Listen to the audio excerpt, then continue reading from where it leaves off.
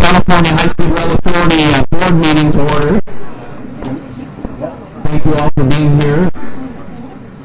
Would you all please rise, and board member Fran Flores will lead us in the pledge of allegiance.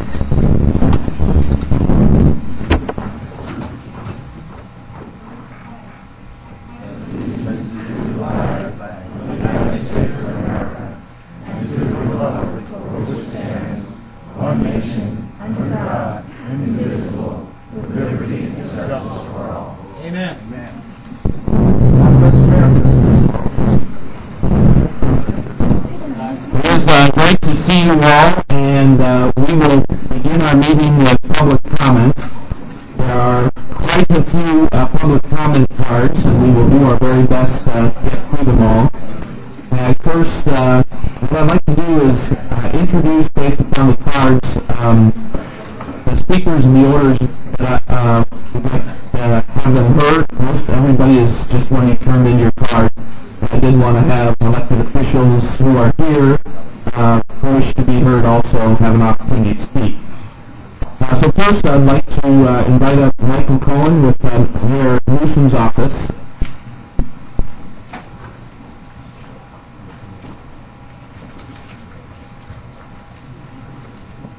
Good morning. Good morning. Thank you very much. For the record, my name is Michael Cohen. I'm the Director of Economic Development for the city here in CAHSRA. I'm also the Mayor's representative on the Transportation and Commerce Board. On behalf of the Mayor, unfortunately couldn't be here, so we want to welcome you to San Francisco. As you know, San Francisco has been a huge supporter of California high-speed rail. Voters in San Francisco have many of you overwhelmingly supported both high-speed rail in general and the Trans-City Terminal in particular. And all the local, state, and federal elected officials have all been huge and key supporters of what is a very basic idea of high-speed rail, as well as the importance of the Trans-City Terminal. I want to specifically acknowledge that with the help of Steve Greenberg and the OTC, that the cities of San Jose, San Francisco, and the Southwest CPD really come together on a unified vision for a great separated high-speed rail from San Jose to San Francisco as a single unified project. We believe this project is important for two reasons. One of the most important sections of high-speed rail, but two, leading to the next rest of the region, the rest of the system, and we'll have incredible independent utilities, one of the most important economic regions in the country. So we look forward to working with you, with your staff, and again, welcome to San Francisco. Thank you. Well, thank you very much.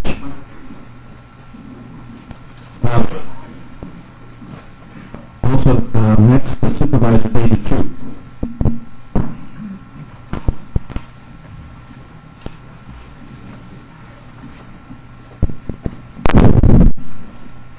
Mr. Chair, members of the authority, I'm David Chu, President of the San Francisco Board of Supervisors, and on behalf of the elected family here in San Francisco, I want to welcome all of you for convening this meeting here in San Francisco.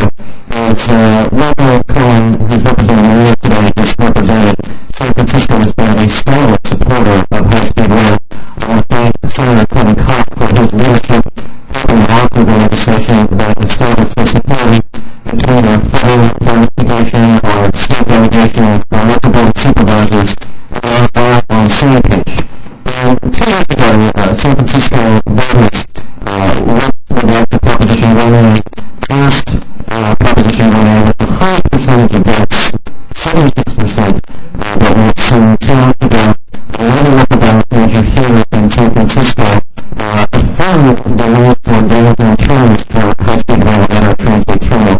4 out of 5 San Franciscans supported that. Since our support on this meeting has been so steady, we're often overlooked in press coverage that likes to focus on skeptics in the peninsula. So I want to take this opportunity to state that building a system in San Jose, with all due respect to my good friends from San Jose, simply is not an option. Our San Franciscans will do not want to accept anything except high-speed rail that ends here in San Francisco. The San Francisco San Jose corridor is one that has significant roots in the history and future of our railroad. Yesterday's locomotive has evolved into a 20th century opportunity to bring our country into its first high-speed rail system. And this is why I look forward to today's presentation. We know that over the next 25 years, the population of Northern California is going to grow by 6 million individuals. And that high-speed rail is not just about less traffic and less congestion. It's about a better environment, better air quality, economic vitality, with 600,000 jobs to be created over the life of this project. It's about smart growth and sustainable growth. And I want to assure our partners to the south that we in San Francisco look forward to partnering with our neighbors to preserve the community character throughout the Bay Area as we forge a path for our collective future. Thank you for being here. I look forward to working with you to make sure that these trains run on time. Thank you very much. Senator Jerry Hill.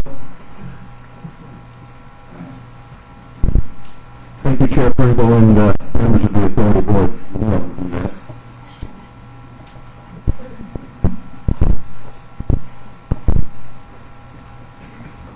Thank you very much.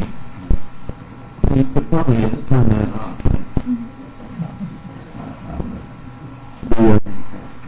I don't think I can do that presentation stuff in a minute. First of all, I want to express my gratitude and thanks to the authority, the board members, and the staff for this opportunity to address you in your consideration today. But really what I wanted to do is to share some thoughts and some context that hopefully can guide you and achieve through discussions and deliberations today and hopefully in the future as well. I want to commend you for the recent efforts to help bridge the information gap and provide a more transparent process for community input regarding this important project. I believe that high-speed rail with a fully grade-separated Caltrain system will be of immense benefit to the peninsula and the state of California. I further believe that most peninsula residents share that view. But some residents have raised concern about the impact the proposed route would have on their neighborhoods. In response, elected officials have worked to ensure that the project does not scar and divide their communities. Some supporters of the project have unfairly criticized and characterized such efforts as obstructionists. That is not so. Elected officials in these cities are simply exercising their responsibility to be active participants in the planning process. I proudly represent 7 of those diverse cities along the Caltrain right-of-way. Each city has significant interests and concerns regarding the impact of high-speed rail on their municipality. These are well-established communities. When it comes to high-speed rail, we are not one size fits all. In my district, the Caltrain corridor, the route that high-speed rail seeks to utilize, that corridor runs through crowded downtown areas as well as open space, through commercial and light industrial areas and also residential neighborhoods. This rail line abuts schools, homes, and businesses. Many of you have served or now serve as local government officials.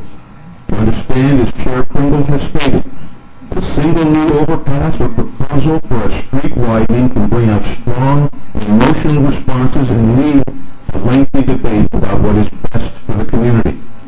It's not surprising that the responses are even greater for a major project involving an 800-mile rail system. That is why, as responsible officials, we engage in discussion with those affected by sharing information and hearing all sides before taking action.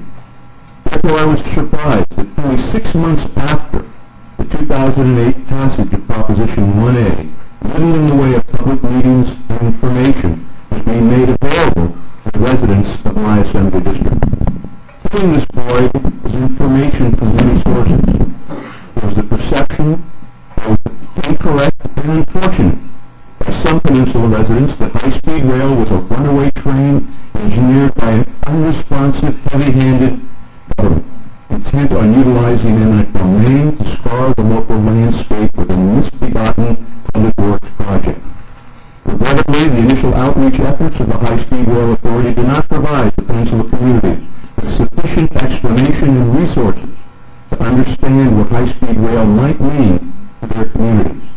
That is why in April of 2009 I held what I believe was one of the first public meetings in the region to address the questions and concerns of local interested parties. In the intervening months, most peninsula cities along the Caltrain corridor struggled to overcome a steep learning curve with limited staff and financial resources. Because they were left to their own devices to engage and educate the public, peninsula cities took different approaches. Some retained consulting firms to review engineering and environmental analysis to educate the community. Others decided to have the work performed by their city staff. And some banded together to form coalitions that share resources. Among these groups is the Peninsula Cities Consortium. No matter the method, the goal of each city is to unify the community and to avoid schism. I believe that collaboration and cooperation between the High-Speed Rail Authority and the communities is essential to the successful design and construction of high-speed rail on the peninsula and throughout the state. We must find a way to maintain the character of the cities and also build a modern transportation system. I do not share the view of those who oppose this project in favor of preserving the status quo. This is not a choice between one or the other. This is not an all-or-nothing issue. It is not a choice between protecting local interests or serving the greater good. This is a major venture to address future needs. A public works project this massive must be done right, with careful planning and close attention paid to the concerns of peninsula residents and businesses who live, whose lives will be affected by this development. There must be full consideration to such issues as ridership projections and fair revenues, and we must resolve the legitimate concerns of the affected communities along the line. All of us must consider and understand the concerns. Each of the cities along the Caltrain corridor has raised issues that must be considered and resolved, and we serve them best when we engage them in an open, inclusive process. Today's board meeting is a great opportunity to continue the progress the authority has been making with local communities along the peninsula. With the approval of options such as the phased implementation for the corridor and below-ground trench design through certain cities, residents will be reassured, knowing that their views are being taken into consideration as the process moves forward.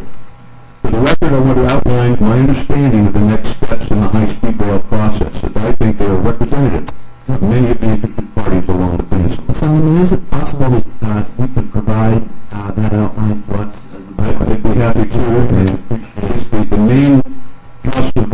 concern, and what I'd like to conclude with is that today you'll be talking about the supplemental alternatives analysis. You'll also be talking about some other issues that are related to the underground options, but the most important issues to the local constituents that we serve, and I want to ensure that remains one of the options approved for further study here today.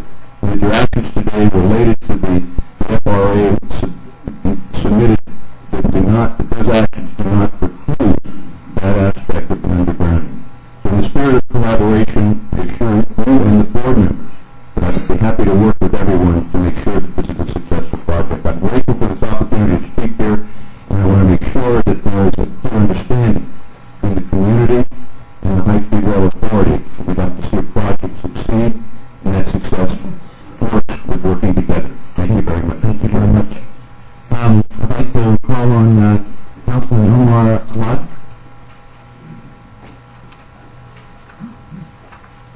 Yes, sir. Mr. Chairman, members of the agency, thank you very much. I'm leaving with three specific notes. Number one, you'll have a report today about a phased implementation. Speaking for San Carlos, and I also sit on the San Trans board and the CalTran board, this is something that we would be in favor of and would encourage a good, strong look at by this commission. Second, the notion of, actually I'm just going to cut to my third point, which is, I'd like to tell you just a little bit about San Carlos. San Carlos is a town in the middle of San Mateo County. The train tracks run right through the middle of it, and about 10 years ago we had to do a grade separation. We did 4 different grade separations through our town. As you can imagine, we had some significant opposition to putting this in because of destroying our city's character, because of what would happen to property values. These were all the things that we heard. We had a number of deaths in San Carlos because we did not have those grade separations. But since then, I'm hearing what has happened. Number one, we've had no accidents. We've had no deaths. And we've had economic development along that corridor. Chairman, what I would tell you is that what is filling the void right now is something called FUD. Fear, uncertainty, and doubt. Now, some of the FUD comes from those who are politically motivated. But some of the FUD also needs to reside on the shoulders of this board by virtue of the fact that information has not been as easily available. To that point, I would strongly recommend looking at your public relations firm and considering a change. I don't think that they have served this board, nor have they served the public. But these are the alternatives analysis, and moving forward with the electrification of CalTran are things that we should stand for. I look forward to working with you. Thank you very much. Now, in the desire to ensure that everyone has an opportunity to speak, we will limit the public comment to 2 minutes per presenter, and we'll receive notice of your time. I apologize to have to restrict time, but probably, as the case when we visited San Jose, we were proportionally required to restrict the time to 1 minute. So hopefully, if everybody stays within their timeline, we can move through this public comment portion and hear all of the very important points of view. So I'd like to call up Roseanne Faust, following Ms. Faust, Gabe Metcalf.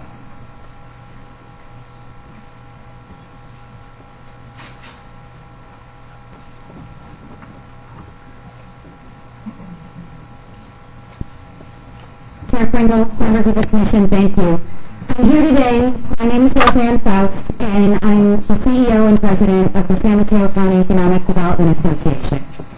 For disclosure reasons, I am also a member of the Redwood City Council. I'm not speaking on their behalf. I'm also a resident of the city of Redwood City. For the past 18 months, the communities of San Francisco, San Mateo, and Santa Clara counties have been engaged in a very lengthy process regarding the environmental impact report as well as the environmental impact statement for the project level study of the high-speed rail segment between San Francisco and San Jose. Many people in this room, myself included, have attended numerous public meetings and hearings on this issue.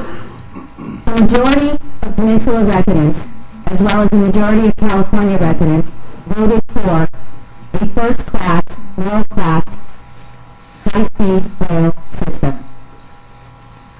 high-speed rail system will reduce traffic congestion, improve air quality, and enhance California's economic viability and global competitiveness.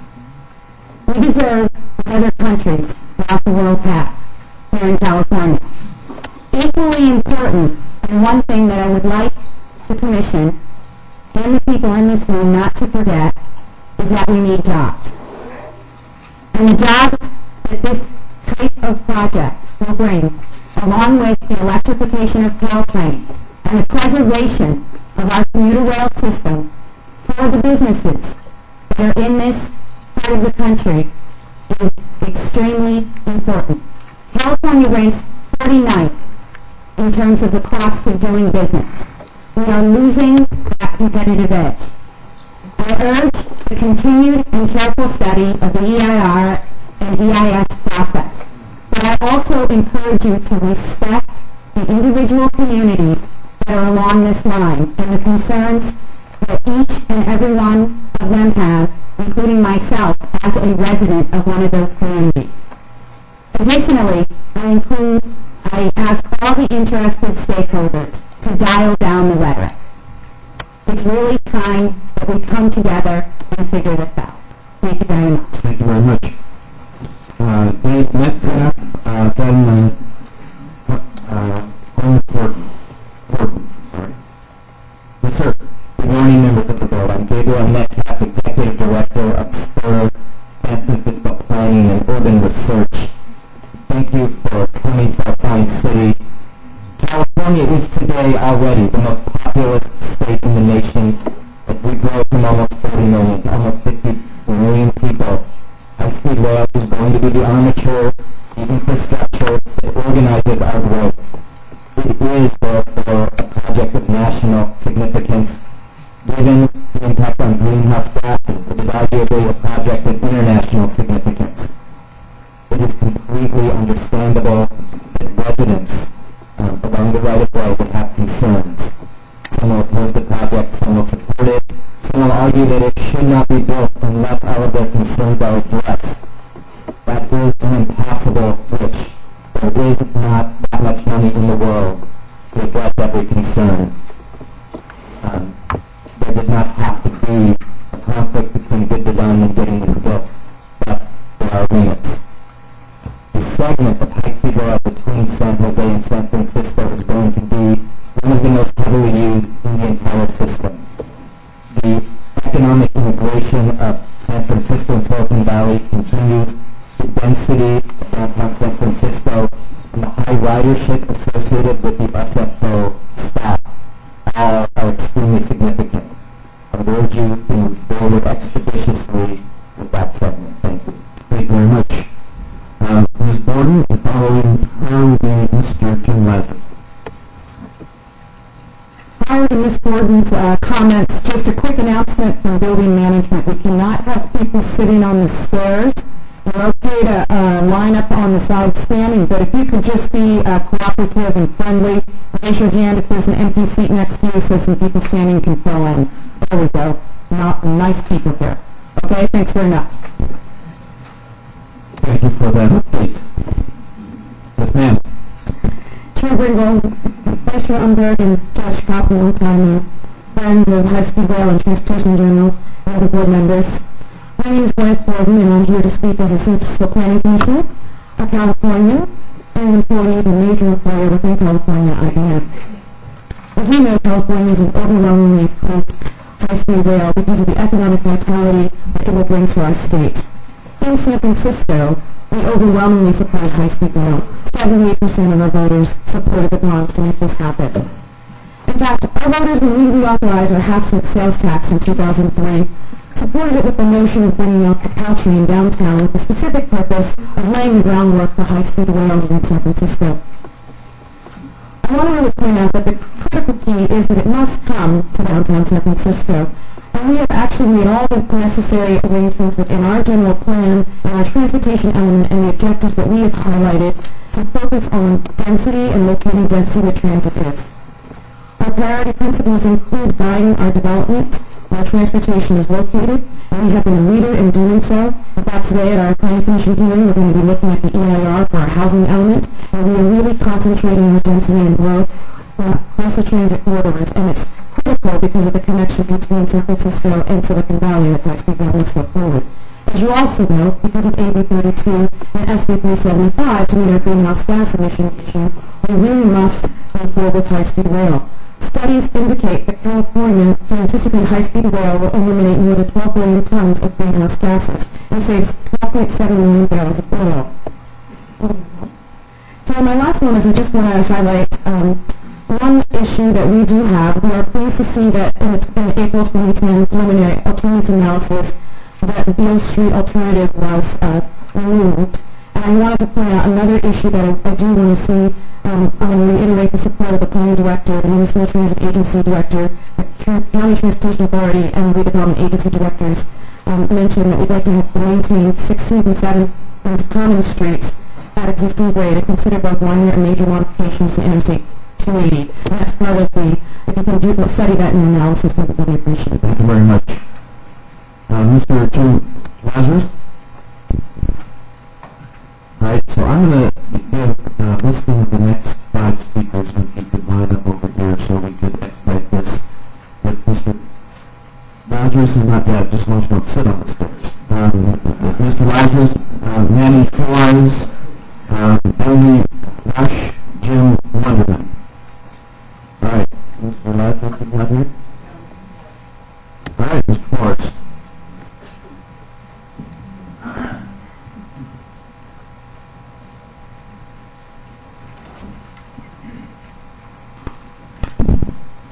Thank you very much. I'll be short and brief, I promise you. My name is Manny Flores.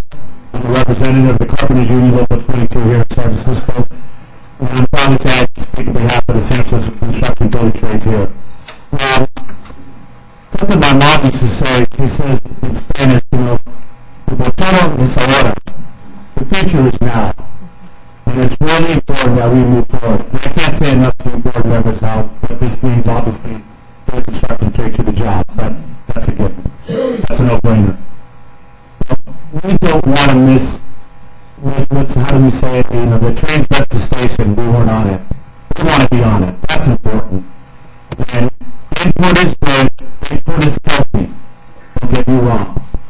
But not if it's going to delay. We have to move forward. We voted, it's important, and the time is here. And we want to plant the seed for the future to make this project a success. And that's what it's about. But we're here to listen, we're here to concern, but not if it's going to delay it. We can't afford that. We want to set the standard. This is California. We want to keep it back on the map. We've gone off the map a little bit, but we've always been on top there, and I think Mr. Quinn Cochran agreed to that, because these are no better here from way back. But we encourage you to move forward with this, and that's very, very important.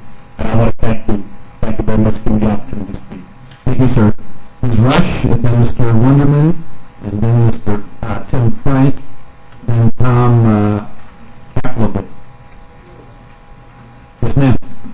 Hello. I'm Emily Rush, State Director of CalPERT. I just want to come by today and say that I want to reiterate our support for the high-speed rail project statewide.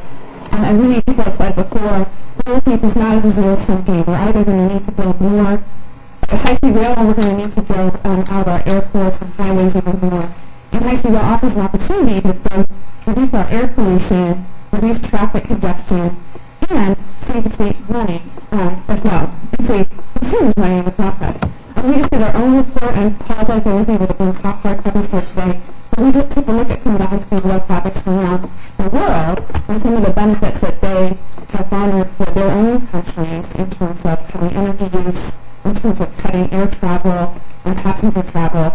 And certainly the information, the research that we've been looking at points to significant benefits for California, even though, of course, we're different in many ways. And so, I urge you to continue to move forward, and I also think that we definitely need to come to terms. Thank you very much. Mr. Wonderman, then Tim Frank. Yes, sir. Good morning, Mr. Chairman and members, and thanks for the work that you're doing on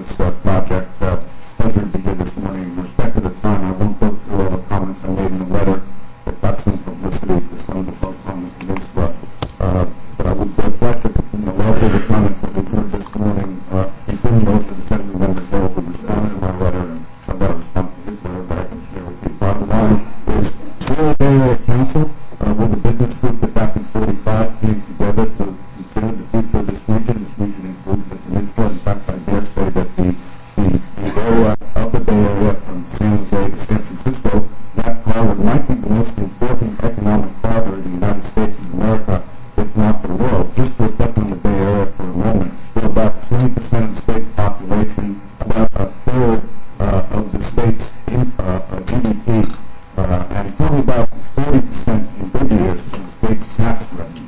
So it's a very important region. This section of the high-speed rail project is critical. It's been in our minds out forever. I've served in 2 terms in City Hall under Mayor Feinstein when the top was on the Board of Supervisors and I was the Chief of Staff to Mayor Jordan. We talked about the possibility of someday having a project like this. We've come so far.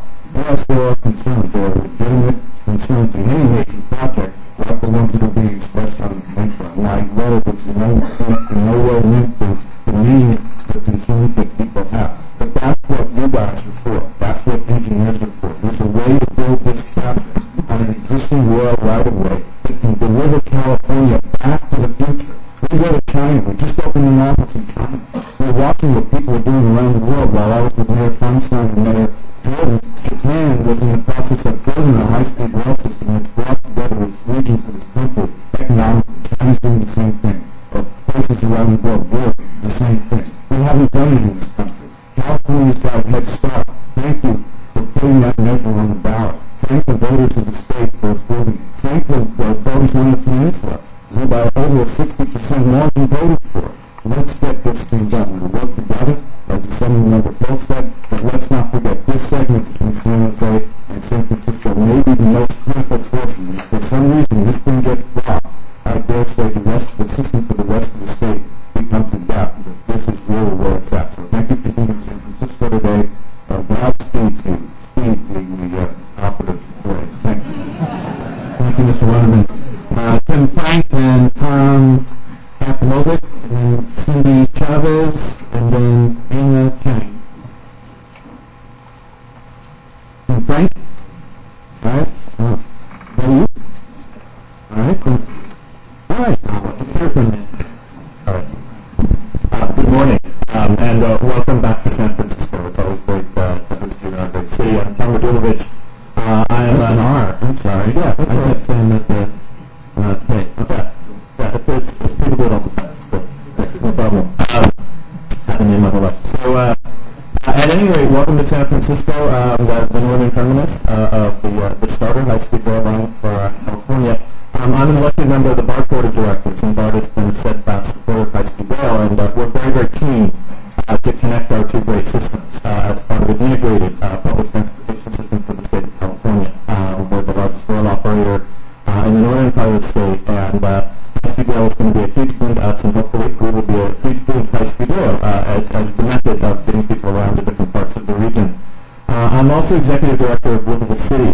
We're a nonprofit organization here in San Francisco that does policy and advocacy around sustainable, livable San Francisco, and we see high-speed rail and the improvements that will come with it as a critical piece of not only a more livable, sustainable, and vital San Francisco, but also of the region. A few things I wanted to stress. One, the importance of coming to the city center, coming all the way down to the transport terminal.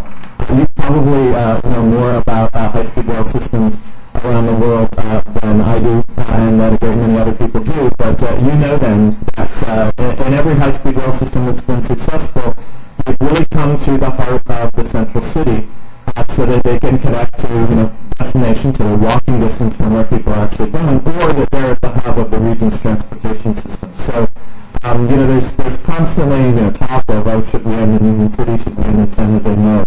The logical place, the only place that high-speed rail should terminate in Northern California is at the transport terminal in downtown San Francisco. So it's incredibly important that you come up the peninsula.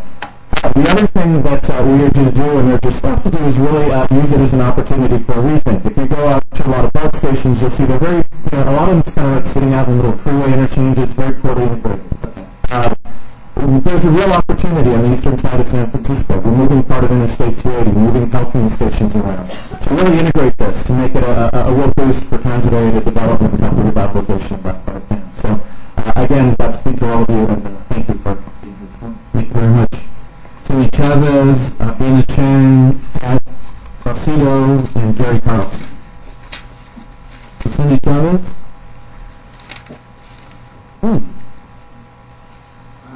Good morning, Mr. Chair and members of the committee. I'm Cindy Chavez, but I don't think to speak on behalf of Mr. as CEO of the Building Construction Business in Mexico. If not, I'll wait for my turn. I think it'd be good to wait.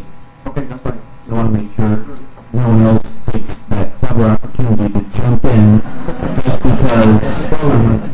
So we'll keep the rules pretty strict. Tina Chang. I'm not trying to steal the spot, but I am Jessica Zank, and I work with Tina Chang at the Silicon Valley Leadership Group. And I think I'm speaking to that name.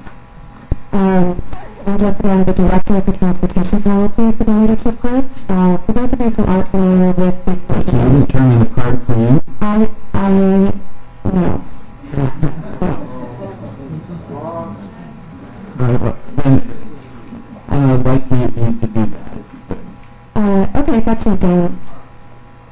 Okay, great. And we'll get there. Pat Saucedo, Jerry Carlson, Jessica Zank, Stuart Cohen, and William Warren. How many doing? Is there a Pat? Hey, my name's Pat. I'll stand up front. From the San Jose Chamber of Commerce. All right. And Jerry Carlson.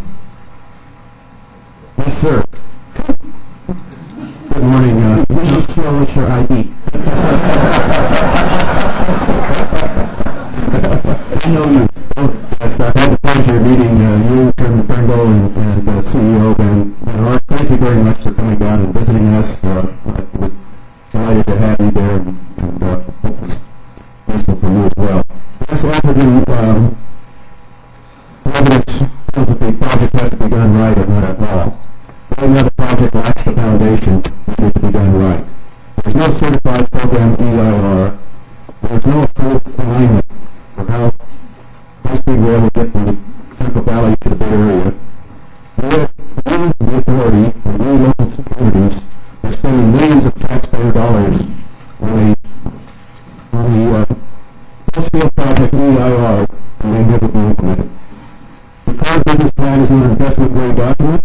It cannot be revised until there is a certified program EIR. Millions of taxpayer dollars are being spent based on assumptions in a flawed and incomplete plan. The ridership forecast model, which is basic for determining whether the project will meet the financial promises in Proposition 1A, has been deemed unreliable by independent transportation experts. Proposition 1A guaranteed that there would be a break-even when the system began to operate. The state's fiscal predicament will not tolerate a margin of error and might include large losses. The legislative analysts and state auditor reports that we have fundamental problems with the plan, planning process, inclusions, controls. The authority has been given a low grade as far as project implementation to date. The legislature has given you until February to calculate a passing grade on all the issues. It's a very difficult assignment. We found that Proposition 1A is placed in real constraints and options you can have. You can't take shortcuts. If California is indeed going to have a high-speed rail system, you've got to do it right. And that's the message we're trying to convey to you. Thank you. Well, thank you, sir. I do appreciate the time you spent together, and look forward to you attending all the rest of our meetings. Now, Jessica Zank, Stuart Cohen, William Warren, I'll figure out the next name. Thank you, and I apologize again for the mix-up with before. My name is Jessica Zank, and I'm Director of the Transportation Policy for the Silicon Valley Leadership Group, a public policy trade organization representing over 300 of the Silicon Valley's most influential employees. We at the Silicon Valley Leadership Group are very proud to support the high-speed rail project, and we urge the high-speed rail authority board to move forward with the project, and particularly the San Jose Service segment, as quickly as possible. Our businesses in the Silicon Valley and the Bay Area stand to benefit hugely if any intensified from this investment in our transportation future. With the ability to get from downtown San Jose to downtown San Francisco in 30 minutes, we will function as a cleaner, more efficient region, shrinking the cost of doing business and increasing our ability to travel throughout the region for all purposes. Similar benefits will eventually accrue from our ability to get to Southern California. Another key concern for the leadership group and our member companies relates to CAHSRA and its future viability. The companies depend on CAHSRA to move employees up and down the peninsula, and as we all know, the system needs to modernize in order to survive. Through upgrades that are available in concert with ISD growth projects like electrification and great integration, CAHSRA can keep thousands of Bay Area commuters off of our already congested highways and avoid contaminated greenhouse gas emissions. The immediate stimulus effect of the high-speed rail project is also critical, given the jobs, investment, and economic growth it will generate in the region. For all of these reasons, we urge the board to move forward with the project in a quick and collaborative manner. Thank you. Thank you very much. Stuart Cohn, and then William Warren, Alan Michaud, Don Barnaby, and Terry Nagel.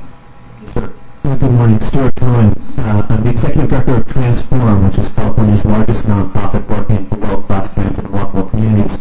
In 2003, when we were called the Transportation and Land Use Coalition, the authority came to our coalition and was still considering at that point routings that went through significant ag lands, developed stations in open spaces instead of cities, and we made it very clear we would not support and would vehemently oppose such a system. We were very excited back in 2004 when the decision was made to use existing tracks where possible, to go through downtowns so you can act as a magnet again for economic activity in our downtowns, and of course to get the maximum environmental benefit by doing so. It of course also opened up this can of worms that you have in front of you now, where going through existing areas, there are many more neighbors than there would have been if you had decided to go past the cows.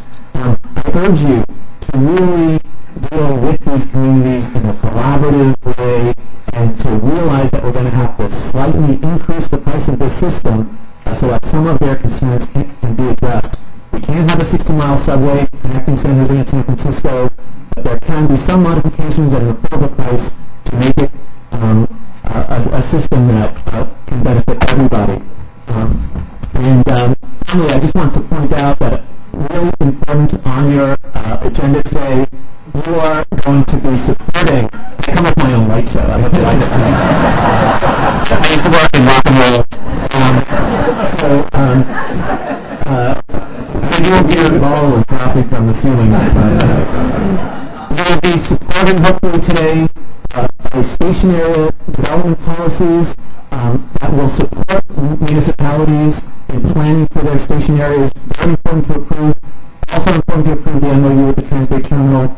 This system has got to connect San Francisco to Anaheim, LA, to get the benefits we all need from it. And I just urge you to work with communities to get it right. Thank you. Thank you very much. Mr. William Warren, Alan Michaud, Don Barnaby, and Terry Nagel. Yes, sir. Chairman Pringle, Mr. Bernard, rest of the committee. My name is William Warren. I go by Bill Warren. I live in Palo Alto, California. As a baseline, I come from 2 generations of Southern Pacific families. I am a railroader in my blood. But the biggest problem that right now is credibility. Part of the credibility is about a good financial plan. Mr. Mayor, I sent to you, I think you probably received by now, financial analysis that I did of the business plan. And the business plan is inadequate and it's incomplete from a financial point of view. And therefore, you don't have credibility that there's a fundamental premise that if it doesn't occur, nobody believes it's going to occur. You don't have a business plan. And that is that if you look at $18 billion from the federal government for free money, the mechanics, the financial mechanics of this don't add up. And you've got to solve that problem. Nobody believes this is really going to work because they don't have a plan that says, well, don't get $18 billion. This is how it can finance itself because it will come from debt. It will come from debt from operating supply.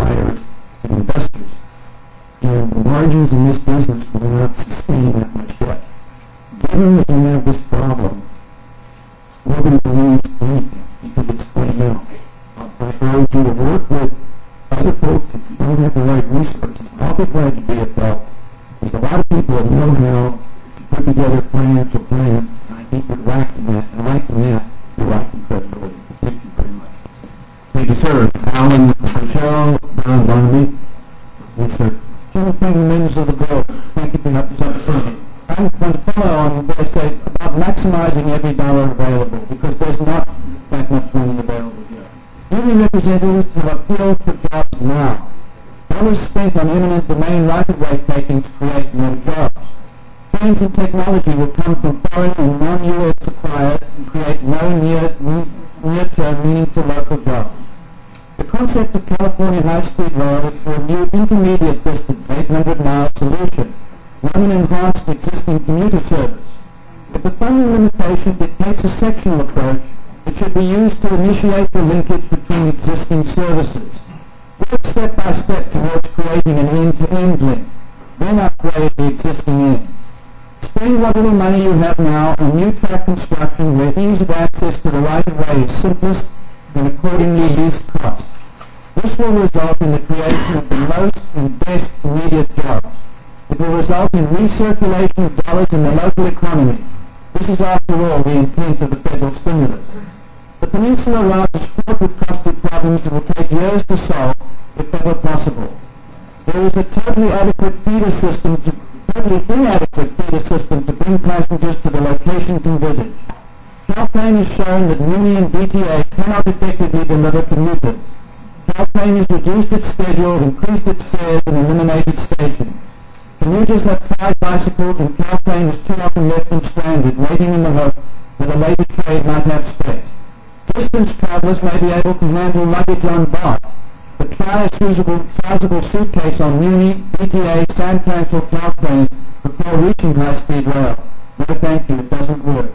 The Peninsula Route will of necessity be heavily dependent on automobile access for both departing and arriving passengers. The currently projected Peninsula Route is an almost total lack of immediate freeway access, unlike San Francisco and San Jose airports. The projected station's locations will cause significant vehicle traffic. Let's not forget that freight issues on the corridor are far from resolved. Thank you, sir. Thank you. Thank you very much. Mr. Don Bondi, Terry Nagel, Mike O'Gara, and Michael Brownwood. President Harvey for Middle Park. The San Francisco Peninsula is one of the most precious resources in California. And therefore it is important to do it right. And that means both in terms of the environment and in terms of discharging appropriately the costs of the eminent domain. The fact is, this segment in San Jose and San Francisco cannot be done for $3 to $4 billion. Therefore, you cannot do it right. Money available. And that says it all. Regardless of all of the other issues, this is not the place to begin this project. The beginning here is to plan to do it wrong, and we will fight that tooth and nail. So I repeat, from San Jose to San Francisco cannot be done for the amount of money available. This is not the place to start the project. One of the other four is a better place to spend the money to get the job done properly. Thank you. Thank you, sir. Ms. Vice Mayor, Terry Nagel, then Mike O'Gara, and Michael Brownwood. Good morning, Mr. Chair, and all of the board members, Vice Mayor Flanagan, and also for disclosure purposes, I sit on the Transportation Authority of North County, but I am speaking on behalf of Mr. Burlingame. Burlingame was built around the transit corridor, and we understandably greatly value mass transit. We are not opposed to high-speed rail. We want to work with you to find the best possible solution and to fund it. I'd like to make 3 points this morning related to 2 agenda items. First, with regard to item 7, the alternative AA analysis, it is not helpful at this early stage to take some possible solutions off the table. We would like for the low ground options to be carried forward, including a trench that would be covered adjacent to homes and businesses. We would then have something that we could really sell to our constituents instead of just doing damage control, things like transit-oriented development, which you certainly understand. Second, related to your item 3 on the agenda, the Federal Inner City Passenger Rail Program application, it is my understanding from Bob Furter that you are not subject to take action this morning on this item, and I'm urging you not to do so, because we would like the EIR process to be concluded before you commit any dollars to specific alternatives. You don't need to commit funds today. You have until July 12th. And finally, I want to thank those of you who have visited our corridor and invite those of you who have not yet come to see for yourself the impact that this project would have on Burlingame. We are reasonable people who are trying to accommodate this project in a reasonable way, and we would like to work with you. Thank you. Thank you very much. I am going to take this moment and kind of will direct my comments to you, but they're not directed to you. They're kind of using you to be able to share a response to some of the questions that have been made. Throughout the last number of months, our board has addressed issues of alternatives analysis. Through the environmental process, we are required to explore alternatives. But when you look at alternatives, we look at a lot, of which many of them will get eliminated. But we need to explore the broadest focus on alternatives. When you do that, it angers a whole bunch of people because they say, oh my gosh, that will never work. Why are you even looking at it? Because it's part of our diligence in reviewing many alternatives, many of which won't work. But that is a requirement to be able to fully focus on them. In a meeting like today, we have brought forward alternatives analysis, as you point out, number 7, to start narrowing down the alternatives we're considering. Now, some people wish we just focus on one and be done with it. Others want us to focus on all of them and continue moving a whole bunch of them forward. But at some point in time, we've got to start the process of narrowing, and that is the environmental process. And we're right in the middle of it in every one of the segments around the state, even those that are not a part of the ERA application. So I appreciate your comments, but your comments are directly contradictory to others that would say, please do not consider these alternatives, only these. Our job is to have our engineering team and our lawyers look at the alternatives and begin that narrowing process. And we're right in the middle of this alternatives analysis. And as applies to the point on item 3, there's federal money in fiscal year 2010. There is a requirement for us to submit an application for funds if you wish to receive high-speed rail funds from the federal government. And you just heard from a couple of the speakers that said you'll never get any money from the federal government, or enough. Yet we applied and got the lion's share of the first application, and we are going to apply again every year that it's available. And therefore, that application deadline's tomorrow. So what we've asked our staff to do, and what the executive committee authorized our staff to submit application, is what you see before you. And this body's not going to take that issue up because our executive committee was authorized to move forward with that, and we did so last week. But in that regard, that too does not prejudge the environmental process at all. All that does is says, at this moment in time, this is our best direction as to where we will go, but the environmental process has to be completed before we can spend any of that money. So even though there may be elements within that plan that more narrowly define the use of the funds, we will move forward with the environmental process to its completion before we spend that. But all we're doing now is asking for additional money to come to California from the federal government. As you know, we are very reliant upon great funds coming from the federal government. So that's in terms of responding to those 2 points, because I know many other people have a similar point of view. And since I spoke for more than 2 minutes, we probably will start limiting speakers even more.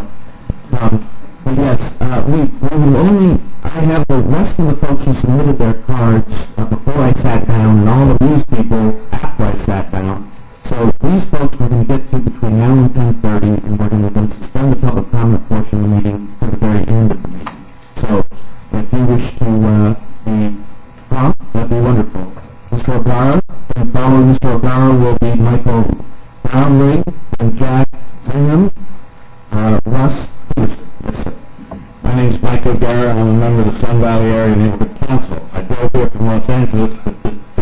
continue to place the only high-speed train station in the San Fernando Valley at the intersection of Branford Street and San Fernando Road. This intersection is where three highly impoverished communities come together, Fern, Arlene, and Sun Valley. This intersection is a highly blighted area, non-residential at this time. Most businesses are in the auto dismantling business at that location. The northwest corner of the intersection would be an ideal location for a large bus barn and an elevated car park. San Fernando Road at that location is not heavily congested by loaders of trucks. Most trucks use Glenwood Boulevard, which parallels this to the northeast. This intersection is only 4.5 miles from Valpo Airport, which at the worst of times will take 20 minutes to arrive. East-west bus routes along the San Fernando Road can access north-south bus routes at Van Nuys Boulevard, Sheldon Street, Banning Boulevard, Lancashire Boulevard, Solon Boulevard, and Vineland Boulevard. Additionally, this would be an ideal location for a light maintenance or a heavy maintenance repair facility for the high-speed cars. A high-speed train station in this economically challenged area would be a huge stimulus for redevelopment, and we need these jobs. Thank you very much. Michael Brown. Yes, sir. Thank you, Mr. Chairman and members of the board. I appreciate your time. I spent 12 years serving our country overseas and then 13 years in venture capital, and as of last November, I'm also an elected official for the city of Burlingame. So I think I have a bit of balance between both public and private enterprises. I want to read you briefly an email that I got this morning, like many other emails I've received. Thank you for your work toward ensuring that high-speed rail will not devastate Burlingame.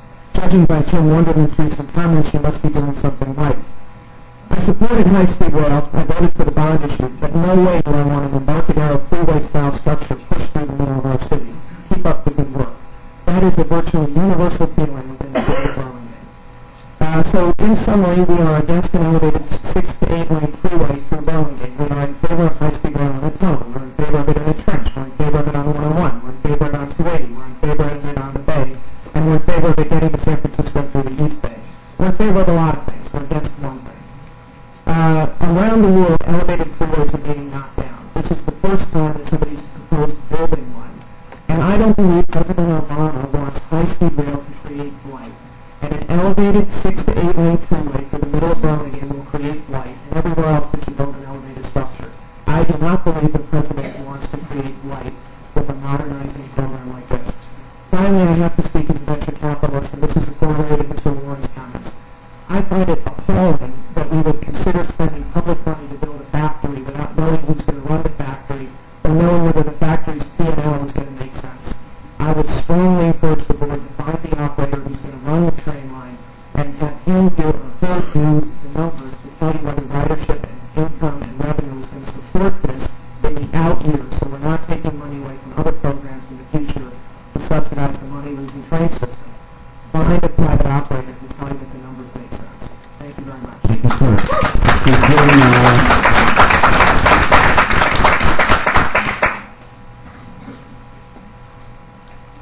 Mr. Jack Brigham, Russ Peterson, Amanda Carbajal.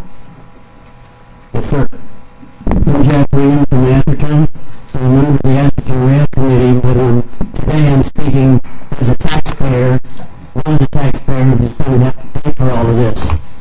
I think the board should seriously consider the governor's idea, probably helped by board member Crane, of having a demonstration project from Los Angeles to San Diego. This appears to be the most cost-effective use of taxpayer money available. The program EIR studies showed that it would carry 26% of the riders, bring 22% of the revenue, involve 20% of the total 800-mile system. It would compete with airlines and their 109 frequent flyer miles between LA and San Diego that don't carry very many frequent flyers. Most of the traffic that would be removed from the most of the passengers that would come from traffic removed from the freeways in this area.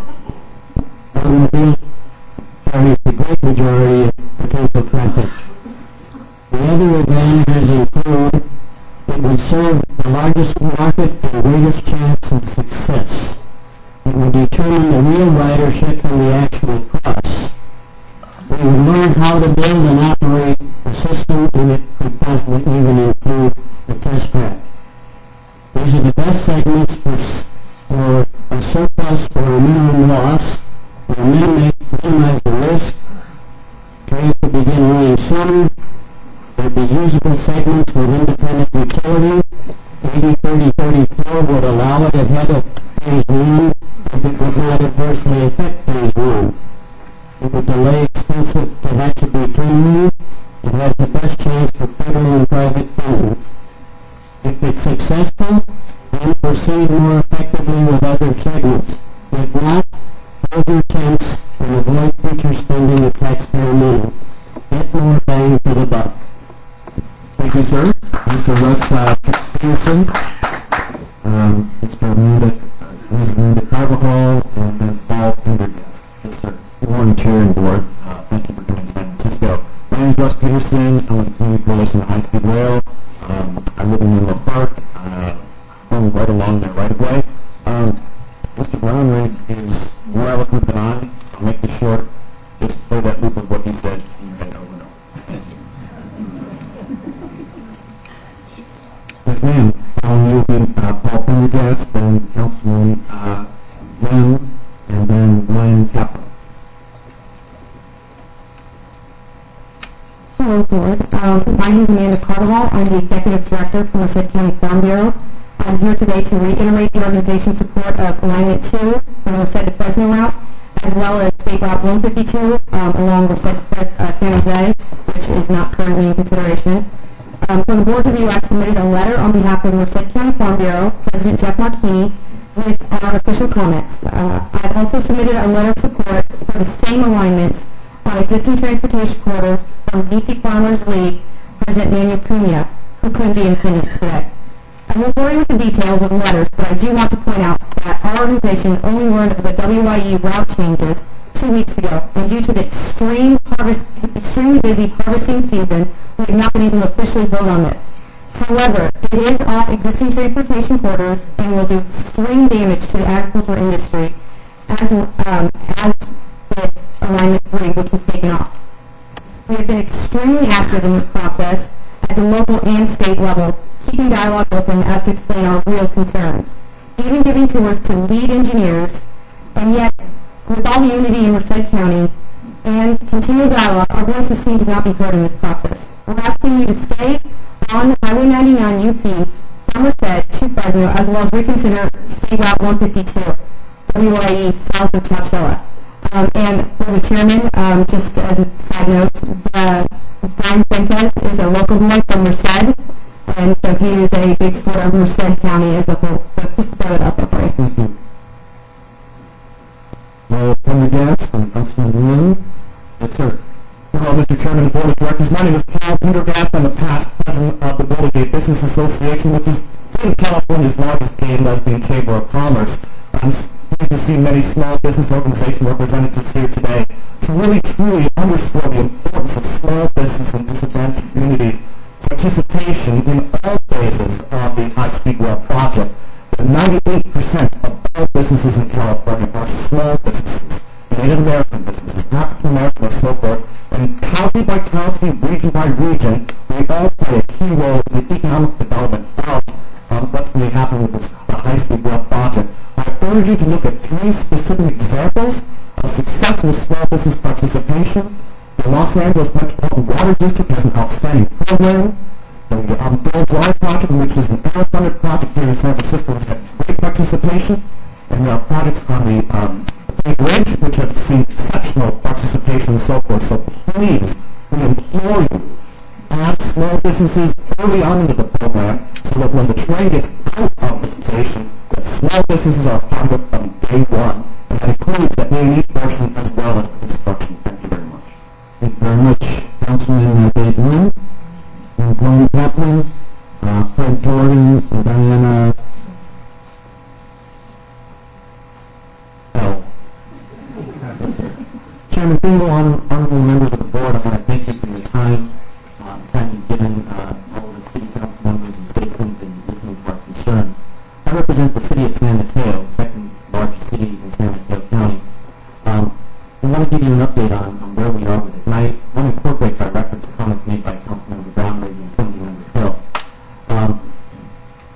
city of San Mateo spent years developing our transit corridor for transit-oriented development, and we've incorporated it so that it is now a vibrant part of the character and quality of our neighborhoods. Support for high-speed rail, since I got on the council in November, I've been tracking, is 5-to-1 in support of high-speed rail in our community. We want to be part of the larger state of California and what this will mean for our great state. But the support for an area structure drops that 5-to-1 support to 0.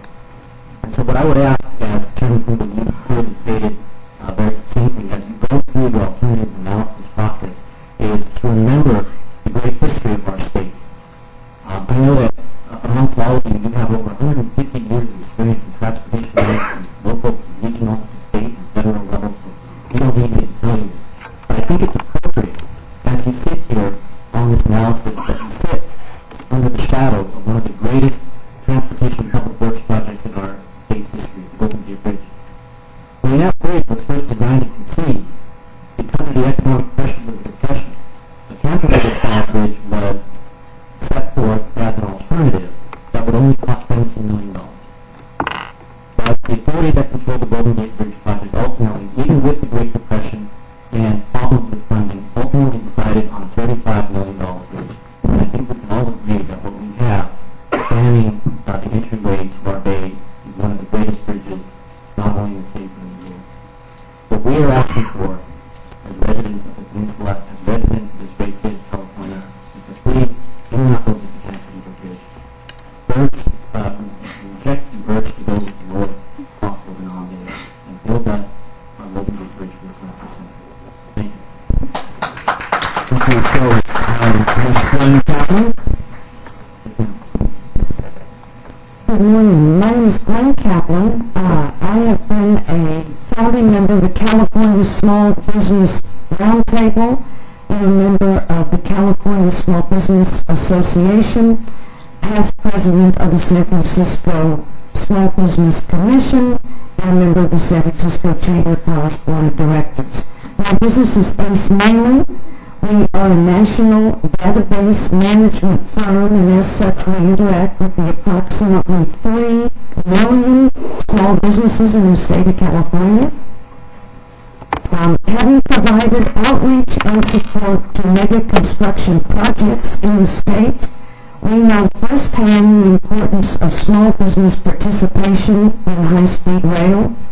California needs high-speed rail, and we need the full and active participation of small businesses in all phases of construction. Thank you. Fred Jordan, Ms. Diana Lapone, Dr. Nancy Hughes. Good morning, Chairman. Thank you. Members of the authority. My name is Frederick Jordan. I am president of APAC, Associated Professionals and Contractors, that was formed around this particular project. It's a coalition of minority, small, women-owned firms throughout the state of California. I am also the president of the San Francisco African-American Chamber of Commerce, and welcome to our cool city. Cool in many ways. But I stand here before you today with a very grave concern. We've launched a $45 billion project in a state of over 50% minority population. And you have practically excluded minority, small, and women-owned businesses from this project. And when this project was launched, most of the minority firms didn't even know that the project was launched. And there are, in spite of your survey, there are prevailing opinions in the minority community that this will be of little benefit to the minority population.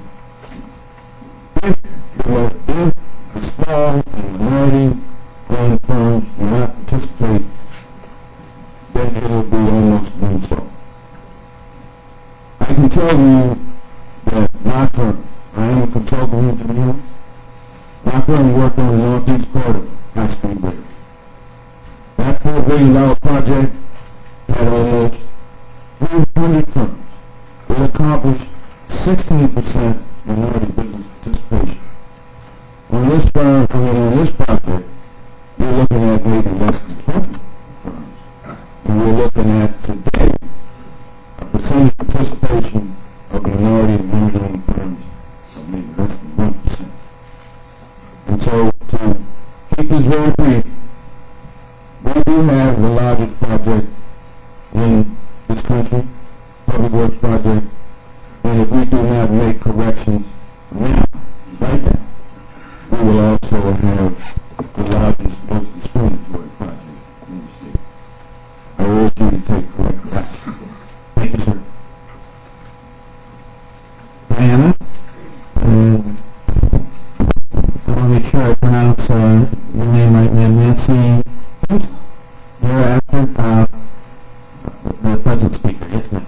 Yes, good morning, Chairman Brown and board members. I am Diana Lacombe, and I wear many volunteer hats, but today I am representing Paul Guerrero with the California Small Business Entrepreneurs. And thank you for the opportunity to speak with you today. As elected officials and public stewards, we have a moral and legal obligation to ensure that all California taxpayers have equal access to public contracts. We are here in support of a position paper that should have been handed out to you, APEX, Mr. Frederick spoke about that, and also the following letter from the Lawyers Committee on Civil Rights. The letter states, and this has already been sent to you, Dear Mr. Van Earth, we'd like to express our deep concern about the California High-Speed Rail Authority's contracting practices, which appear to be largely excluding small minority and women-owned businesses from equal opportunity. Given the size and scope of the high-speed rail project, and in particular the federal funds that are being expended and applied for, we ask that these issues be addressed and rectified immediately before further harm is done. The Lawyers Committee for Civil Rights of the San Francisco Bay Area is a civil rights organization that works on issues of race, immigration, and economic justice. For many years, we have represented minority and women-owned businesses seeking equal opportunity in public contracting. Our work in this area involves legislative and administrative advocacy as well as litigation. It is our understanding that the authority has to date awarded over or close to $800 million worth of contracts to 10 prime design teams, with only a token number of minority and women-owned businesses.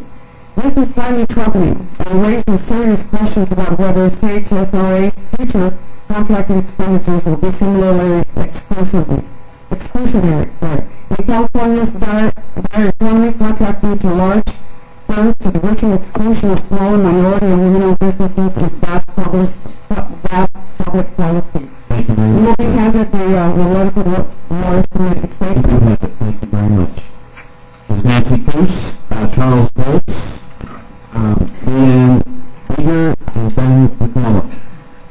That's what the name down on that. Maybe that's why the last name is not right. The name is Nancy Cross. Nancy Cross. It's so easy if I could have figured that out. So thank you. And this was somebody outside wrote it, staff, I guess. Very good. I won't let any of that discussion count against your 2 minutes. Thank you very much. Nancy Joe Cross, pretty well known in the culture, and I am Chief Executive Officer of Clean Air Transport Systems, which has had a significant effect on California transportation in the Bay Area. We originated about maybe 1970, so we've been in existence. We are not government funded or subsidized in any way, but we have made achievements, notable achievements in Bay Area transportation. I would like to show you something about how we can improve the project you have here, but I needed an overhead projector, so I'm not being able to show you some of the things that how your project would work, but I'll tell you some of the achievements that we've already done, so you can get an idea of what we do, and maybe you can schedule a presentation of an alternative approach that we have now. when you do have an overhead projector available to the public, to be defeated. Primary transport system is responsible for one thing, for airport shuttles connecting California and San Jose Airport and San Francisco Airport. They're responsible for the Outbound Express from Stockton to Santa Clara.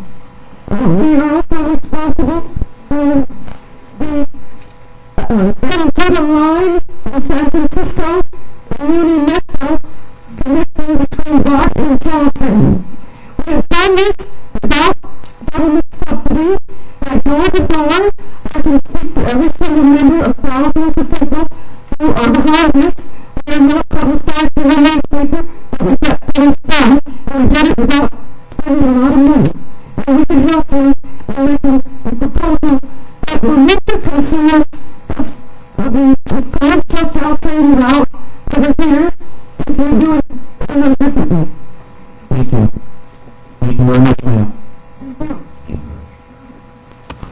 All right, Mr. Charles Woltz, then Leanne Egan. Yes, sir. Good morning, Chairman Brindle and board members. My name is Charles Boltz. I live in Burlingame, and I was one of the principal residents who voted for high-speed rail. But I have a number of concerns, and the concern I want to address today is the surreal phenomenon that is occurring currently in California, where on the one hand we have legislative bodies in the state, county, and local levels cutting their budgets to the bone, eliminating all sorts of services. And on the other hand, we have probably public relations firm happily spending $9 million in the contract we awarded them. And their main effort is to sell the high-speed rail system to the California public. We use a variety of very sophisticated medicine techniques to do that, including the push-pull, at least when this is done. And that raises a larger problem. And that is, why do we need to propagandize the public? And I want to quote it briefly. When government gets in the business of propagandizing its citizens, even for good causes, it starts your way down a slippery slope. Suddenly the taxpayers are paying for themselves to be manipulated for political reasons, and that's not healthy, no matter what the so-called good cause may be, because it can just as easily be used for bad causes. I mean, that's just not a healthy thing to do in a supposedly free and open society. That quote is from the Sacramento Bee columnist Dan Balders. And it reveals a rather cynical distrust of the public's ability to understand the truth, the whole truth, warts and all. And so I encourage you to really trust the people. They can handle the truth. A lot of problems with your system. We need to explain those to the people and not paper them over and just give all the positive plus sides. And let the people support or oppose or modify this project as we work out. So I just say, trust the people with the whole truth. Thank you. So this is what I'd like to change the deal. I will go through everybody who submitted a public comment card. If we could just keep the remaining public comments for just maybe a minute. If we do that, then those people at this portion, we can exhaust all of the public comments that people asked to be heard under public comments. If that is something we can move to, otherwise I could put it off until at the end of the meeting. I just want to be as complete as possible. So, can we do that, Ms. Eager? Sure. Yeah. All right, so Leanne Eager, Ben McMullen, Ruth Fontana, Roger Cunha. Ms. Ben. Good morning. I just wanted to tell you about an exciting event that the Fresno Economic Development Corporation is hosting October 28th. Each year, we host our annual event, and we have 600 to 800 people that usually come. Last year it was on renewable energy and water technology. This year we've decided to focus on high-speed trains and the positive impact of the high-speed rail in California. We're going to have speakers that will speak from a global perspective, national, state, and local perspective, and talk about the economic impact of the high-speed rail in California. And specifically about the economic impact on the station and what happens when the station comes into your town. We're going to focus on education and the workforce, and we want to invite all of you to be there. And I did bring a save the date for it. Thank you very much. Mr. McMullen. I'd like to thank the chair and the board for taking public comment this morning. I am Ben McMullen. I'm the System Change Coordinator for Center for Independence of the Disabled. The disabled community is extremely pleased with the CAHSRA Rail project, as it will be great assistance to us that rely on public transportation to travel throughout the state. We would also like to lend our support in working in partnership with the board to address some accessible features. Now, in the interest of time, I will not go through all those accessible features, but we just want y'all to know that we are here and we will be users of the public of the CAHSRA Rail. We are very welcoming of the conversation and work with the board in effort to address those accessibility issues. Thank you very much. Thank you very much, sir. Now, Ruth Fontana and Roger Acuna.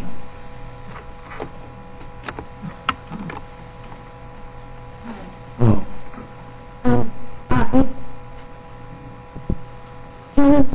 Board members, I appreciate you giving me the time to speak. I'm just trying to bring awareness to environmental awareness to Tony Wilson explains that you consider the toxins. And Sergeant's dealt with it, Councilman's designer's dealt with it, they've all dealt with it, and just actually from the conference that no March did. In 1992, on multiple chemical sensitivities, it's in your library, so we could not look it up. But people with chemical sensitivities are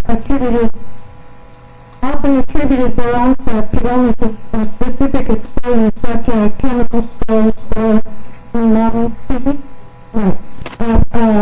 shipbuilding or such. And I know the buses were just redone in Concord, and they're very toxic. So they're considering the link buses, they're going to redo those, so they're considering a better way to do it. And I just hope you would consider, there's lots of people that can help you with this issue.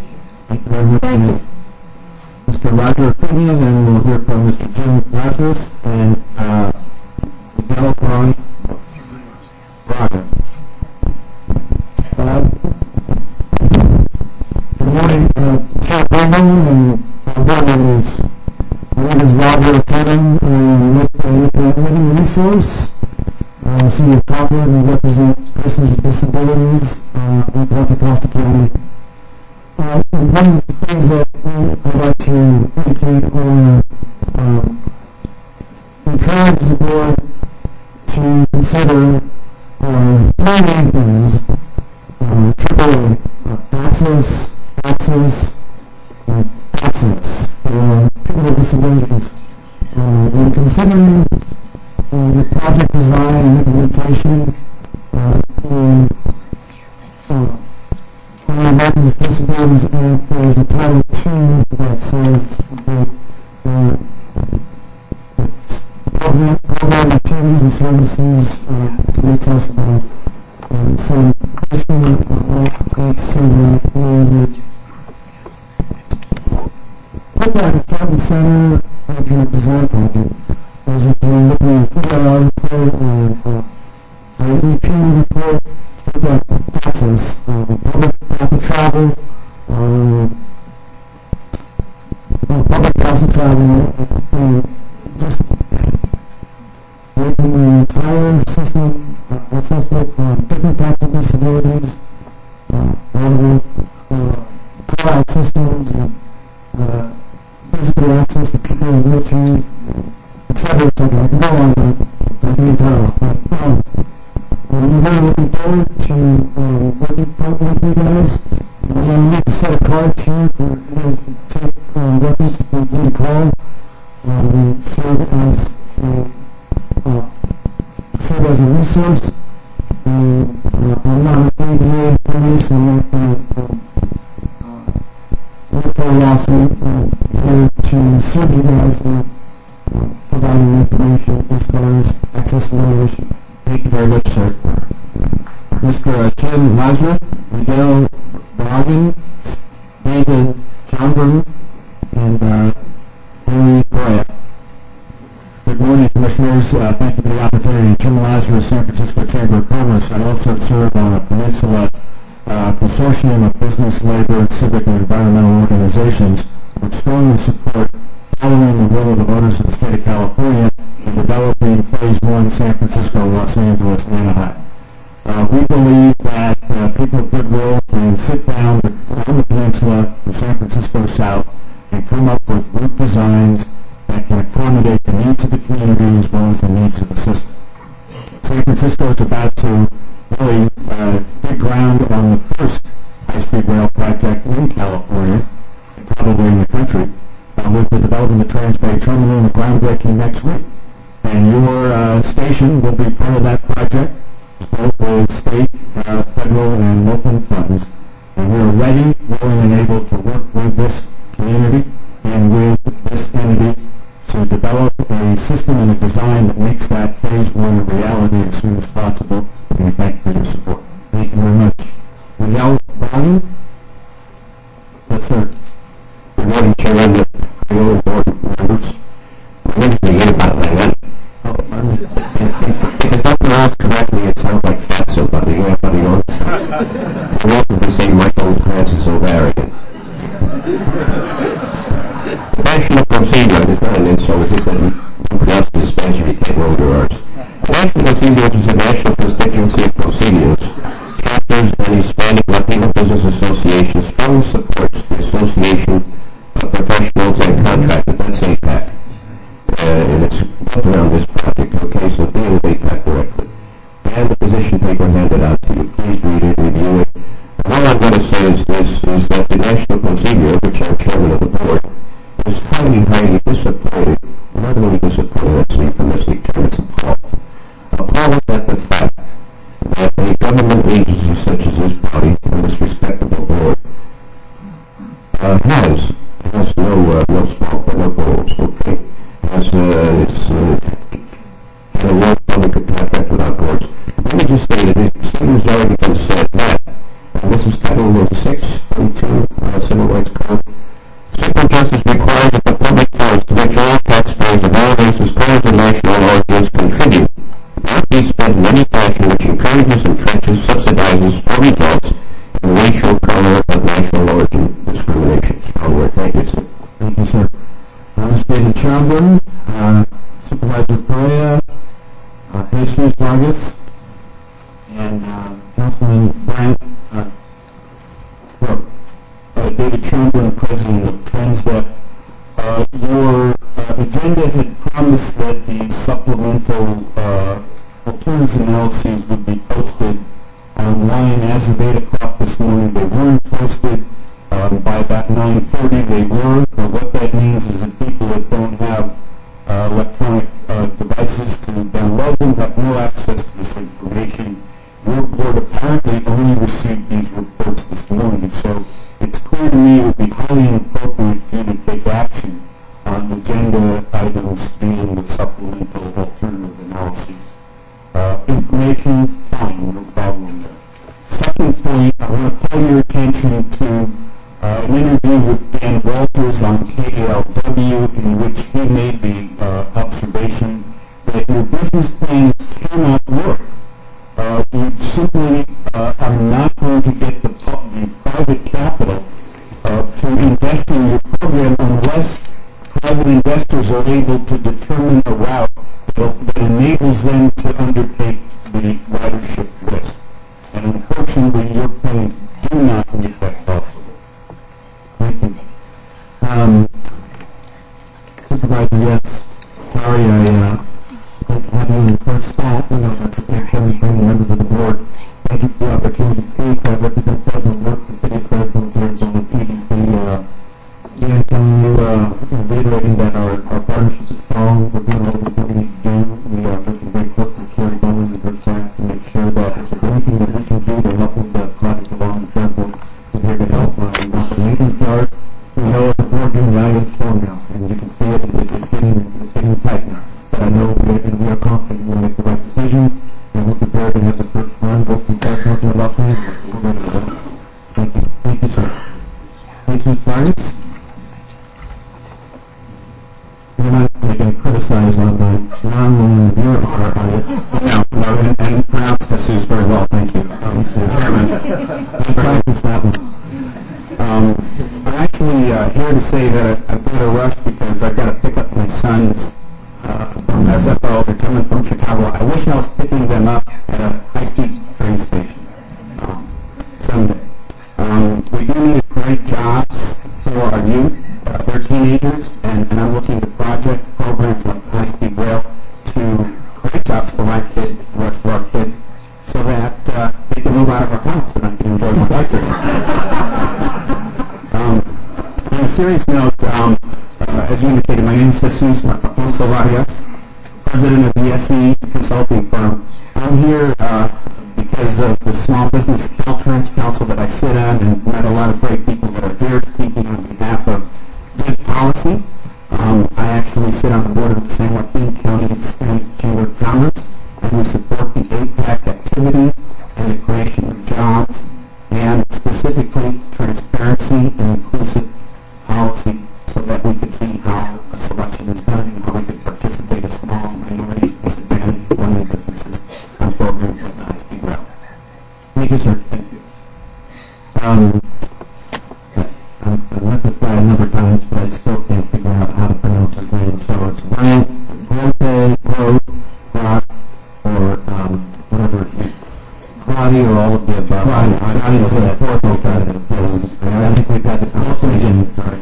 Thank you. If you have a name like that, don't worry. It's always going to get changed somewhat. Hopefully I can blow through this real quickly. I have given each of you, through your admin folks, a two-page summary of my comments. I'm just going to try and hit a couple of high points, please. We remain supportive in the city of San Mateo of high-speed rail, provided it minimizes community impact, and that's why we submitted our comments providing today, hopefully to make them easier for you. We continue to support an above-grade alignment south of State Route 92. We do ask that that be on a structure as opposed to a berm so that we can have a really good transit-oriented development area there. In the south of San Mateo, we ask that you look at north of 92 and north of Haywood Park Station, that you take the rail alignment below grade as quickly as possible and address the noise, sonic, and other issues. We believe that at this point in time, anything that you do have available to you does not allow you to make good choices financially, and we should wait. I've listed a summary of financial impacts that we think that we need to deal with. We want you to consider a stack alignment and underground alignment in our downtown, and we will ask you in terms of review process and decision making, look at a phased project, look at cooperative agreements with the cities along the peninsula, and let us know how the decision-making process is being done. And we really honestly need to get these agendas and minutes and things in an earlier time frame so that we can make substantial comment on what's before we leave at this time. Thank you. Thank you very much. Mr. James Jantz, Jennifer Taft, Harry Payton, and Robert Allen. So, James Jantz, right here. All right. Jennifer Taft. Ms. Payton's here. Robert Allen. And Pat Giorni. Yes, sir. Procedural question. Will there be maybe seven times given public input on each of the other items on the agenda, or is this? We usually do. We need to probably get the other items on our agenda. Then there are two things I could address, and I'll take. How about you contemplate this being your only shot? All right. My name is James James. I'm president of Clean Coalition on High Speed Rail. Thank you very much. I last addressed and the first time I addressed this organization was 3 years ago when I biked mayor back in 2007. I'm going to repeat basically what I said then with supplementing with a couple of our items. What you need to do, which you've done many times, is complete an investment grade ridership study and final ridership between the which you could prepare a responsible business plan. If that turns out, complete the program level EIR, EIS for the Bay Area connection, and in doing so, please give full and adequate consideration to the ultimate route. If the ultimate or if the cheaper route is still chosen and must be chosen and must be select, please give full consideration to the one-on-one and 3 alternatives. If that doesn't work, then you must come up with a development order, please put it underground. This thing is going to last for well over 100 years. You've got to do it right. Thank you. Thank you, sir. Yes, Ms. Scott. So before blinking, I just think it's ironic when here is the city, which is done away with its Embarcadero, and there's a fairly good chance that you're considering this through the rest of these on the peninsula, and it's actually what you're considering is probably wider than Embarcadero. So it will create a blight. I want you to consider the comments of Councilman Barwick, who said it much better than I can. Furthermore, I've lived here most of my life, but I spent several years in Europe, several. And I know the European system well enough to know that what you're contemplating building would not be built in Europe. It just wouldn't. They don't do it this way. Certainly not now. And furthermore, regarding small businesses, I would like you to consider that all these towns that you're going through in the peninsula have small businesses that will be very badly impacted, very seriously impacted if our tax revenues will go down. And there's not going to be a replacement for those businesses. So please consider the damage that will be done. Thank you very much. Terry Patton, Robert Allen, Pat Johnny, and Jeff Carter. Mr. Chairman and members, Gary Patton, I am an attorney working on high-speed rail matters for the Planning and Conservation League, a statewide lobbying organization on behalf of the environment.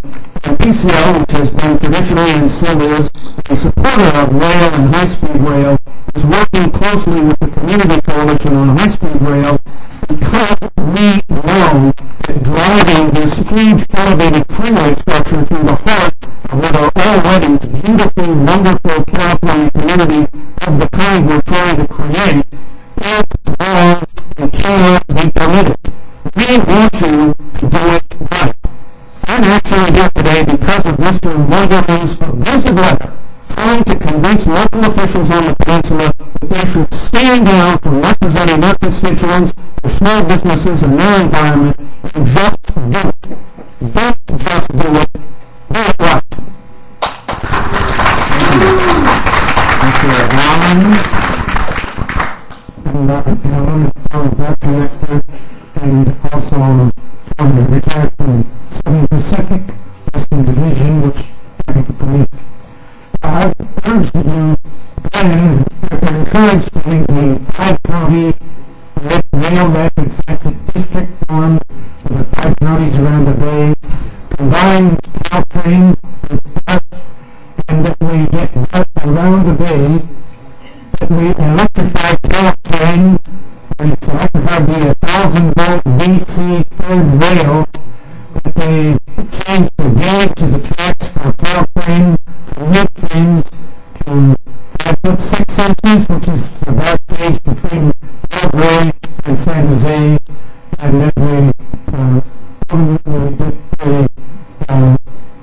a good, sensible, unified rail rapid transit system based on BART, which would tie in very beautifully with high-speed rail and the total grade separation which should be required. thank you, sir. Pat Johnny, Jeff Carter, Donna Hopkins.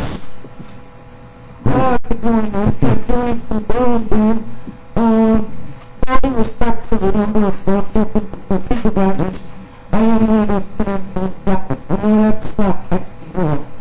I do understand Syracuse stuff, and it's desire build on the strength of oriented thought as they were included.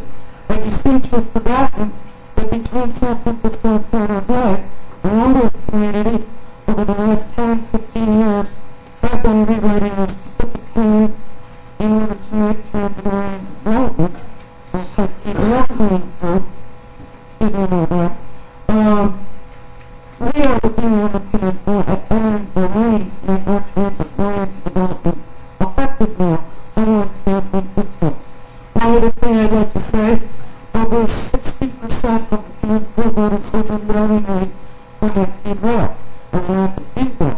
However, what I will ask is if that election was held today, and the electorate knew that the routes had already been fixed for the CAHSRA corridor, would they overwhelmingly vote for it again? Therefore, I would like to suggest, in light of the fact that the EIR is once again open for this segment, that Highway US 101 be considered as the natural corridor for high-speed rail. Eminent domain will be taken from the state. You guys already own that property. Take a lane of automobile traffic out and put in a train. And then you can tie it in at this thing with the land that you already own to take it into San Francisco. Thank you. Thank you. Jeff Carter, Donna Hopkins, and I apologize, Mayor Holt Fowler. She's next, and I have your name, sorry. Yes, good morning. My name is Jeff Carter. I'm a resident of Burlingame, and the city council members that spoke don't represent my view. I want to see this done, and doing it right doesn't necessarily mean it has to be put in the town. And people talk about propaganda from the poll that our organization did. How do we know what the opposition is of propaganda? That can be just as propaganda as anything. There's a lot of concerns regarding the project. Some are legitimate, some aren't. But it doesn't have to be, if it's elevated, it doesn't have to look like a freeway overpass. That's propaganda claiming it's going to look like a 8-lane freeway overpass. It can look beautiful if it's overhead, if it's done right. Let's do it right, but doing it right does not mean it has to be in a tunnel. And I'm a Caltrain rider, and the system must be fully compatible with Caltrain as far as platform height, express service, and rainfall service, and signal system. Everything that must be compatible with Caltrain as it runs up the peninsula, and not destroy Caltrain. Thank you. Thank you, sir. Donna Hopkins, Holt Fowler, yes, ma'am. I've lived in Abington for 42 years, and I did vote for it at high-speed rail, but I've been concerned about many of the things that have been already discussed about the business plan and the EIR, and I'm also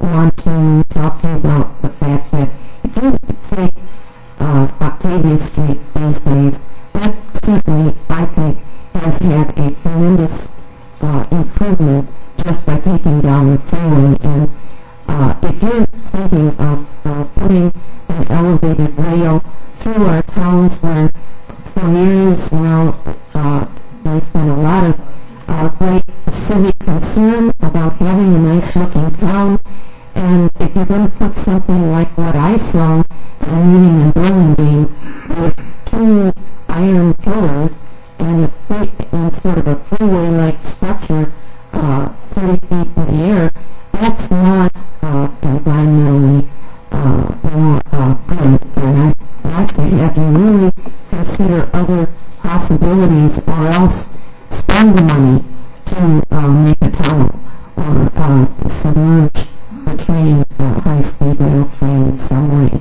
Thank you. Yes, Madam Mayor, and then Julian Camacho, and then Lin Chen Yu.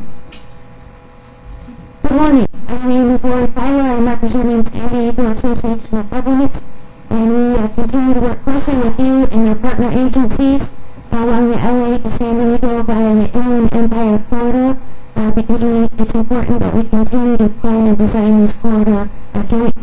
We also look forward to your September meeting when we expect the preliminary alternative analysis to be released for public we do. And we are also hoping that the corridor receives federal rail planning funds. And we'd be interested to know learning of any updates on the grant applications that were submitted by the authority in May for the corridor. We also participate closely in planning and funding rail improvements along the Wilson corridor, and we are supportive of jointly studying a shared track concept between LA and Anaheim. And we have just, this past month, we have a program to make key improvements to the San Diego section of the Wilson corridor, and we have approved a robust funding program that increases local rail funds by $250 million. So that's a good help.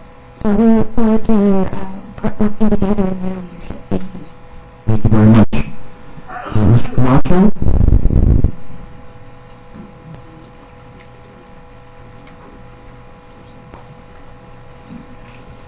Yes, sir. Chairman, members of the authority, my name is Julian Camacho. You can call me Julian Camacho. I was born in California before the Second World War. I've seen a lot of changes. One thing I haven't seen change is the effects of discrimination, the long-term effects of discrimination. Mr. Chairman, minorities are seen to be the majority of the taxpayers in California. And yet, minority businesses, women-owned businesses, performing or being utilized in the market at all time goals. And so, as the president of the Hispanic Contractors Association, I urge you to adopt CFR 39, Part 26 as part of your procurement policy. The intent is to show full utilization of minority and women-owned businesses. Thank you for your time. Thank you, sir. Lin Chen-Yu, and then Rick Bonilla. Yes, sir. Mr. Chairman, board members, my name is Lin Chen-Yu, and I'm the best person of Asian American architect. I'm here to speaking representing members, many small business and women-owned business. And I want to echo that what Mr. Jordan talking about contracting practice. I want to tell you about my experience. 2 years ago, the authority issued last 3 regional design contracts. And I was trying to get into the team, but it's the only way I can access all these big firms. The liking of the agency is the first outreach package. There are many local projects have many outreach meetings to small business owners. And the second is pre-bid meetings. All this proposal, there's no pre-bid coverage. Small business doesn't know of this contract. So I want to read what page 14 from the PSOQ. We're talking about MBE, WB participation. In the paper, it's a new goal. The state has established new goals for the participation of WB and MBE for this contract. Second, no federal funding is expected for this contract. But they're telling me more about it. So hopefully we can implement the federal highway DBE program. Thank you, sir. Mr. Bonilla. Thank you, Mr. Chair and board members, for this opportunity to speak today. My name is Rick Bonilla. I'm a Carpenters Union representative working in Local 22 here in San Francisco. We are aligned with the Carpenters Regional Council of Northern California. And I'm also a resident of San Mateo, living 1/2 block from the right-of-way. I'm a public works commissioner there in San Mateo. So I wear 2 hats. First, as a union representative, I need to say that we need to put Californians to work building the infrastructure of California in the future today. So, and aside from that, in San Mateo, as the former speakers from San Mateo said, we've been looking at this for a long time. We really prefer design option B, which shows the depressed alignment through the downtown area. And the other alignments that I think, with the exception of where we have some planned grade crossings in the southern part of the city, we would like to see a viaduct design for a short section. I think it's about 3 blocks. Because we have some of the plans around transit-oriented development that we've been working on for a long time in our transit corridor. Thank you very much for your time. Thank you very much. Another are some late cards that were submitted on that wish to speak on the public comments, but at this time we're going to defer the balance of public comments to the end of our meeting. And I believe an item of significance that I would like to ask the board to move to item number 6, which is action item portion of our agenda. Is any objection to do that?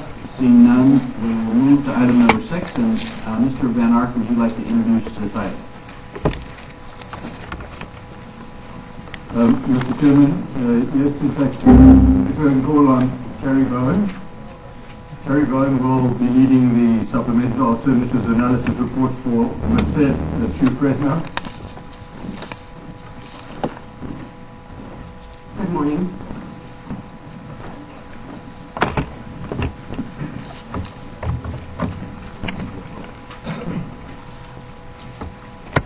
Morning. I'm going to be talking about the Merced to Fresno Supplemental Alternatives Analysis Report, and Dick Wenzel, the Regional Project Manager, is going to give the presentation. And if you have any questions, after we'll be ready to answer.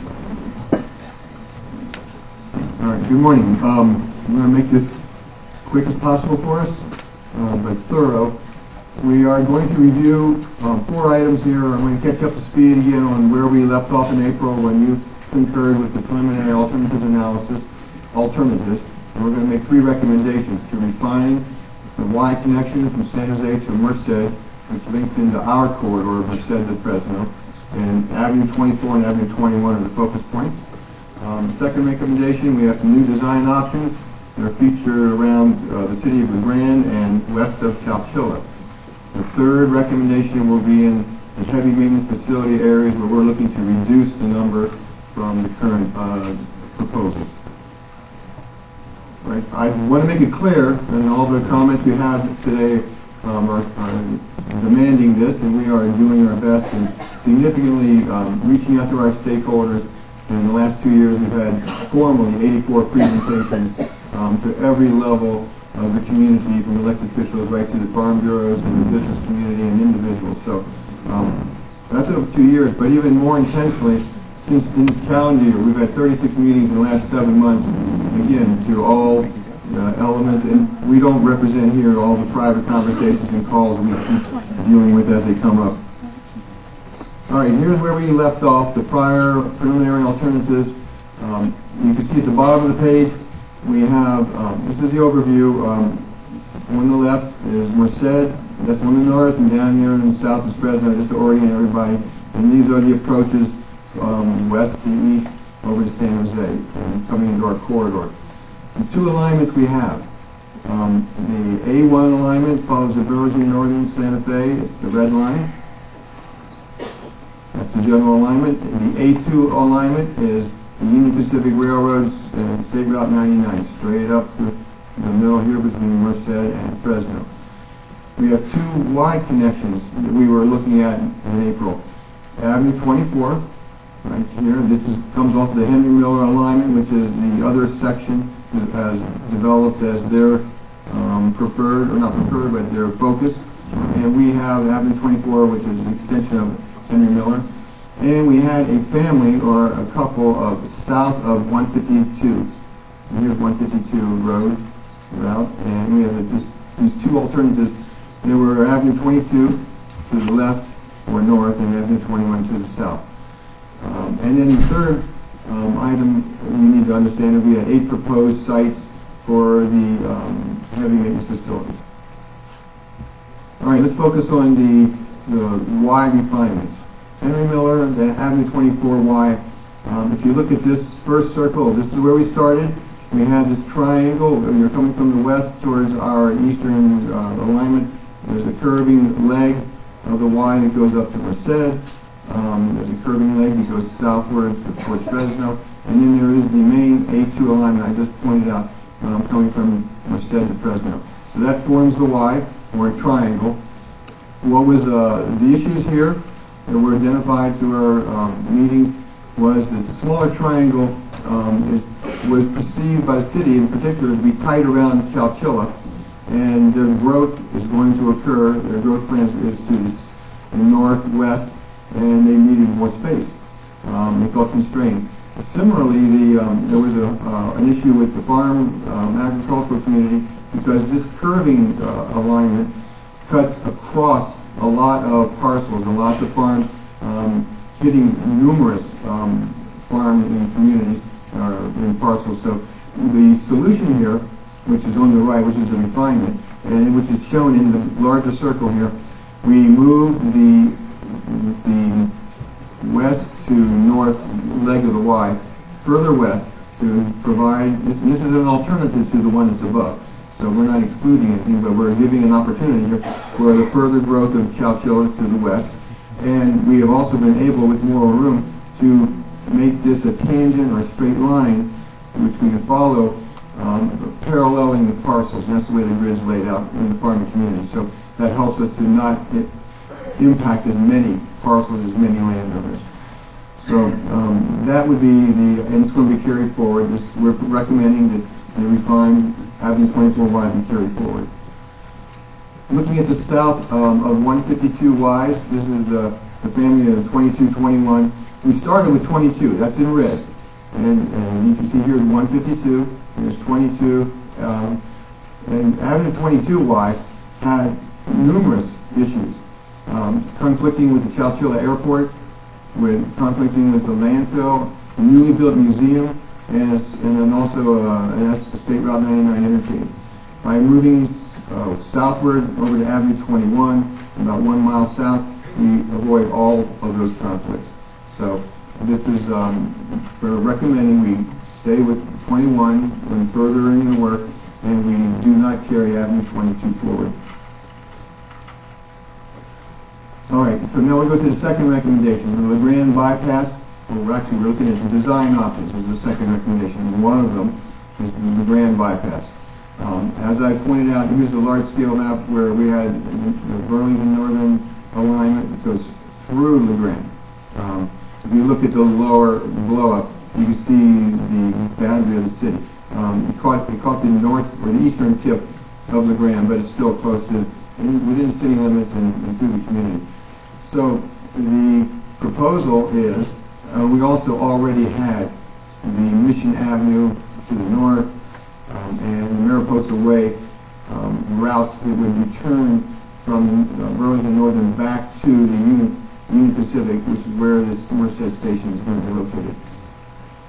So to provide an alternative that didn't go through the city of LeGrand, we have the LeGrand bypass, which allows us to stay outside of the boundaries of the city. And you have it looks very complicated because to maintain our speed to 250 miles per hour design speed, if you're coming from the south, you would depart to be 1 mile west east of LeGrand. You would actually to make the Mariposa Way curve, and otherwise, if you came a little further north, you'd have to take the Mission Avenue curve. So these are the design options which we're carrying forward along with the existing A1 alignment through LeGrand. And those are going to be recommended. The West Chowchilla design option. All right, we just discussed earlier about the enlarged triangle or the enlarged Y. And you can see it over here is actually a better blow-up of that.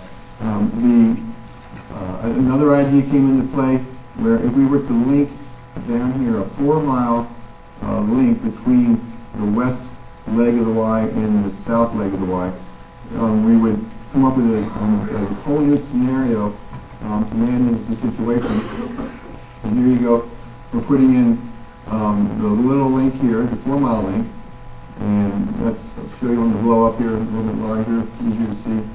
And these other blue lines are illustrating how that would fit in with the existing already proposed alignments for the Ys. This is adding 4 miles to the Avenue 24Y. However, to look, I just removed the 14-mile sector from the north down to Fairmead, and that from Athlone to Fairmead. And that is the exchange here of the result of the action of by creating a small triangle or a small Y right here. We have replaced this larger triangle the Y with the smaller triangle mark.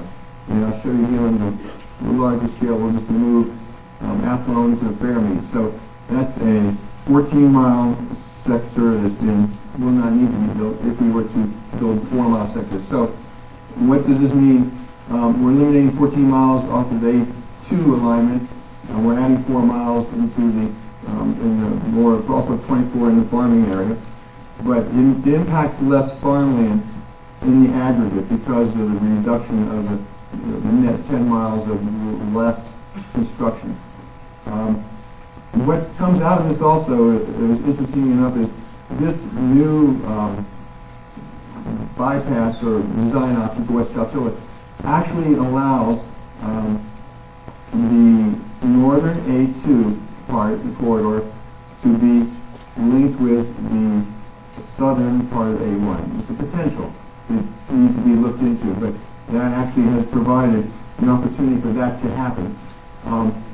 With that, the city of Chowchilla and the city of Madeira, which is also more favorably inclined to the A1 alignment, are receiving lesser impacts in their downtown community.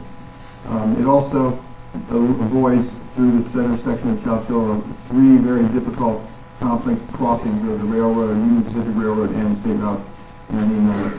And as I implied too, the 10 miles less construction is significantly less cost involved.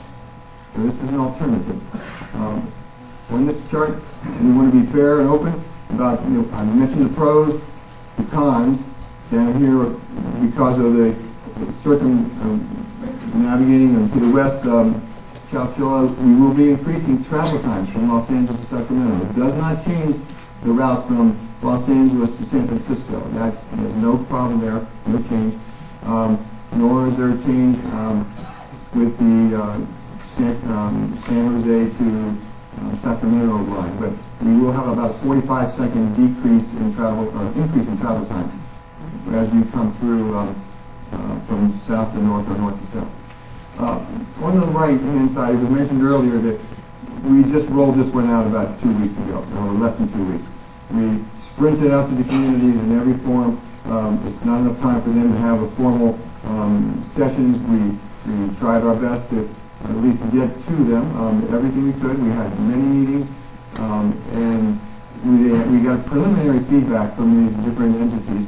Merced City and County, LeGrand, and Madeira County have said, has merit, go ahead and look at it as an alternative. No commitment in some ways. City of Madeira, no commitment, but still some opposition. Their preference would be for A1 at this point. Chowchilla is opposed. They feel it still constrains their growth. They feel that there will be less farmland impacts along A1 than the A2. And then the Merced and Madeira Farm Bureaus are not supporting this at all.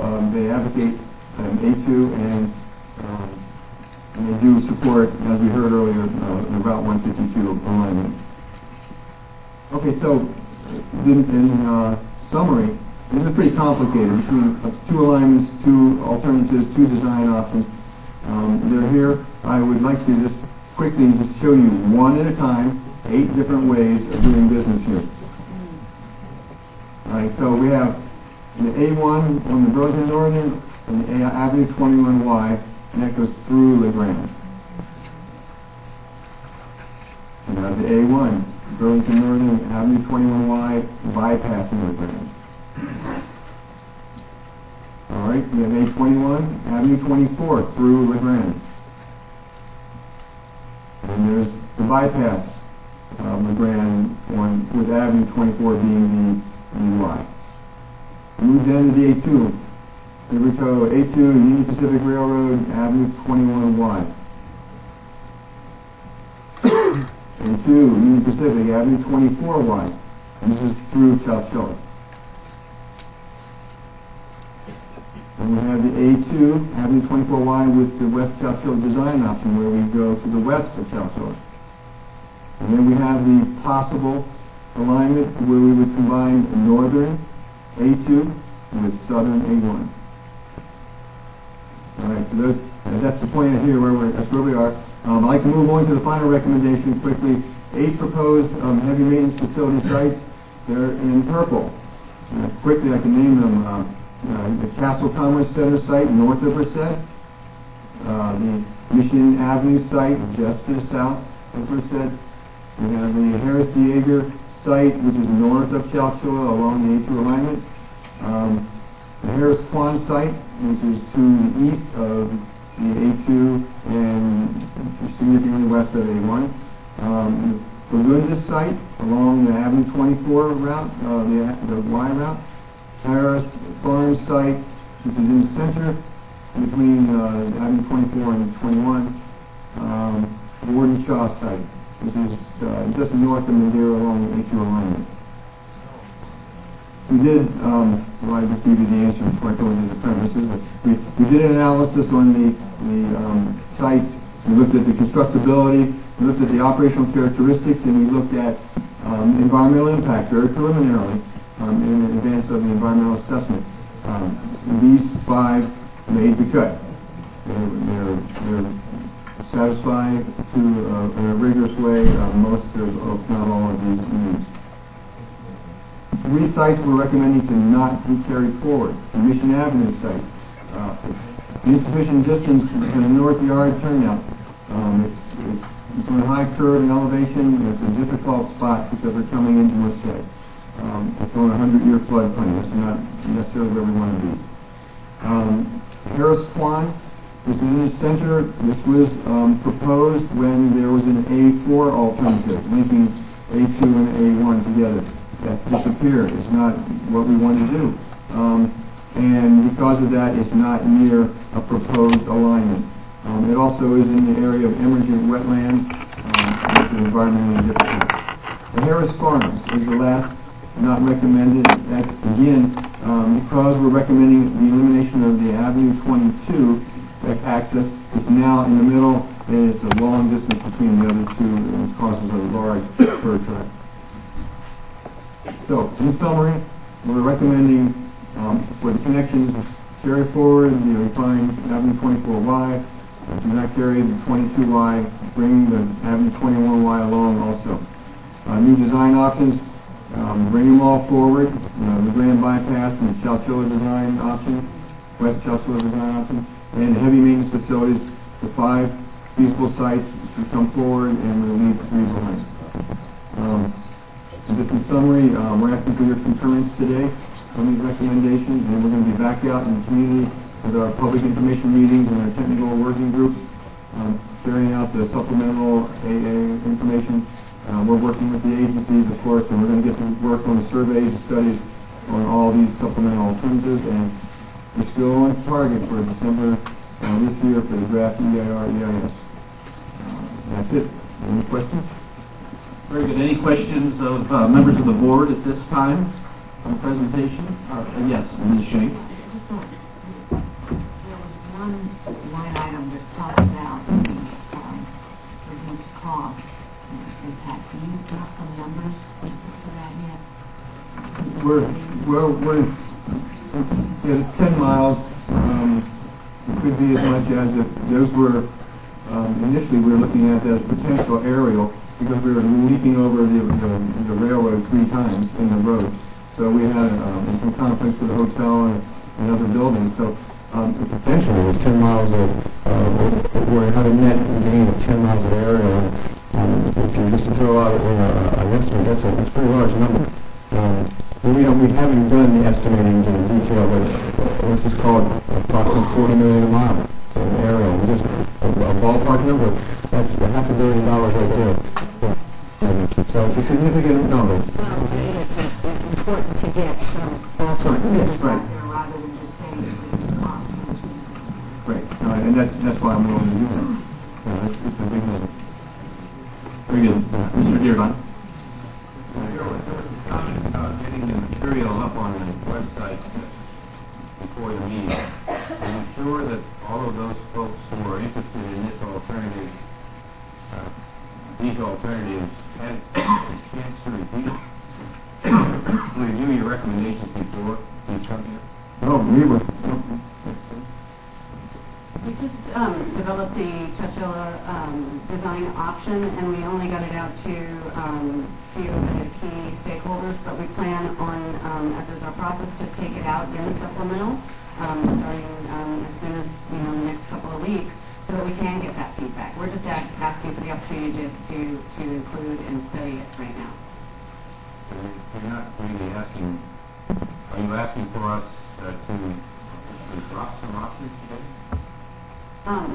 We're asking to add the Chowchilla design option. The ones that we are asking to drop didn't have anything to do with that one. It was the Avenue 22 that we're asking to drop. I'm more concerned about Avenue 22 because you're going to have a chance to look at the ones that are being added later on. So you have a chance to look at Avenue 22 for now. Everybody had plenty of time to look at Avenue 22. We did get that out in the preliminary alternatives analysis. Great. So this is just looking to carry forward with all of the other alternatives, adding the one alternative that was suggested, which is new for review, and then dropping two things, one Avenue 22, and not carrying forward the three potential heavy maintenance facility sites. And adding the LeGrand design option, which is the bypass. Very good. Mr. Cobb. The pages in the executive, whatever it's called, are not numbered. But if you go to the page with a caption design options, and you look at the West Chowchilla Avenue 24 design, and then go down to the pros and cons. Under the cons, it is stated, by designing the track to allow north-south movements west of Chowchilla, the small 4-mile additional curve results in reducing the total area inside the line Chowchilla. Would not have tracks along the SR 99 corridor. Would you explain that to me? Sure. What we're saying is that that's the point of the large triangle becoming the smaller triangle. So there's less farmland that's triangulated, and as well the city. But by adding the 4-mile curve into that smaller triangle, we're able to remove the 14-mile leg from Athlone to Fairmont. So that's what we're saying. We're leaving off the 99 parallel, and we're moving southward, westward. I can put the picture back up. Pardon me? A2 alignment was parallel to 99. We called it A2, the UPRR /99. So it's eliminating the 10 miles by having that curve. So that's how it's reducing it away from 99, Route 99. Does that help? Very good. Any other questions from board members? I know there's a number of members of the public that I would like to invite up. If you can just make sure your point is specific and concise, a minute or less is what we have to do. So if I could ask Supervisor Pedroza and then Mayor Spriggs.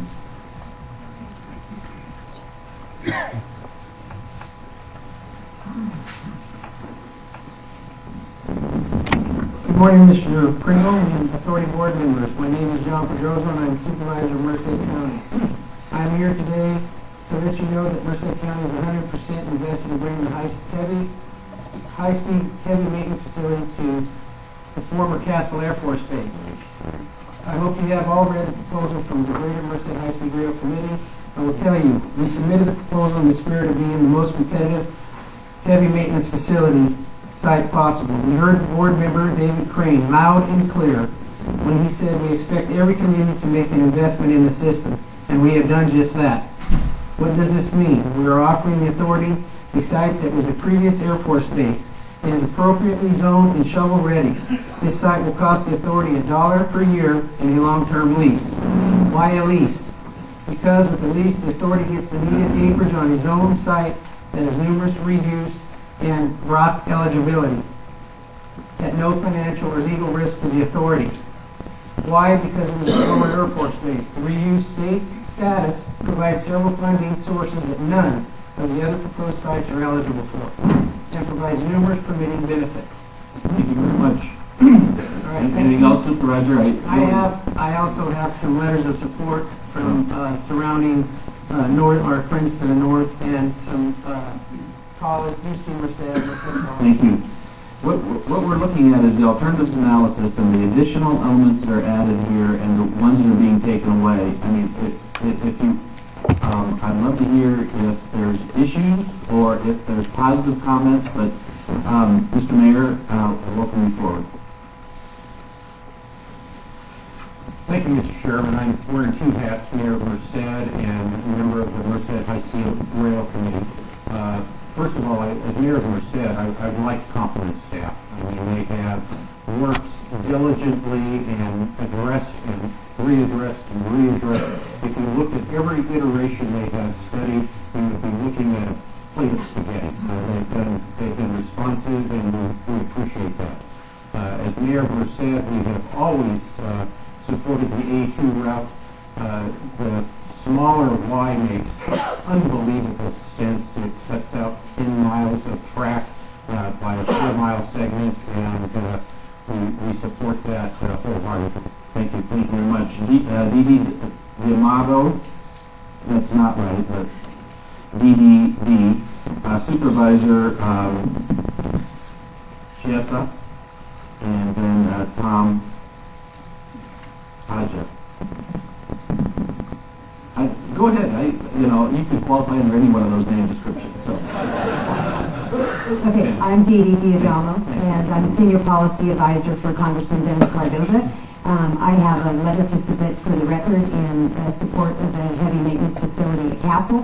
I was prepared to talk about CAHSRA, but in light of you asking for us to narrow our comments, I will just make the one comment about the need to have alignments and maintenance facilities that are shovel ready and that can meet the environmental review process.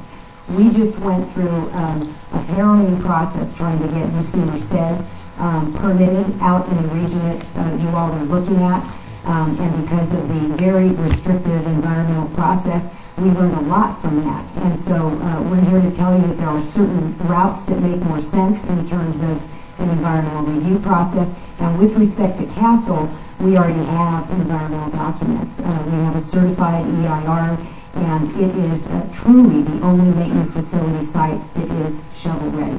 And those ARA funds, my boss worked hard as well as the entire California delegation to get those ARA funds. He's going to support a second round, and we want to make sure that those funds actually get spent. The best way to do that is to meet the environmental review process. Thank you so much. Thank you. Supervisor Vito? CAHSRA. Got it. Thank you. Working on it. You show up every month and I'll work on it. I'm going to invite you first to come to the Medicine High-Speed Rail meeting there. I'd love to have you. I'll roll out the red carpet myself. Good morning, Chairman Pringle, fellow authority board members. Couple quick comments due to what you said. I'm here to talk about the high-speed heavy maintenance facility also, but I wanted to talk. I'm in North County, north of Merced. I just wanted to come and show my commitment. Along with the Mariposa Board of Supervisors, we're committed to getting together. You very rarely will you see a supervisor come and speak on behalf of another county when it has to do with jobs and growth and any type of job-inducing growth. But I'm here to tell you that we're committed to the North County. We believe that if we stand together, we're going to be much stronger in the North Valley.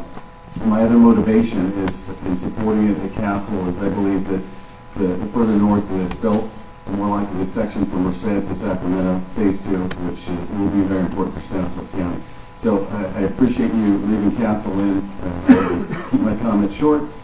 Thank you again. The invitation is there for you to have a board meeting with us at any time you like. So thank you. Thank you. I did go to Merced.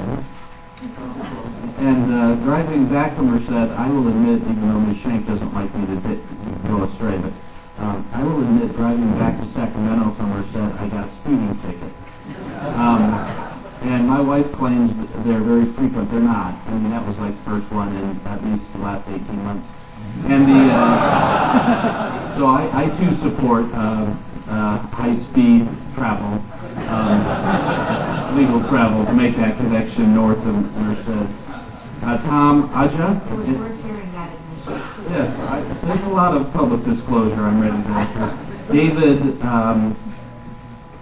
Spar will be next, and then Mayor Korshi. Jim. Good morning, Chairman Pringle and members of the High Speed Rail Authority. Appreciate the opportunity to speak before you. My name is Thomas Aha, and I am here representing the North Valley Labor Federation and its 100,000 members. The Federation is a partnership of 3 central labor councils encompassing 6 counties in the northern San Joaquin Valley. Our mission is to improve the lives of working families by helping to create quality jobs, and I am here in full support of the heavy maintenance facility at CAHSRA. What makes this facility so superior to the other ones mentioned in any report is that it is free of any encumbrances and will allow for the swift construction of the facility as well as the manning of the facility upon its completion. With the closure of the NUMMI plants and the recent downsizing in the Northern Valley industries, I can assure you that the necessary workforce with the necessary job skills is available and can be trained to meet the needs of the high-speed rail maintenance facility upon completion immediately. For our workers struggling to provide for their families, this project provides an oasis of opportunity in a desert of despair, and I appreciate moving this forward as quickly as possible. Thank you, sir. David? And then, Mr. Chairman, Dave Spar, Economic Development Corporation, President CEO for Merced County, and board member Benjamin Duran wanted to be here. I have a letter from him that I'd like to hand to you in support of the CAHSRA Commerce heavy maintenance facility. The alignments, I think you're doing a phenomenal job. It's a very difficult process what you're working through. So what my board member and president of the college has done is he's been working with labor force and training, and he's put together a consortium of UC Merced College, and Stanislaus State to assist you in this process and in support of the heavy maintenance facility. Not only will we provide the training and the expertise and the technical people that you'll need to fulfill this obligation, we also would like to invite the authority to meet with the Higher Education Consortium. And he has a letter here today to that effect. Thank you very much. Mayor Kopshever, then Randolph Molestein. Yes, sir. Good morning, Mr. Pringle. Chairman Pringle, I'm sorry, Mayor Pringle, members of the board. I'd like to assure you that the city of Chowchilla continues to support the efforts of the high-speed rail.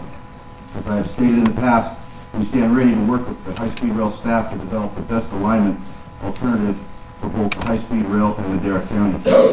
I am very concerned, however, that the board, that previously the direction of the board to study the A1 alignment is not being followed. Staff has developed yet another alignment, and now we are back to three alignments that are being analyzed in Madera County.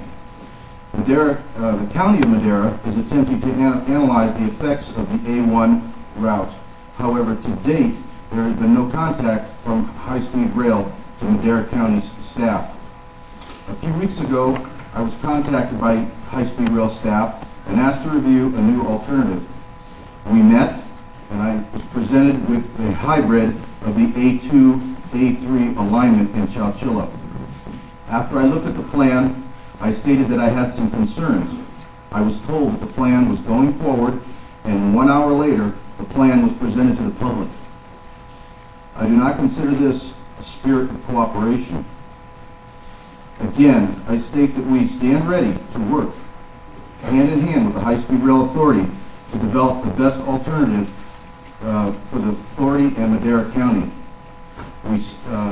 City of Chowchilla, we still are maintaining our support for the Avenue 21 and A1 alignment. Thank you. Thank you. I guess you're going to have to share with me, Mr. Mayor, outside of this meeting possibly, more clearly what your point is. I'm missing it. Okay. But when there are 8 alternatives presented on the board, 4 of which are exclusively the A1, then a number of which have modified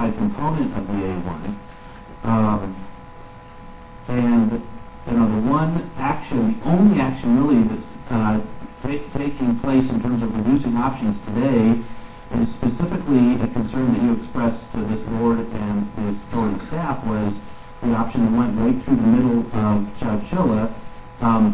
That is the action we're taking today to remove that or to consider an option that would not go through the middle of Chowchilla. So I don't want to take the time of everyone here today, but I would like you to contact me so I can more fully understand out of the 8 route selections that we're going to study, more than 50% of them are 100% what you'd like us to study.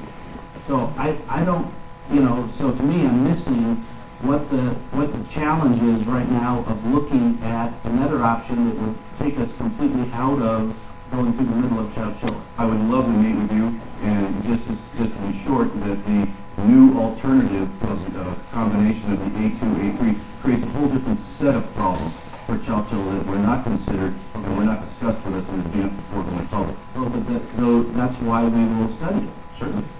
And I continue to say that I'll do that. Because I just want to make sure we're straight as to what our purpose here is. We are not eliminating all of these or saying this is the one alternative that we want to move forward with. We want to study it. And therefore, this board has given direction to staff as to what alternatives they can study, because people within that community specifically said, we want to make sure there's a public discussion of what alternatives will be studied. Therefore, the staff doesn't feel they can study this other alternative unless they present to this board and we have a public discussion and say, go study it. So that's all we're being asked to consider today, is the ability to study that other alternative. Very good. Thank you. Yes, Randolph Mulestein and Barry Runyon and Ed McIntyre. My name is Randy Mulestein, and I am legal counsel for Azteca Milling LP. Azteca is a large corn flour manufacturer. Corn flour is used in production of tortilla chips. They're affiliated with Mission Foods, which does Mission Tortillas, Guerrero, and United States System. Azteca is okay with the high-speed rail in general, but it opposes the proposed A2 routing because it would wipe out our corn milling plant and grain storage facility in Madera, both of which are located right next to the UP tracks. These are the largest grain storage facilities in the county of Madera. They employ 100 people who receive a living wage and full benefits. Azteca purchased last year almost 3 million bushels of locally grown corn and paid more than $200,000 in property taxes to Madera County. Azteca estimates it would cost $100 million and take 3 years to replace these facilities. Corn is grown all over the country, and costs tend to be higher in California, and regulatory compliance more expensive in California than in other places, and it would be unlikely that Azteca would be built in California. We have provided you with a letter setting forth Azteca's views in greater detail. Thank you very much. Thank you very much, sir. Is it Mr. Runyon? Yes, sir. Don't be bothered by the lady standing before. Okay, just a visual reference to what Mr. Wilson had presented there.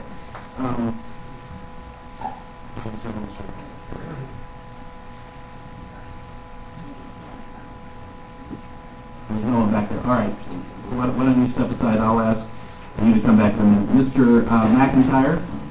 Following Mr. McIntyre, Mr. Bobby Kahn. Good evening, Chairman and members. It seems that way, but it's still the morning, to be honest. You have my written comments. I just want to express that I have never seen staff accommodate local communities more than your staff has in Madera. They have studied these alternatives for 18 months intensively, as you've seen from the display up there for the meetings that we've had. I just wanted to also say I'm the private sector liaison of the Madera County site submission from the Gordon Shaw Properties site. And contrary to recent media reports, the Gordon Shaw Properties offers inside their expression of interest the ability to finance at least some kind of project heavy maintenance facility. Represents a substantial investment. Thank you. Thank you, sir. I'd like to now quickly jump back to Mr. Runyon, if I may. so I can get this light off. Sorry about that. What we're illustrating here is the proposal for the A2 alignment. And you'll see here that this picture shows the northbound 99. And then you have the Union Pacific Railroad. And then those orange markers that are moving in towards our facility are a high pressure gas line from the PG&E. So basically, essentially what you see here is that if the A2 alignment is accepted and you're at grade, you essentially wipe out what you see right there in our facility. We have two facilities on this site. The next one is 2 miles north, and it totally cuts off the access to the facility. Thank you, sir. Next, Mr. Bobby Kahn, and then last Norman Howard.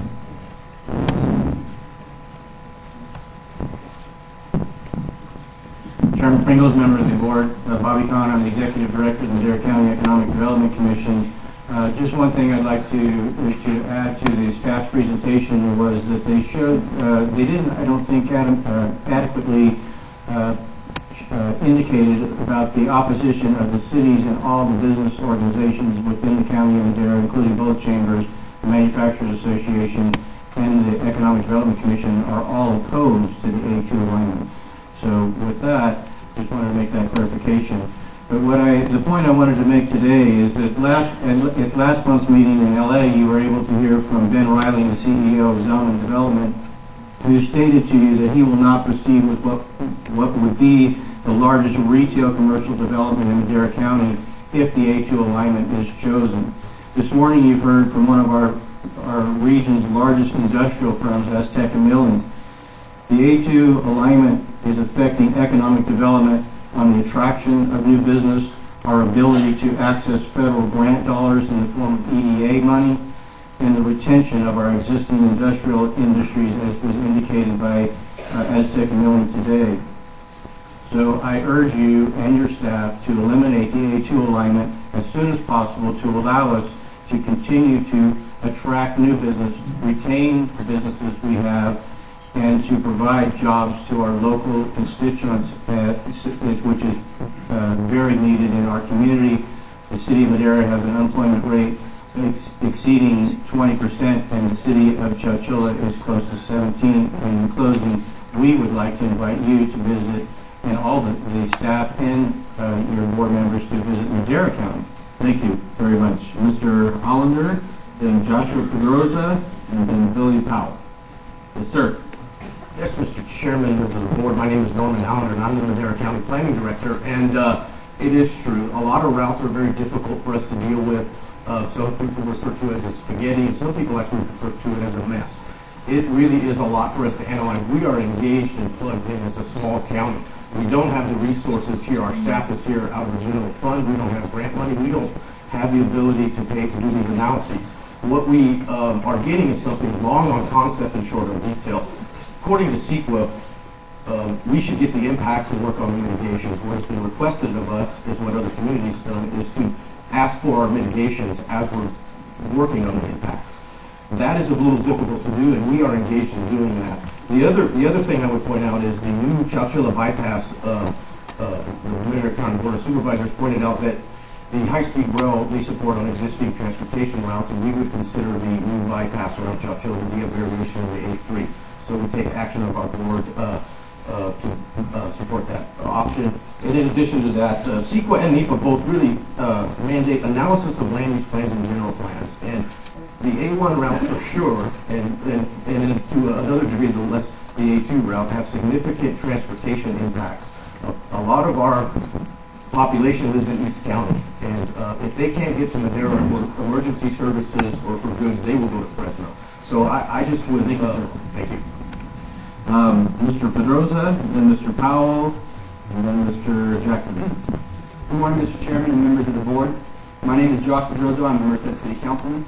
With routes changing so fast, I ask you that we as elected officials representing our constituents have a chance to vet the alternatives before they come to the board for a decision. I'm also here today to tell you we at the city are supportive of the CAHSRA site for the heavy maintenance facility. California high-speed rail will be a great addition to the state, but also to the city of Merced, as it will add much-needed jobs and economic optimism to this area. I look forward to working with you further and continuing to make this once impossible dream into a very real reality. Thank you very much, sir. Mr. Powell? Mr. Chairman, Board, my name is Billy Fell. I represent the Merced County and Stanislaus County Building Trades Council. The members that I represent and the trades have been following the Merced to Fresno corridor very meticulously, and we strongly support your efforts. We realize that you have many tough decisions that you will have to make, and good jobs are of the utmost importance, especially in Merced County. CAHSRA Commerce Center as a location for the heavy maintenance facility is very key. And once again, I would like to thank you for the many opportunities to make public comments. And please press forward. Thank you. Thank you, sir. Mr. Jackman? Thank you, Chairman and Board. My name is Benny Jackman. I'm Vice President of the Central Valley Farmland Trust, and we represent protection of over 10,000 acres of farmland in Central Valley, including many acres in Merced County. I want to thank you for not ignoring the Central Valley and bringing your staff and really doing an excellent job of oversight and presenting alternatives. I've been married 34 years, and I'm very aware of how important alternatives are. Thank you for coming to our community, and we'll keep in touch with you as well. Have you told your wife about this?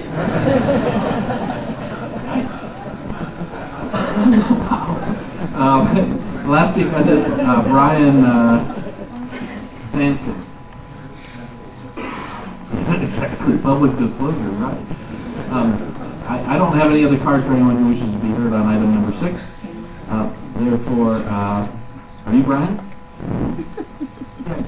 I'm Brian Stanton, Executive Director of California for High-Speed Rail. I wanted to congratulate the authority and the staff on the release of the supplemental AA for Fresno, Fresno, and we haven't had time to review the topics for detailed comments, but very quickly our initial comments. We are very encouraged by the further development of these alternatives, including the hybrid alternative between A1 and A3, to respond to community's concerns. And we also urge the authority, something that wasn't included in AA, but to look at including the infrastructure for bringing in phase 1 the Amtrak City alternatives to the downtown Merced station as a very important passenger connection while the trains are running in phase 1 before essentially sending to supplemental phase 2. The difference between taking Amtrak Center trains to Fresno and taking there versus connecting in downtown Merced is about a 40-minute difference. It's very important for ridership in phase 1. Otherwise, we're very happy with the way this is progressing and look forward to working with you to go forward. Thank you. Thank you, sir. Brings us to the end of comment on this item. Any further questions by board members, or is there a motion to support the staff recommendations? Motion by Mr. Katz, second by Mr. Burns. Any further discussion on this action? Every member of the board is here, so all those in favor signify by saying aye. Any opposed? This will be recorded as unanimous vote on item number 6. At this time, I'd like to, without objection, quickly move to item number 8. I know next Wednesday is the groundbreaking for the Trans-Bay Terminal, and we're going to have a quick presentation on number 8, and then we will move back to number 7 in that order. So, Mr. Van Aert, would you like to...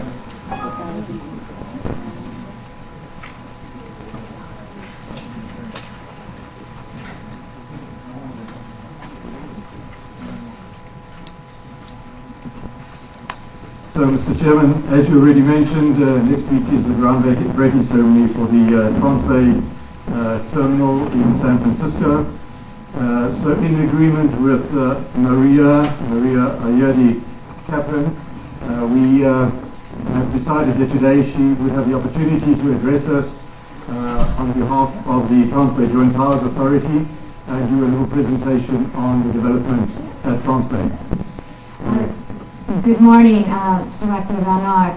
Thank you very much. I'd like to thank Chairman Pringle and Vice Chairman Alberg and directors of the board for allowing us the opportunity to come here today and present to you. I am Maria Yerdy Kaplan, Executive Director of the Transway Joint Powers Authority. The Transway Joint Powers Authority is a regional entity that is charged with the design, build, and operation of the new Transway Transit Center, which will be the Grand Central Station of the West Coast, the first modern high-speed rail station to break ground in the United States. I'm here today with staff to lend our support to the High-Speed Rail Authority in their mission of building a world-class system for California, as well as provide you an update on our project. Thanks to the support of President Obama and Secretary LaHood, as well as our congressional delegation, the governor, and the California High-Speed Rail Authority, the Transway Joint Powers Authority will be receiving significant stimulus funding. This funding is allowing us, in collaboration with High-Speed Rail and Caltrain, to build the rail levels for the new Transway Transit Center as part of Phase 1.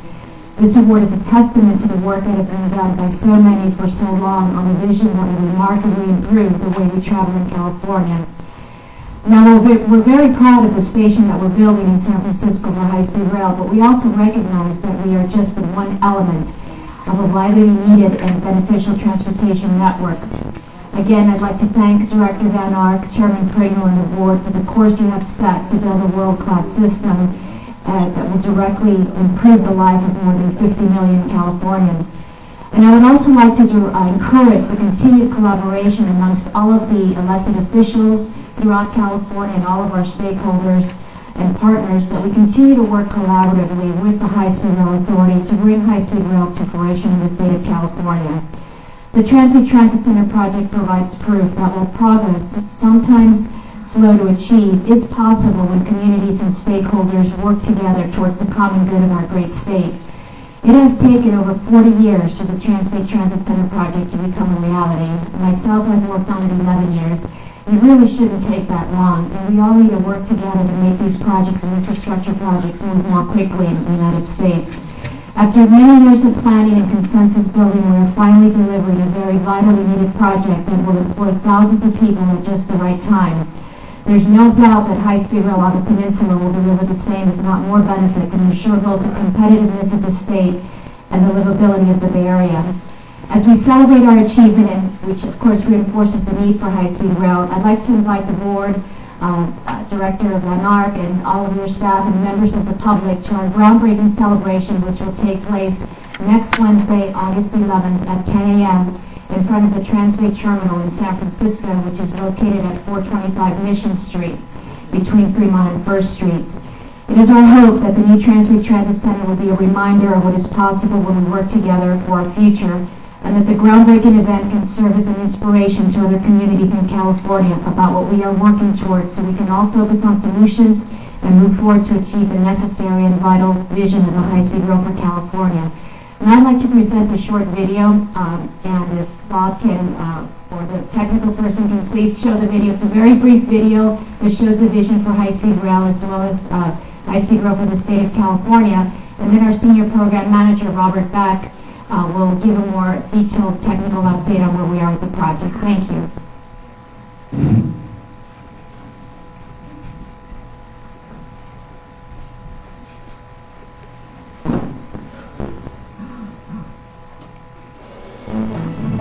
The current Transway Terminal, located at First and Mission Streets, just one block south of San Francisco's Market Street, was built in the depths of the Great Depression as a sign of hope for the future. It's being replaced with a new, optimistic expression of our future. A new multi-modal transit center that is modern, efficient, and graceful. It was built in 1936 and paid for with bridge tolls. At the time, the lower deck of the Bay Bridge had electrified tracks, and trains ran from San Francisco to the East Bay and Sacramento. They were operated by companies with romantic names like the Interurban Electric, the Sacramento Northern, and of course, the Key System. In 1946, the heyday of rail transport in the United States, 26 million people used the Transway Terminal each year. Following World War II, the automobile became king. When the tracks were removed from the lower deck of the Bay Bridge in 1958, the Transway Terminal was converted to a bus-only facility. The current terminal has the highest transit connectivity in the region. Its main tenant is AC Transit,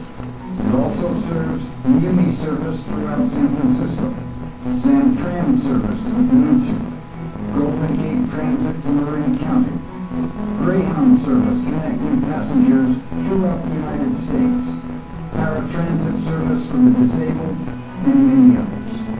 However, the facility does not meet current or future transit operating needs, or the growing commuter workforce that we will see in the state of California and in the Bay Area. To bring back the glory of the original terminal and plan for a more sustainable future where people are not dependent on the automobile, the Trans-Bay Joint Powers Authority is building a new multimodal transit center in 2 construction phases. The first phase includes building the new transit center designed by Kelly Clark Kelly Architects. It also includes constructing a temporary terminal for the current operators to use while the new station is under construction. A bus storage facility for midday parking of AC Transit buses will also be built under the west span of the Bay Bridge. In the second phase, the Caltrain rail line will be extended 1.3 miles underground from its current terminus at 4th and Townsend directly into the new station, going uptown under 2nd Street. This line will also serve California high-speed rail. While the station is located in San Francisco, it does have connections to the 9 counties and 10 different transit operators, including high-speed rail from Southern California. The Trans-Bay Terminal redevelopment will bring housing to a new neighborhood with 7 new high-rises built on former state-owned land. The land is being transferred to San Francisco and the Trans-Bay Joint Powers Authority for the purpose of building the new transit center. The proposed 1,000-foot transit tower neighboring the transit center will bring many jobs to the area. The terminal is 5 levels, including 2 underground levels. The deepest level handles Caltrain commuter trains and intercity high-speed rail trains. The lower concourse level includes passenger waiting, ticketing, as well as retail activities. On the street level, minibuses board passengers quickly in a completely weather-protected area. The Muni is right across the street from the Grand Hall, where passengers will stream to the trains downstairs and the buses upstairs. On the street level on the west end of the terminal, we have additional circulation for trains and buses, and also retail and other service functions. The mezzanine level will have space for community meetings and other activities. The bus level provides an elevated waiting area for Trans-Bay bus passengers with a direct, dedicated connection to the Bay Bridge. The station itself is about 1 million gross square feet, 4 city blocks long, and capping all of this is a new 5.4-acre park. The park, under design by the project's architects Caesar Kelly and Fred Clark of Kelly Clark Kelly, will feature a children's playground, as well as art, cultural, and educational activities. There's also space for a music amphitheater. There will be water features designed by the artist Ned Kahn as well.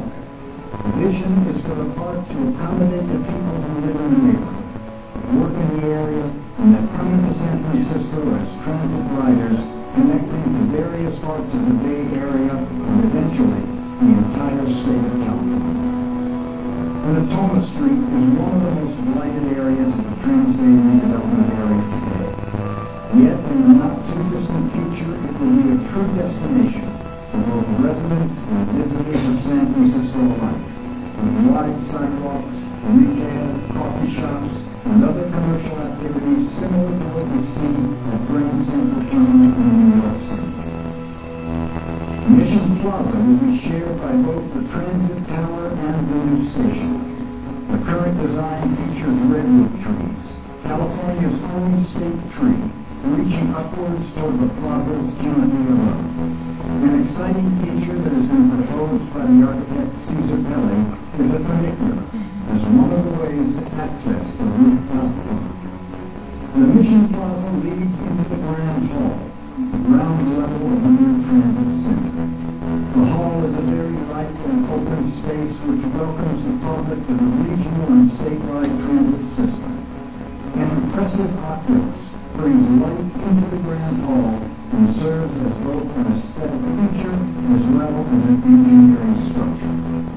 On the bus level, AC Transit, Greyhound, Western Contra Costa, Unique Treasure Island buses, and Amtrak shuttle buses would operate in a light and modern facility. A very different experience than what is currently available at today's Transbay Terminal. High-speed rail is an important component of the Transbay project. The TJPA is designing a station that under both local and state law will accommodate future high-speed rail operations from Southern California. The bond measure that passed in November 2008 specifically calls for the first phase to include the construction from Anaheim into San Francisco Transbay Terminal, which will be the northern terminus of the high-speed rail for San Francisco. The high-speed trains will operate on the Caltrain corridor from San Jose into San Francisco. At 7th Street in San Francisco, the tracks will be pressed and go underground to a new underground station at 4th and Townsend, then continue at a mile-plus long tunnel beneath 2nd Street. Both Caltrain electric trains and Los Angeles-bound high-speed trains will use the tunnel into the Transbay Transit Center. The underground rail levels will be light and welcoming. Once the trains enter the underground level of the new station, passengers will be greeted by the transit center in the new part of downtown San Francisco. From the new station, passengers will have access to quick and easy connection to buses that will allow them to get to all other points in the Bay Area. The TJPA's vision is a safe, efficient, convenient, seamless station surrounded by the densest and most beautiful urban neighborhood in the Bay Area. This vibrant new neighborhood will include 7 residential towers within the Transbay redevelopment area. It will be built on land that was formerly owned by the city. This redevelopment not only helps fund the new transit center, it brings a new neighborhood south of Market Street to life. Today, Folsom Street has chain-link fences and narrow sidewalks. In the future, it will be a boulevard with views to the bay, wide sidewalks, and landscape. Neighbors will be able to sit at outdoor cafes and stroll along the sidewalks. Once the temporary terminal closes, the site will be transformed into a 1-acre park with 762 new residential units by the redevelopment agency. This park, unlike the park on the roof of the station, will be a neighborhood park where people can play frisbee and walk their dog. There can be an open community space for the new Transbay neighborhood. This visionary transportation and housing project will transform the downtown area opened up by the removal of the Embarcadero Freeway and return the San Francisco Bay Area and the state of California to the culture of mass transit.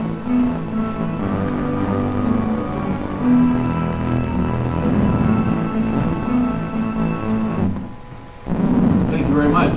Thank you, directors. That concludes our presentation.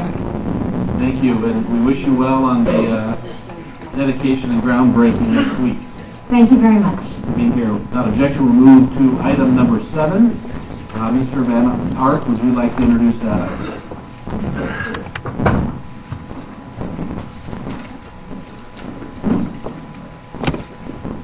Mr. Chairman, item number 7 would be the supplemental alternatives analysis report for the section between San Francisco and San Jose.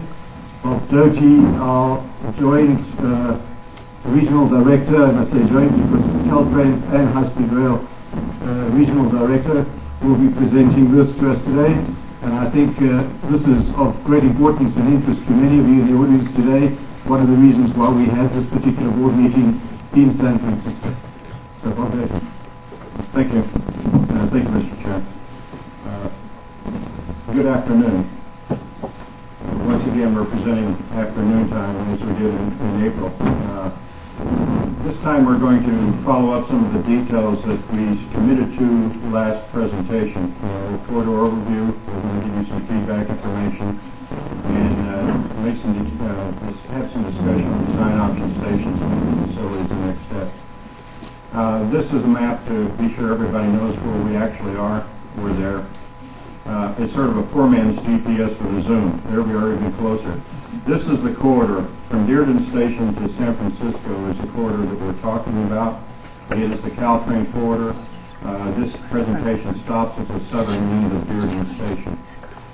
A timeline, there's a lot of passion in the community about Caltrain and what it represents. It has a long history. It's the longest running passenger service west of the Mississippi since 1864. That's the old Palo Alto station, believe it or not. It's been improved a little bit since then. And we've had a pretty good history with the community. The community, in effect, has grown up around the Caltrain corridor. Right about in here is where today's meeting started, I think.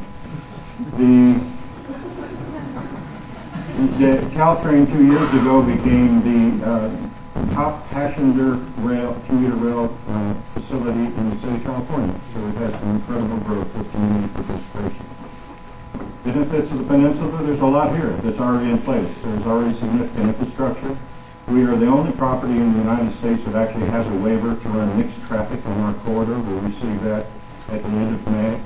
We're in the process of upgrading the signal system, which is also a requirement. The positive transfer we're doing here also has performance and benefits involved. We have already gone through a cycle with the CPUC on submitting exceptions to the electrification program. That electrification program is the same technology the high-speed rails will use. We're effectively at 35%, and we've received federal clearance for electrification on the corridor, so there's a lot already in place. This is the process everybody's familiar with and is legally required.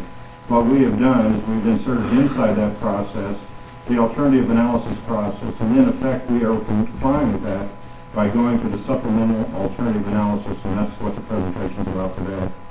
We've done considerable outreach. There's been several programs on a monthly basis with the technical working groups and also with the policy-making working groups. There's a considerable amount of input that is now part of an attachment on the new supplemental AA for all to see. With those working groups, we've had 4 technical working group meetings, 4 policy-making working group meetings, and over 32 public presentations since the last board meeting. That's over 1,500 people who provided us input in that period of time. Community feedback has been pretty consistent and pretty strong. The potential impact of property is by far the #1 issue, and the overall effect on property value. The whole issue of noise and vibration, of course, we follow with the property value issue. There's certainly a strong preference, and you've heard earlier today, for below-grade options. There's also sensitivity to maintaining Caltrain in the Baby Bullet service because it does provide over 40,000 rides a day to the community. And then there was a general statement that you also heard earlier today about the overall business plan and the cost of the system. We took under consideration multiple construction alternatives, and you'll see here that there are several that we considered, including different variations of elevation and combinations thereon. I'll go into some detail because we have actually eliminated some of those options. One of the primary things we worked towards was how can we narrow the overall footprint of the project, because again, the #1 concern is impact to property. We, at the time of the last AA, had considered, for various reasons, a combination of 2 and 2, that is 2 high-speed rail tracks side by side and 2 Caltrain tracks side by side. This forced you to have a Caltrain center island platform, and the result of that was a right-of-way that was approximately 120 feet wide. That's fairly significant and takes a lot of property. And especially if you consider that to get to the platform, you actually have to start moving the tracks out a considerable distance in advance in order to maintain speeds. And in some cases where you have stations close together, it never came back in. So we've eliminated this option and now are looking at a combination that's considerably different that's allowed us to do several things. We are now looking at a 4-track alignment where the high-speed rail tracks are on the inside of the system and the Caltrain tracks are on the outside of the system. This allows us to bring into consideration some significant savings in right-of-way, but it does other things as well. I think the most important element here is by coming to this concept, and we can apply it in more and more locations, it allows us to standardize design. And when you standardize design, you reduce cost and you also reduce risk. It also supports a phased implementation program, because one of the issues that the community brought up is how many other tracks are you going to have in place to construct this railroad? By doing the 4 tracks side by side, it actually reduces the impact of those types of things because we can keep within that corridor and we can build tracks side by side. So the need for shoe flies is greatly reduced. Also, what you gain out of this is tremendous operational flexibility because any train can run on any track, and that means if there's a delay or a stall or if there's something going wrong, that does not necessarily mean it's going to impact the system. So there's redundancy and there's flexibility, and as it turns out, there's also mutual benefit to the corridor, to the community, and to the high-speed rail system as we go along. Now, one of the things you say, because we see up here a new width of about 80 feet, and you say, how in the world could you get to a new width of 80 feet from what we had before? What we've been dealing with up until this time is what we call typicals, typical cross-sections that show the optimal design cross-section of what we're doing. When you go to something more standard like this with the tracks on the inside, you can start doing things differently. You can start looking at ways of compressing the right-of-way. I'll give you a simple example in my past experience where we had constrained right-of-way. You typically have a walkway to the side of the railroad and maybe a cable trough or a place that you're running utilities along the side of the right-of-way.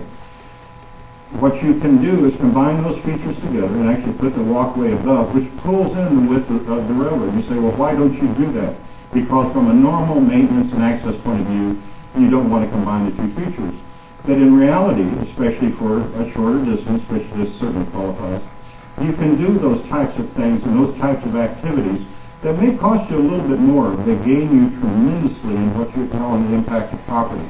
So what we've done is we've gone back and looked at the typical designs and we've optimized them. And we feel now we can bring the overall footprint down to something quite reasonable.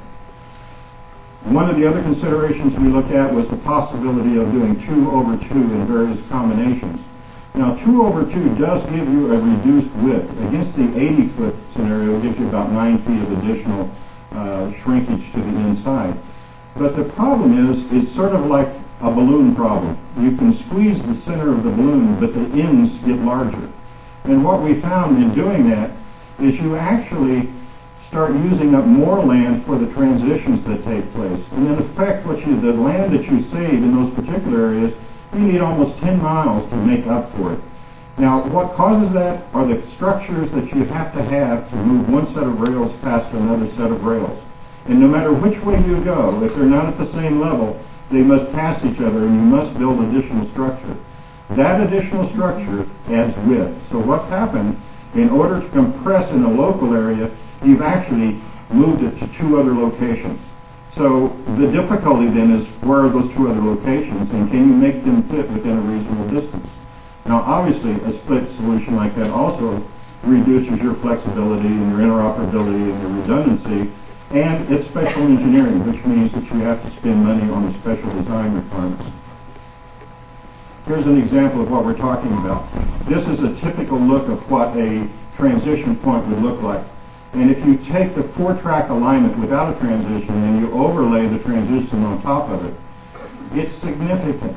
It is significant, the amount of land that you have to have in 2 places, not in 1 place, because you have to go into the transition and you have to come out of the transition.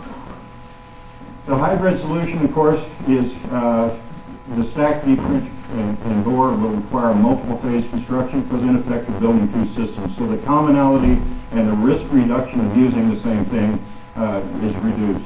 The transitions are complex and they are lengthy, and the issue is, where do you do that? Because you're now taking land somewhere else.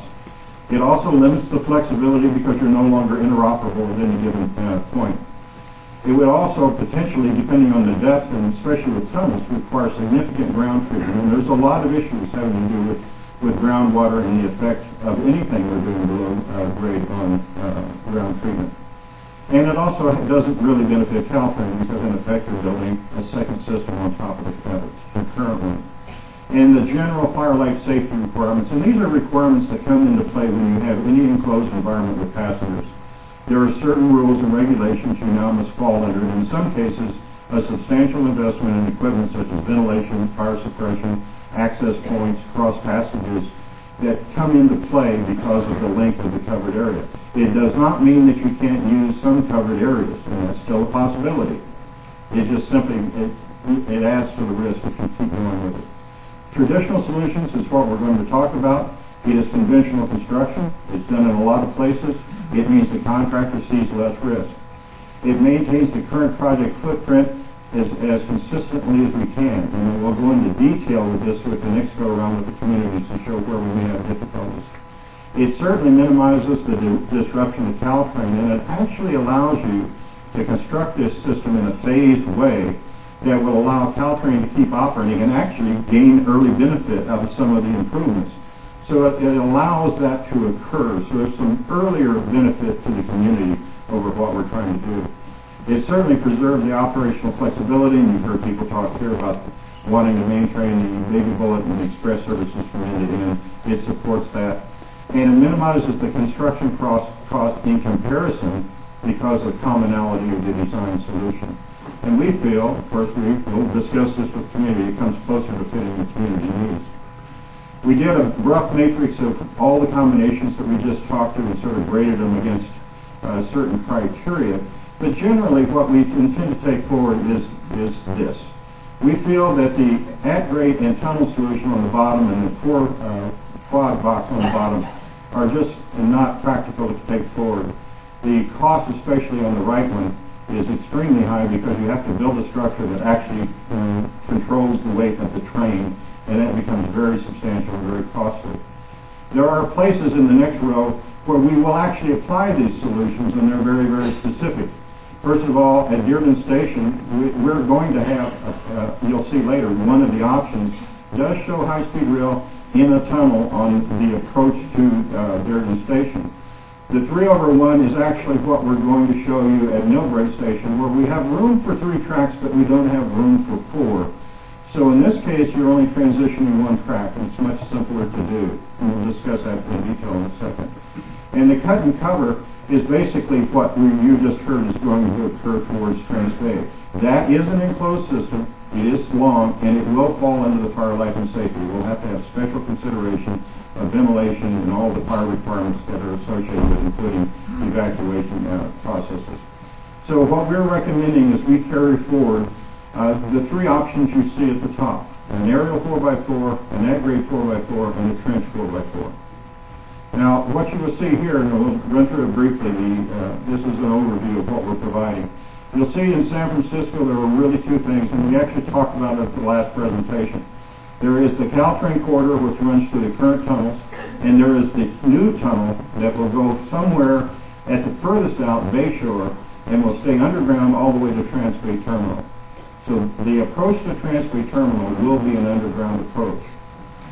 Beyond that, you have a 4-track section already in place that's at Bayshore that goes up and approaches South San Francisco. You also have a San Bruno grade separation project that's underway with Caltrain right now, which is designed to support 4 tracks.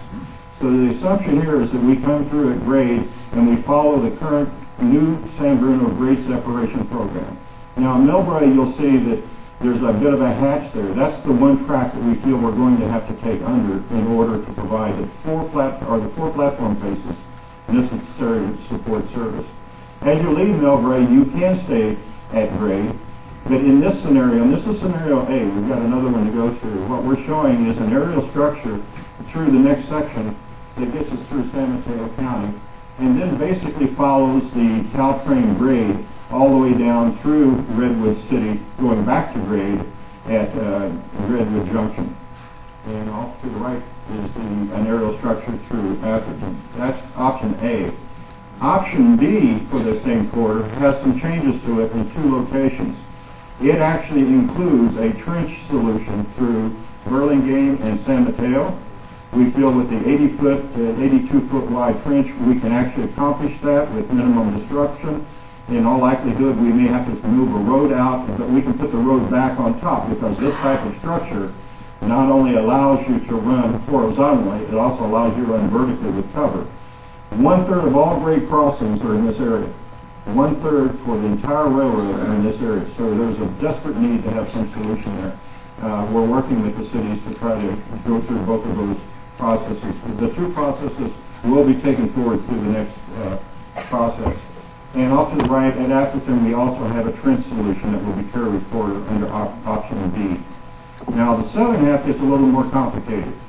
There is an option A that is a combination of at-grade and aerial. There are a lot of roads that we have to deal with. There are a lot of clearances that we have to deal with along this right-of-way. In order to make that occur, we have found locations where we feel we must go aerial because we cannot stay at grade. So the option to at grade is to go aerial. You'll notice down at Dearden Station, this is a high-speed rail only requirement. Just short of Santa Clara Station, high-speed rail separates from the Caltrain right-of-way and actually enters Dearden Station at a different level. Now, there's an option B, and just to be fun, there's going to be an option B1.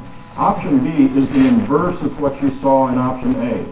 It's to go low where you can and to deal with those clearance issues that you have. Now, do understand there's some real significant issues here.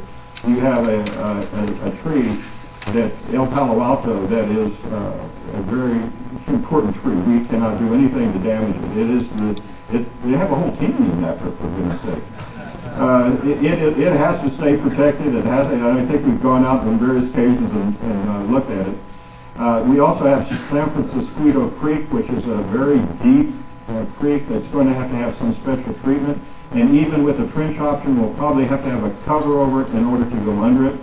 There's a lot of issues here with groundwater and water table. We just don't have enough information to know if all the options are going to stay viable. So we're leaving them in place. But we're also providing another option. It's called option B1. And option B1 actually shows two different variations. It knits together the trenches because that's the only configuration where if you're at that level, you can stay at that level. You can't do it for aerial and you cannot do it for at grade. Now this has consequences too of the same nature that we talked about, but for study purposes, we're keeping that in place. You will also notice down at San Jose, under option B1, there is a deep tunnel that goes under and comes back up short of Dearden Station before it goes to aerial. So in the southern half, we're actually talking about an option A, an option B, and an option B1 of this nature. A lot of information to do. It's important to understand that we're now at the level of real serious detailed engineering and getting into some information. We have been at a fairly high level. We've had a lot of alternatives. We've kept them equal to evaluate them. But now we need to go lower. I think it's extremely important to understand that this is not an elimination of any of the options. This is a focus on certain options. And should one of these options not work, we may be back to say we need to do something else because we found information that does not make it work.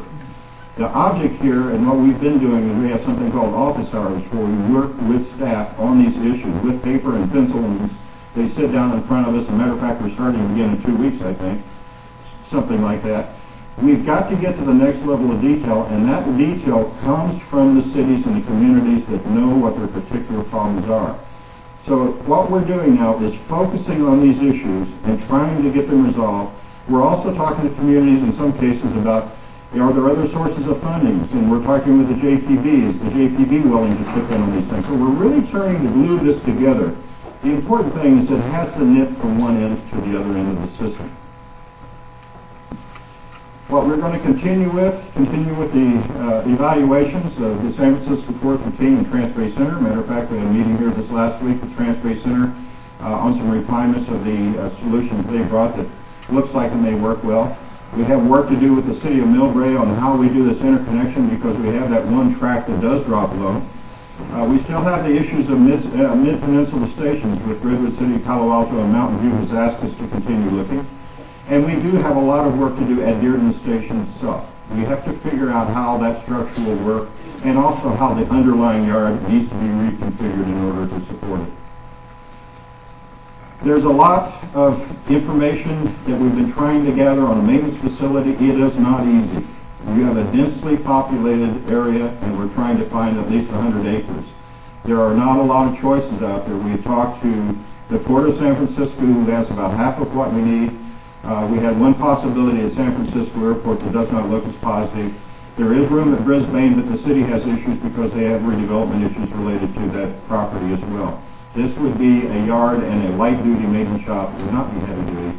We are going to continue talking with Brisbane and Bayshore because right now it's one of the few things that we can carry forward. So we will carry that forward while we're still looking. There's a couple of other ideas about other areas. but they have not matured at this point, and we may end up coming up with another recommendation. So here's what we're asking. Obviously, nothing gets eliminated. What we're really asking is the board's support for us to continue investigating options A, B, and B1. This information will become part of the 15% design, which then describes the environmental process. So what we're really doing here is getting to the point of resolving issues and continuing to do what we're doing through the outreach program that we've been doing. So far, I think we've made reasonable progress. Not everybody's getting what they want, and you're going to hear probably quite a bit about that, but we're getting bloody close. And I think what's happening is some of our technical sessions, we're working with the community to talk about stitching this together, because now it's a linear issue, not just a width issue. And I think what we want to do in the next steps is continue with the technical working groups, continue with the policymaker working groups. We're going to start station workshops because we need to detail that. We need to complete the 15% engineering. It's on a schedule. We need to conduct operations planning, a very significant issue on two levels. What the final product will look like, but more importantly, how do we build this thing and maintain an operating railroad underneath it? And what can we bring to effect early to show benefits to the community that makes it worthwhile? We obviously have to continue studying the environmental impacts, and we have a deadline that we have to meet with the environmental process. I think I showed you the slide once before. We started with what was desired, and now what we're moving down to through an iterative process, and I wish it were this fast, into what I consider to be an optimal solution. With that, I'll take questions.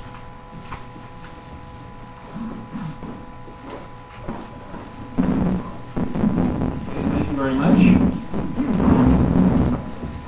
So really what was presented to us is that we're continuing to study all of those options. I know there's a difference between the environmental process and the construction process. And in fact,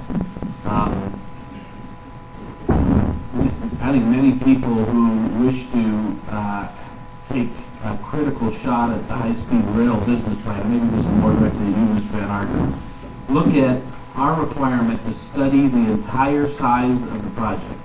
But what is being studied is for the environmental clearance purposes. And in fact, that doesn't mean on day one or the initial investment in high-speed rail would mean everything would be built out to its highest capacity in the very beginning. And in fact, I just would want to make sure I understand in this case, particularly if all four tracks are in most options maintained at the same grade, if there is the ability to move forward the construction or the development of this segment in some incremental fashion, or does it all need to be built out to that full build out at the beginning? No, you're absolutely correct. This does provide us the opportunity to build incrementally, and we've actually started working on operating scenarios that would show what areas should be built first to give the most operating benefit and the most construction benefit. Are there problems that once we're resolved and eases construction, which reduces cost, and are there things we can do that actually gains community benefit almost immediately? And we have various combinations because of the fact that the four tracks are running side by side. That means we can subdivide this section in multiple ways. I think, Mr. Chairman, I think this is a very important point because there is some confusion. I've been on the peninsula a few times in the last weeks, and there are people who are a little confused about this. This environmental process needs to be done for the complete system. And you will continue to hear from Bob and from us the final solution for the total end system. It has to be done on that basis. Then at a certain date, we will hear about the build phase, because it could well happen, it happens all around the world, that in the build phase, you take a staged approach. And you can build parts of the line, and you can leave parts in an acceptable condition, obviously, because you've got to offer the services, so that you can use the staged approach. And in fact, some of you were maybe on the call last Friday. There was a board executive admin committee meeting on the funding that we are talking to the FRA about. And if you look at that presentation, you actually would have seen that when we talk about starting the project in 3 years' time, that in fact we are talking about a form of staging.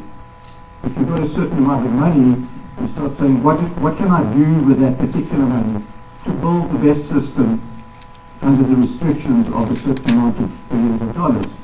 And that is phasing. But the environmental process needs to be done. And these presentations that Bob and the colleagues are doing here is all about the environmental process.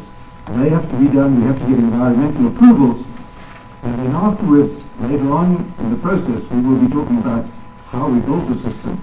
And that can well be in some form of phased approach.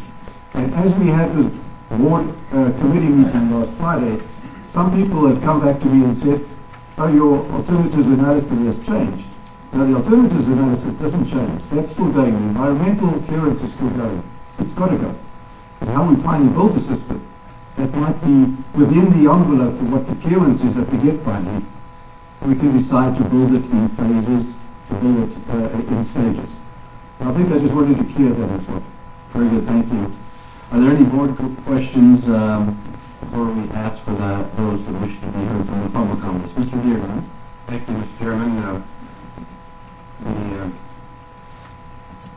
There's a statement in law that the AG's office is aware of that is called piecemealing, and it is not allowed, and that's what would happen if we were to study only a portion of it. And so therefore we have to avoid piecemealing, study the whole corridor, get environmental clearance on the ultimate project in the whole corridor, and then as a final element of our decisions, approve a phasing process which will determine which portions will be built first. And I understand that, and I hope that especially the folks at those points along the peninsula where there is special concern, that they realize that it may be that their portions could be phased to be at some distant point in the future. And I asked another question, though, Bob, before the AG's office would respond. We're studying station locations. You can decide with a bunch of that you're going to bring forward a recommendation in regard to Redwood City, Palo Alto, or Mountain View for Mid-Peninsula Station, and you're studying the Dearborn Station. When the environmental clearance is provided for those stations, is that also clear what's to be built upon the station? Or is it just clear our track usage in the area? In other words, I loved Maria's presentation earlier on the transfer terminal. That's kind of a radical suggestion.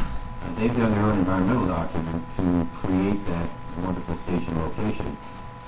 If hypothetically Mountain View were to want to create a station there and have selected the site, do they have to do a supplemental environmental clearance to create their station, or can they rely upon the environmental clearance provided by us to build that station? I will defer to legal.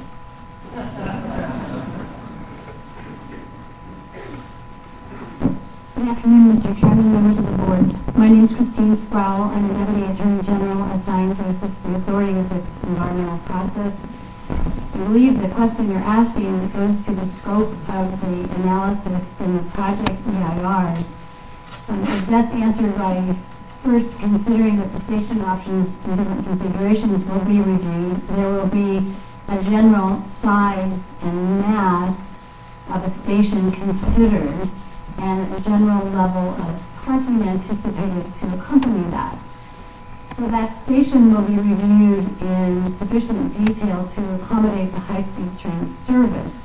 It may well be that after the authority has completed its review, a local government may wish to expand upon that, and if it then desired to expand upon that review and add additional features, then it would then need to determine what additional review would be needed. So the authority's project EIR will cover all the necessary components of this system and stations of a certain size. And we probably really should wait till a later time to talk in more detail when the drafts are closer to coming out to, so we can illustrate some of these points. Well, Mr. Chairman, thank you. That's certainly been the procedure used for Transbay and Arctic Station in Anaheim. But there may be some confusion in regard to that issue as it relates to some of the other already identified station locations.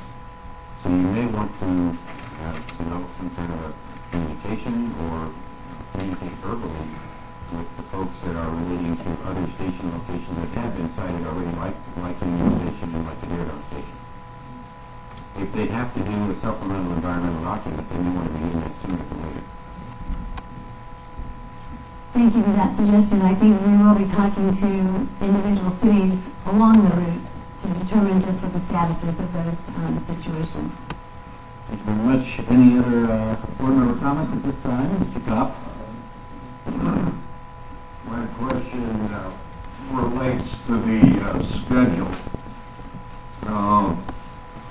The April 28, 2010 environmental schedule showed the release of the supplemental AA report July 2010, and then the administrative draft EIS September 2010. Is that still valid? This is August 5th, so it's almost July, but is the September still valid? Yes, Thomas Faithman, the regional manager of San Francisco San Jose section. Yes, schedule is still valid. Thank you. Very good. Any of the board member comments at this time? I would like to ask, it's really appropriate to compliment the staff. And I have been somewhat critical in the past in regard to the progress made on the quarter. But in the last several months, and especially the outreach staff, ought to be complimented on doing a whole lot better job than in prior years in the area here. I don't believe anyone can say now that they're not getting every bit of information that we have as quickly as we have it in order to help us be able to make the best decision we can possibly make in this quarter.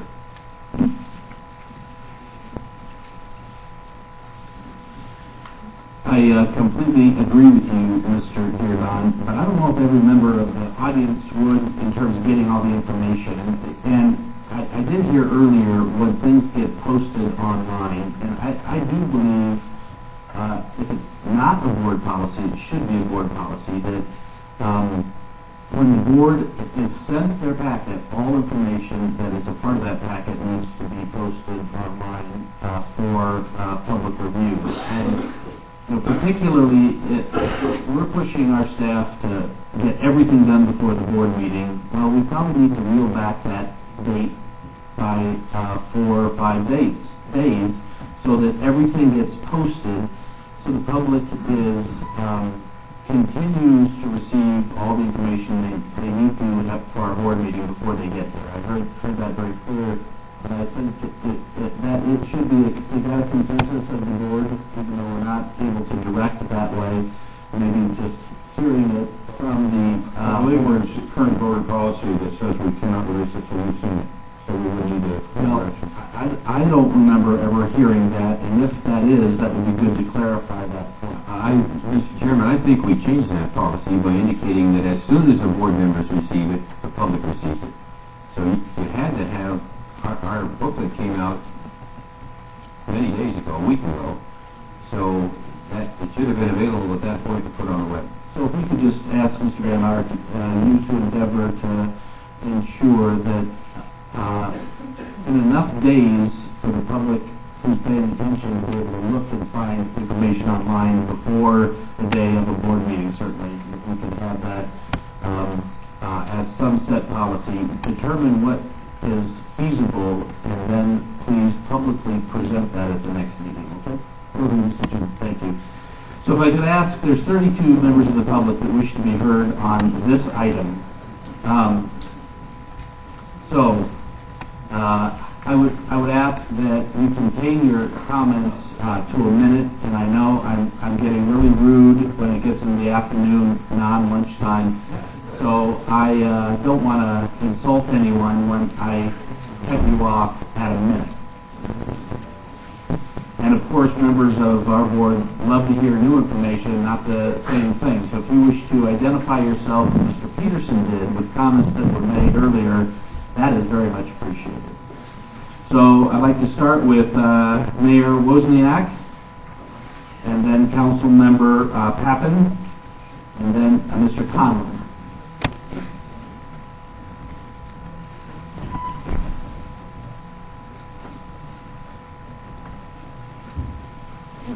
Yes, ma'am. Hi, thank you, Chairman Kimmel and members of the board.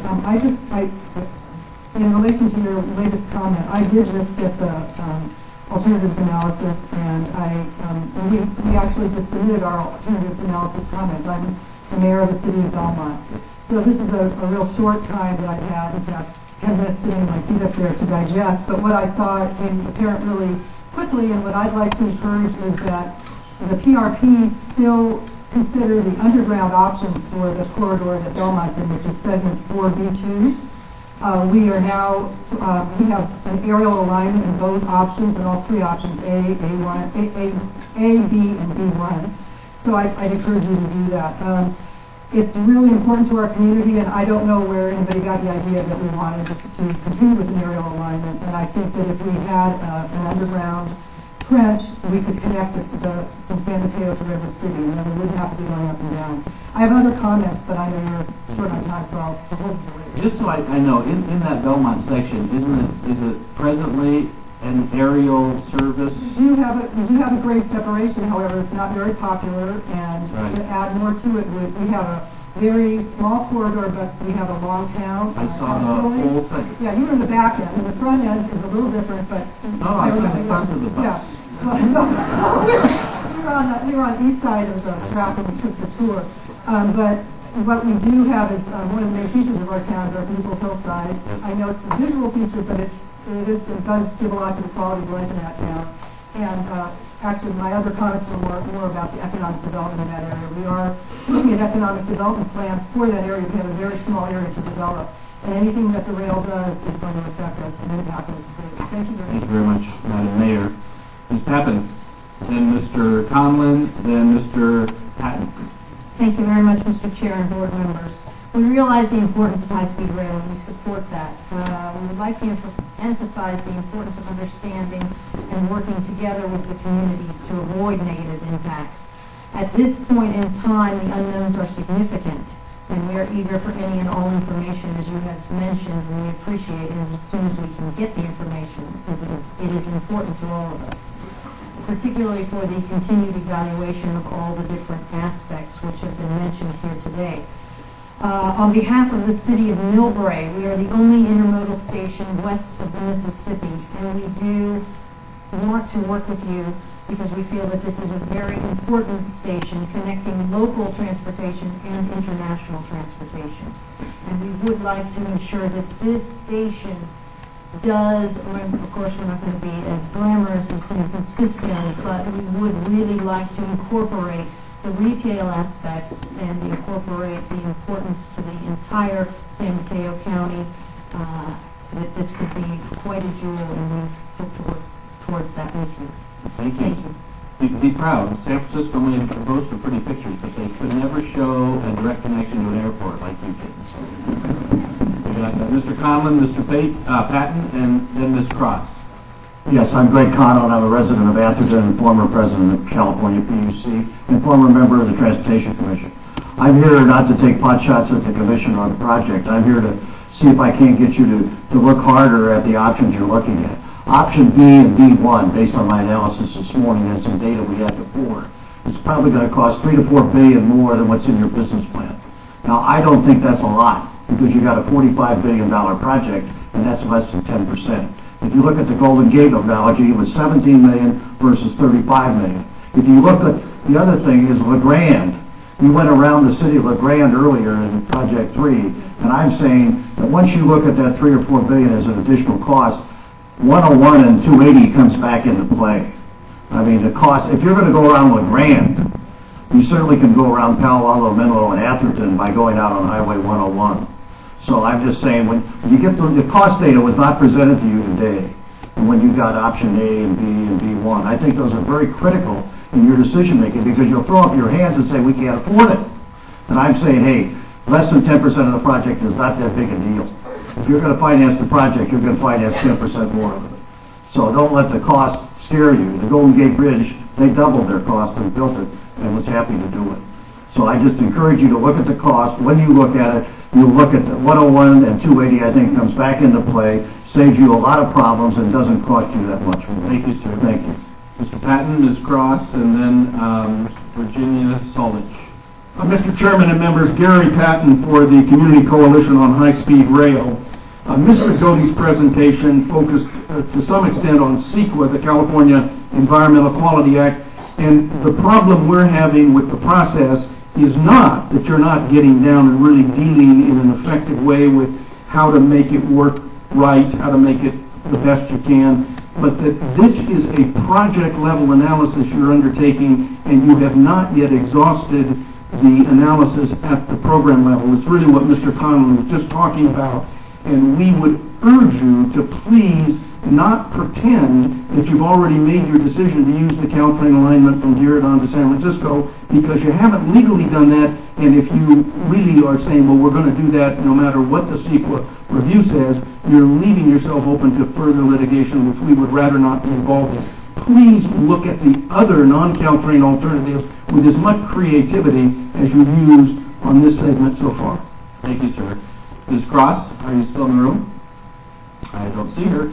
Virginia Solich, Chris Tolan, and then Brian Adams and Tom Gord. I guess they go together. Yes, ma'am. Hi, I'm Virginia Solich. I've lived in Palo Alto for 45 years. I have almost a half century of observing the careful decision making in Palo Alto that has made it one of the most desirable communities in the country to live in because of its quality of life. This is an overscale, industrialized project. It's way overscale for the community. I wish that I believed in the credibility when Mr. Doty presented B1 as a possibility still on the table, the open trench. But why, when you go that far, why not cover it? How are you going to mitigate the noise? I'm disturbed that you continue to claim that you have such support for the high-speed rail project on the peninsula. That was before they knew the scale of the project,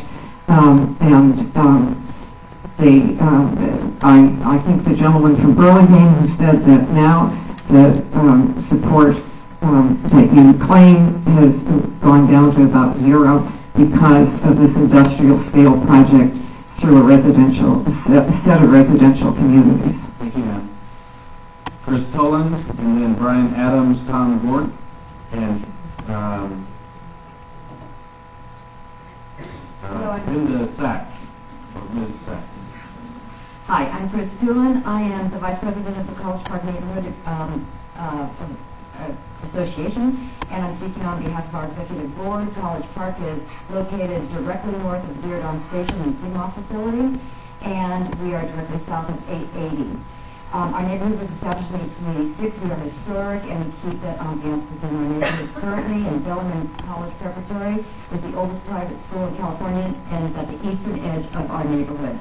It's our position that high-speed rail needs to consider the adjacency to neighborhoods as primary, and when they make decisions, it must be done right. Causing any kind of systematic, long-term adverse impacts within existing communities will create permanent negative perception of high-speed rail on a nationwide level. It is our position, based on the routes that we see, that it must minimally impact neighborhoods, schools, and worship, and all alternatives that we see do impact it. In principle, we would like to make sure that for the visual impacts, there is also a limit of noise, and there's an FAA requirement on 65C and EL limits for airport noise, which we are adjacent to. We want to make sure that that is complied with so that we are not violating federal law. Thank you, ma'am. And I will state that I'm not going to accept any more public comment cards on this item. We've accepted them for the last 4 hours on this item, so we're not going to accept any more. We'll just proceed with the 35 people who already sent in the cards. Are you Brian or Tom? I'm Brian. Okay, nice to meet you. Mr. Chairman, board members, thank you for this time. You would have received, hopefully by today, a letter that was sent to you outlining Bellarmine's position on this issue. While we certainly realize further analysis will be forthcoming, we just want to make sure that you know at this time our concerns about any options that would have a direct impact on our property. Bellarmine is a Jesuit high school college prep, 1,600 students. We are located adjacent to the College Park station, just north of Taylor Street. My colleague Tom Gort will address our preferred alternative. We thank you very much for your attention and your consideration. Thank you, Brian. I'm Tom Gorn. I'm the CFO at Bellarmine College Prep. The school has coexisted with the railroad for over 85 years.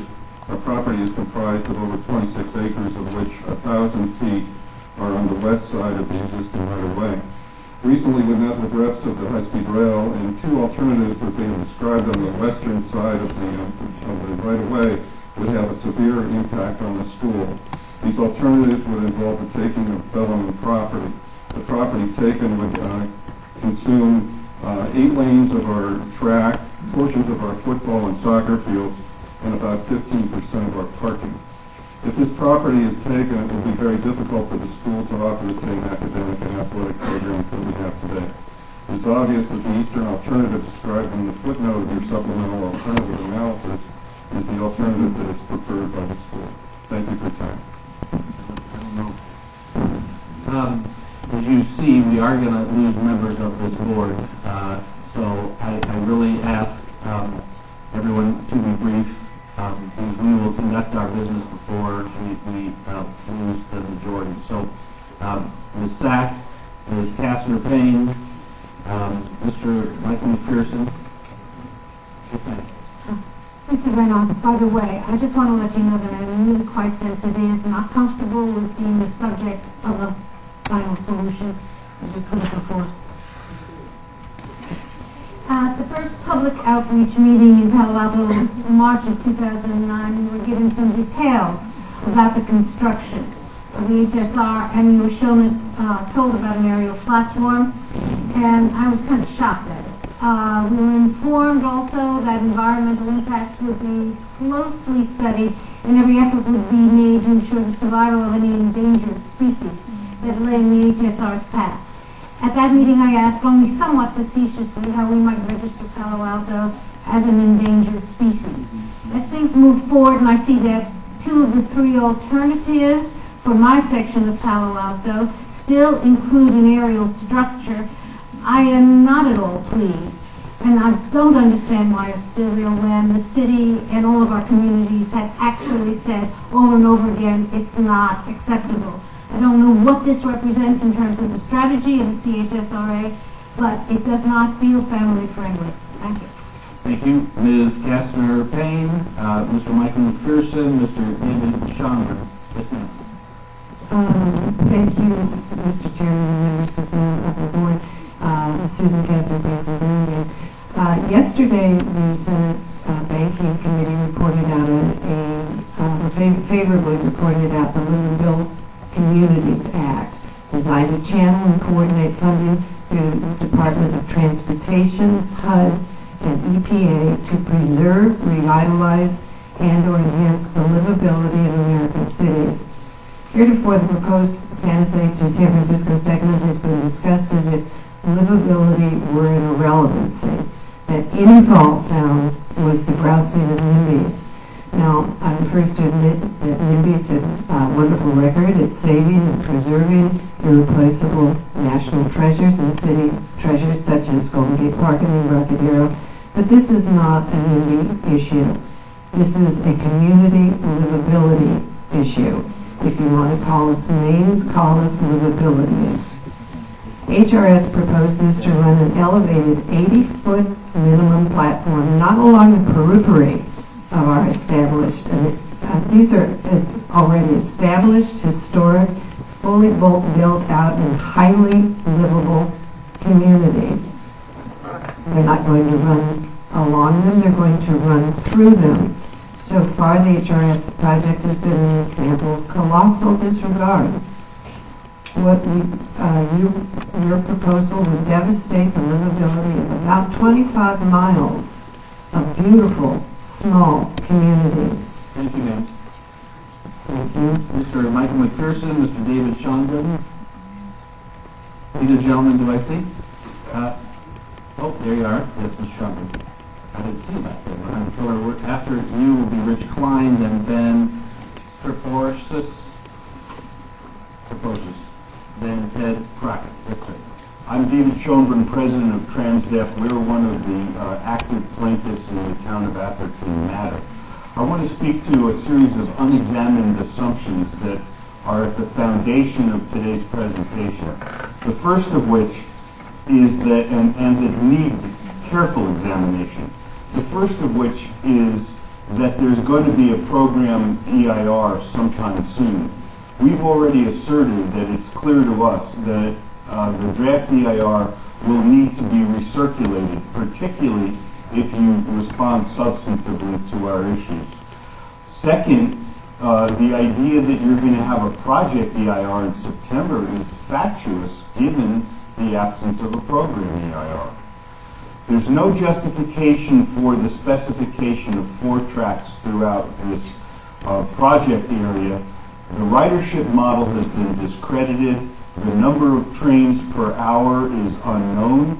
And if the Altamont route is selected, what that means is that you'll have many fewer trains, and so you have a need for fewer tracks and therefore less community disruption.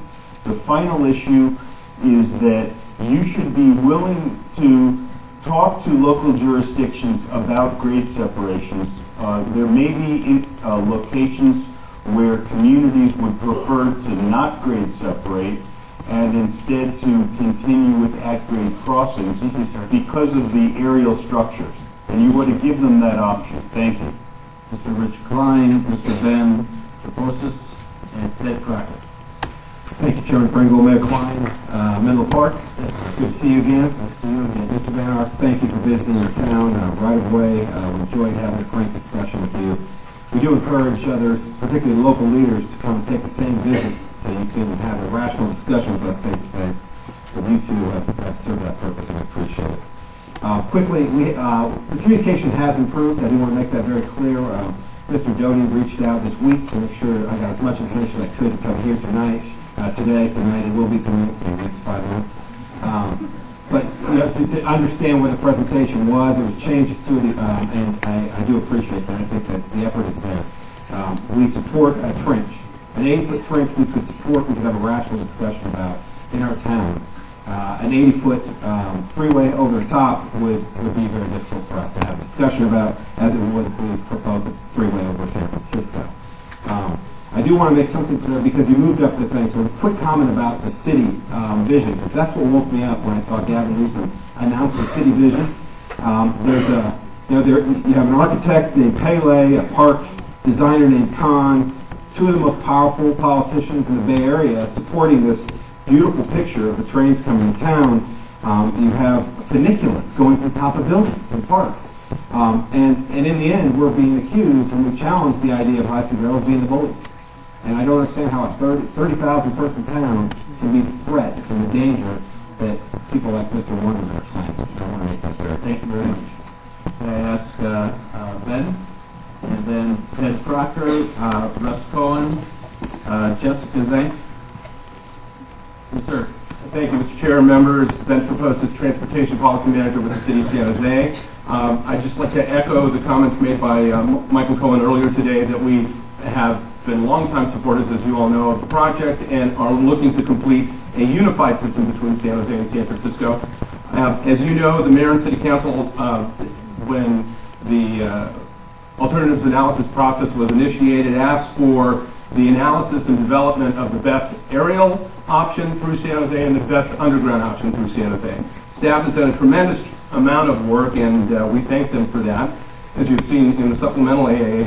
Later this month, the City Council will be holding a study session specifically to review the supplemental AA and the project and reestablish the city's official position, which will then be communicated directly to the authority.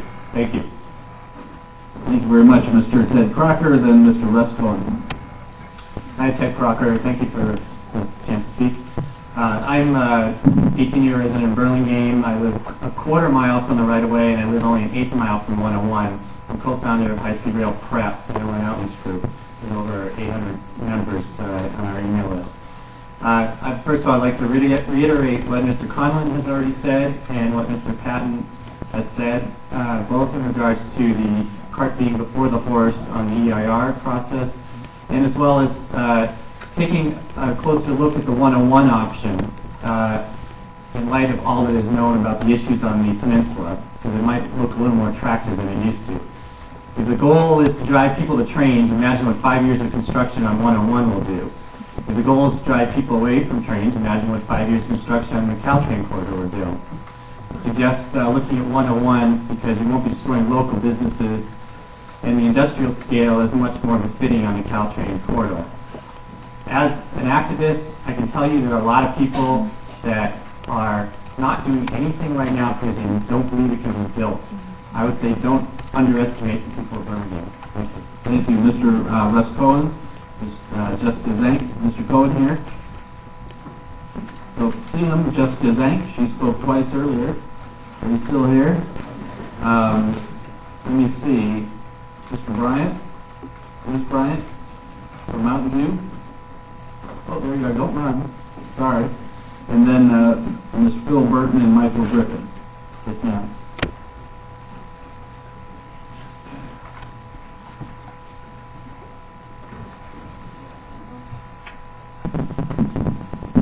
Chair Pringle and members of the board, I'm Rooney Bryant. I'm mayor of Mountain View, and I came here by public transit.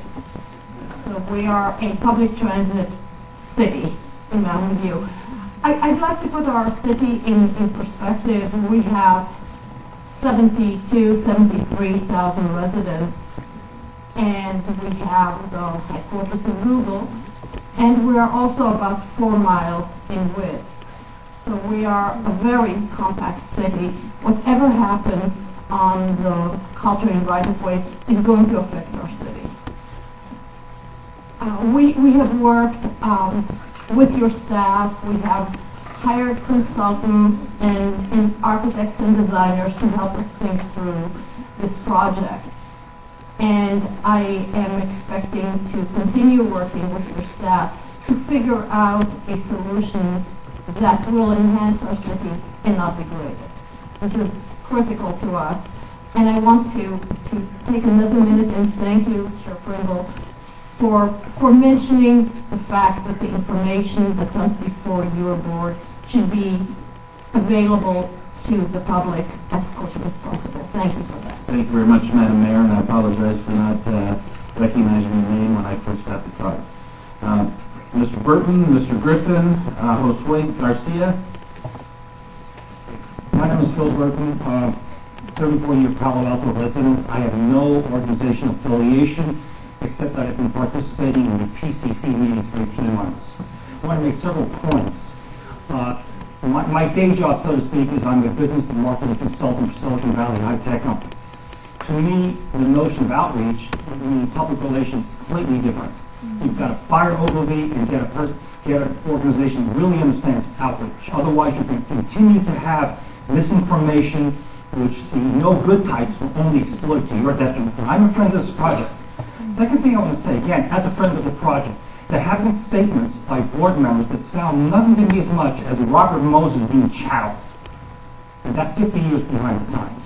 Robert Moses and his whole philosophy is gone.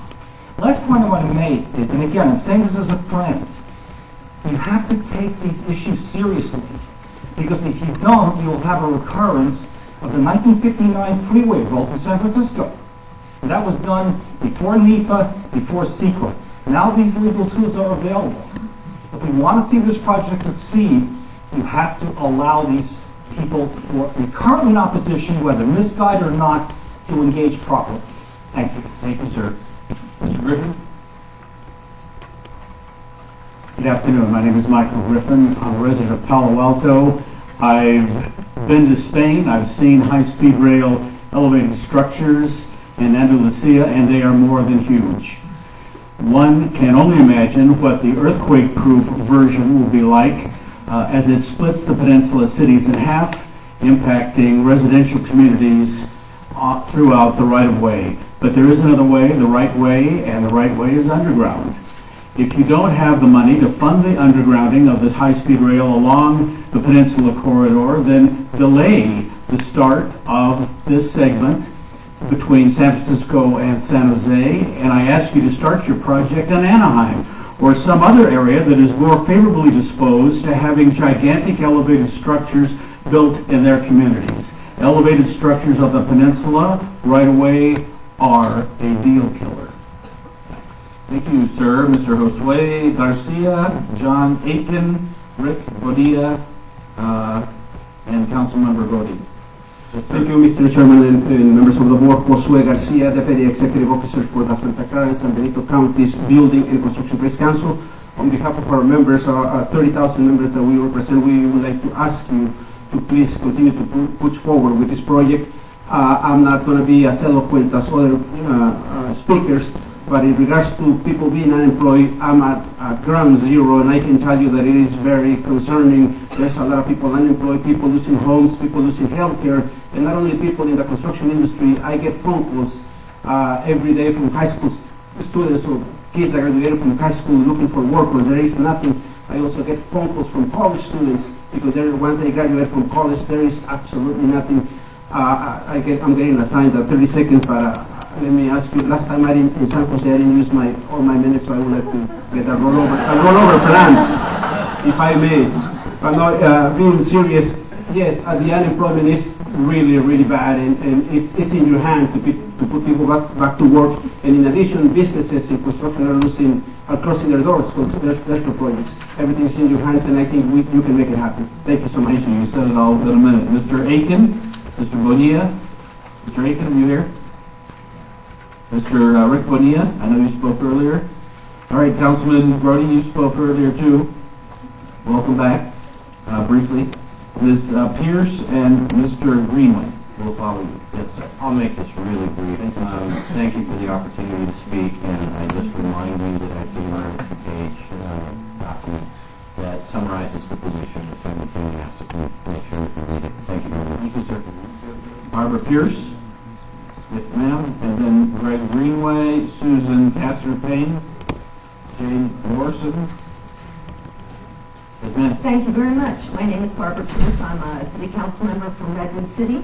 Thank you for letting me speak today. Redwood City has had a long history of support both for high-speed rail, I've seen you before here, Judge Kopp, and working collaboratively with Caltrain. I'm here to address a couple of quick points. One, I agree with Mayor Wozniak. Two, Redwood City is very upset about the removal of the trench option from the alternate AA. I encourage you to put that back in. It's critical to our downtown for that additional investigation on it. Additionally, to your point, Chairman Pringle, about the fact that the rail is currently elevated in Belmont and San Carlos, I think that Caltrain, the communities along Caltrain do want the baby born in Caltrain to go forward. But I don't believe that they would sacrifice their communities if there was another way of looking at it. So I urge you to get the documentation and the information about the costs and the benefits of providing an alternate service during the construction and suspending Caltrain running during just the construction and then reinstituting it. This would provide you additional information about potential cost benefits, and it would provide incredible options, opening them up for our communities, and I think that would quell a lot of the dissatisfaction that you can hear. So I urge you to include them, and I thank you and look forward to working with you, and we want your success because it is my success. Thank you very much. Mr. Greg Greenway, following Mr. Greenway, I knew the name looked familiar. Susan's not going to get 2 bites at the apple, only one. Then Jane Morrison will follow Mr. Greenway. Thank you. Good afternoon. My name is Greg Greenway. I'm representing the Peninsula Freight Rail Users Group, which is a coalition of the large and small businesses up and down the Caltrain corridor that depend vitally on rail to bring goods to market. as well as business organizations, labor unions, and public agencies that understand the tremendous public benefits of moving cargo by rail. Our message has been very straightforward. On the one hand, we are 100% supportive of California high-speed rail, of bringing high-speed rail, high-speed passenger service to the state. At the same time, we believe that it is essential to plan for high-speed passenger rail in a way that is complementary and compatible with freight rail.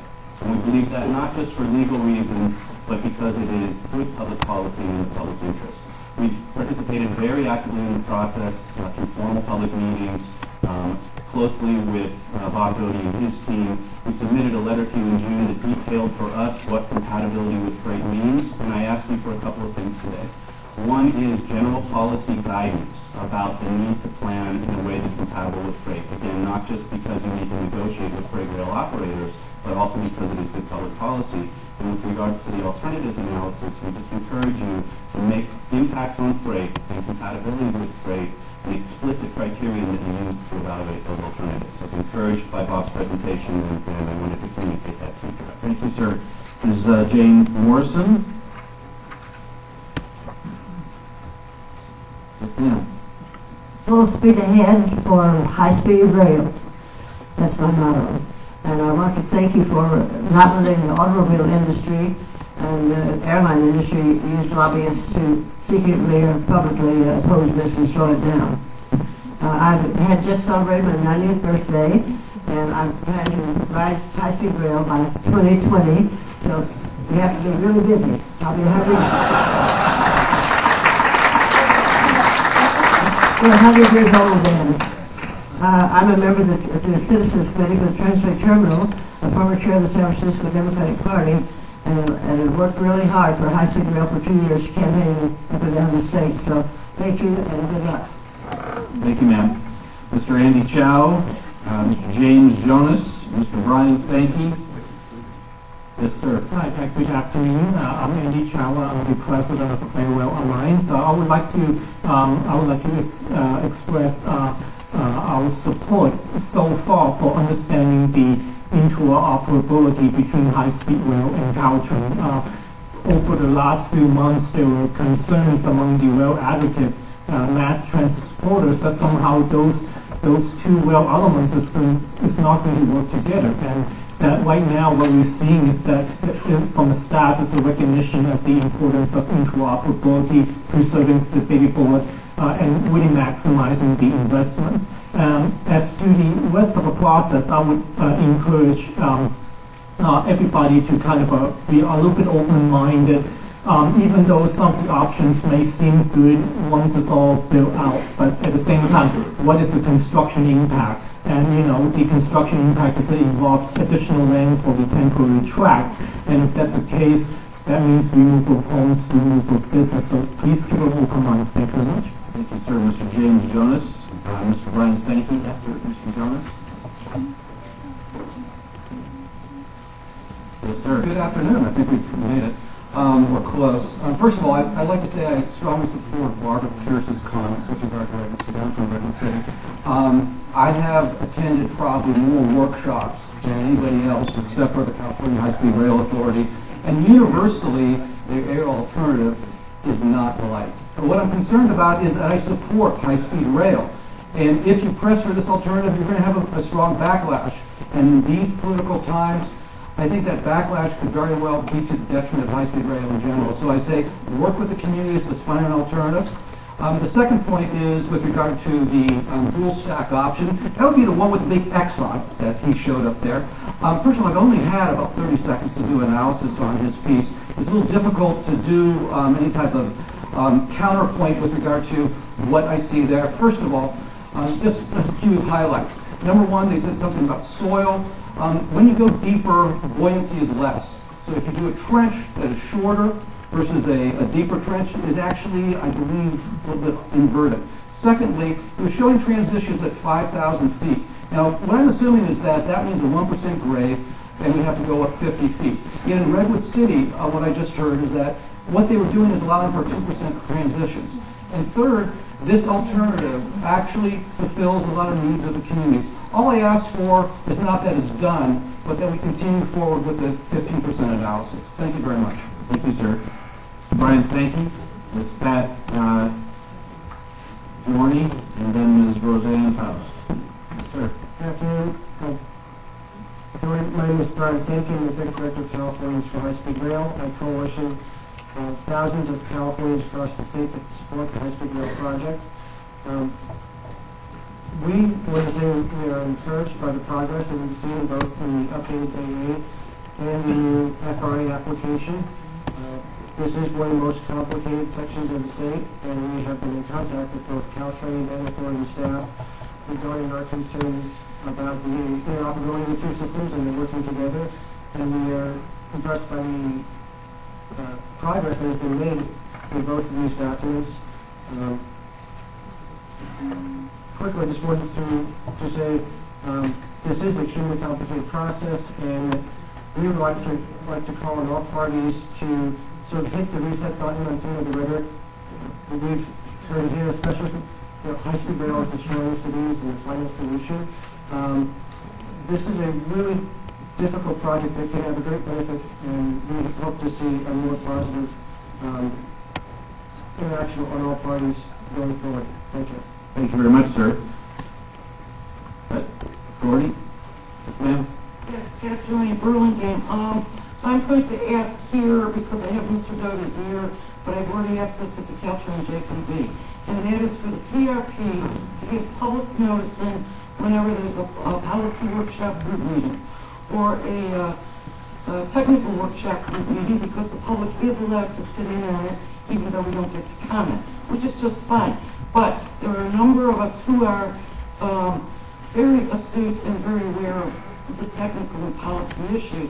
And by not including us, plus not having written minutes or an audio record of these meetings, we never really hear what's going on.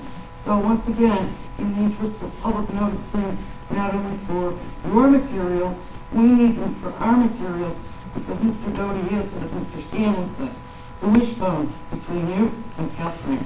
And it would help all of us if we could know what's going on. Thank you very much. Ms. Faust will be the last speaker on this item.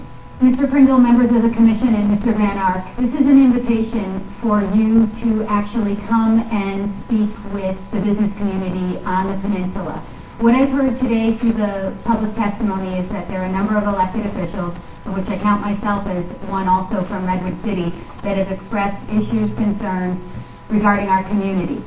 I haven't heard the businesses that their employees ride Caltrain on a regular basis. I think it's time that you come and engage with those members of the community so that you can have a clear picture from all of us, how it will impact the future. So it's an invitation, Mr. Van Ark. I hope you'll take us up on it. Thank you. Thank you very much. That brings us to the end of the discussion on item number 7. Is there any further comments or questions by members of the board, or I'd like to entertain a motion to accept the staff's recommendation? Yes, sir, Mr. Cox. To Mr. Doty or Mr. Stately, I asked a question about schedule, and there's testimony by a couple people about establishment currently costs may be confusing to people, and may be confusing to me.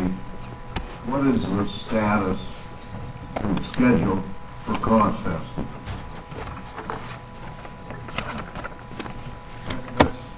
We've received that from the project level, so it's running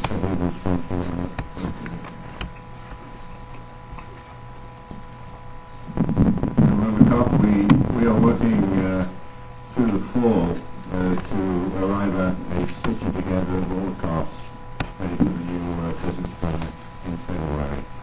So we're taking each section at a time, taking it down into much more detail than we have done before, and adding it to the latest designs that are taking place, 50% designs, which we have not had available in any kind of detail in the past. So between now and before February the 1st, we will stitch those prices together. Is it reasonable to say that premature costs and any judgments arising therefrom should await the actual publication and promulgation of estimated costs. The next stage of the costs, I would say yes, but the order of magnitude cost, if it was critical to any discussions about any of the options, I would say would be something that we would want to look at. Thank you very much. Mr. Dearden moves staff recommendation. Is there a second? Second by Mr. Katz. Any further discussion? Mr. Chairman, I have to show a little impatience in regard to retaining all of the options at this level of environmental review. But if it will bring peace to the peninsula, then it's an absolutely worthy objective. But we need to take the time now, during which those additional options are under consideration, to try to pull together and not to try to pull apart. There's going to be a high-speed train system on the peninsula. That's a fact. The people have voted for it. So a no answer is not an option. So we've got to figure out now how to do it in a manner that can be accomplished, supportable within the budgets that have been created, and is acceptable to the communities. And I still see folks that are saying no, don't do it at all, or trying to do things that are not possible. So we've got to move from our entrenched positions, and I know the board doesn't have an entrenched position because we haven't any position at all.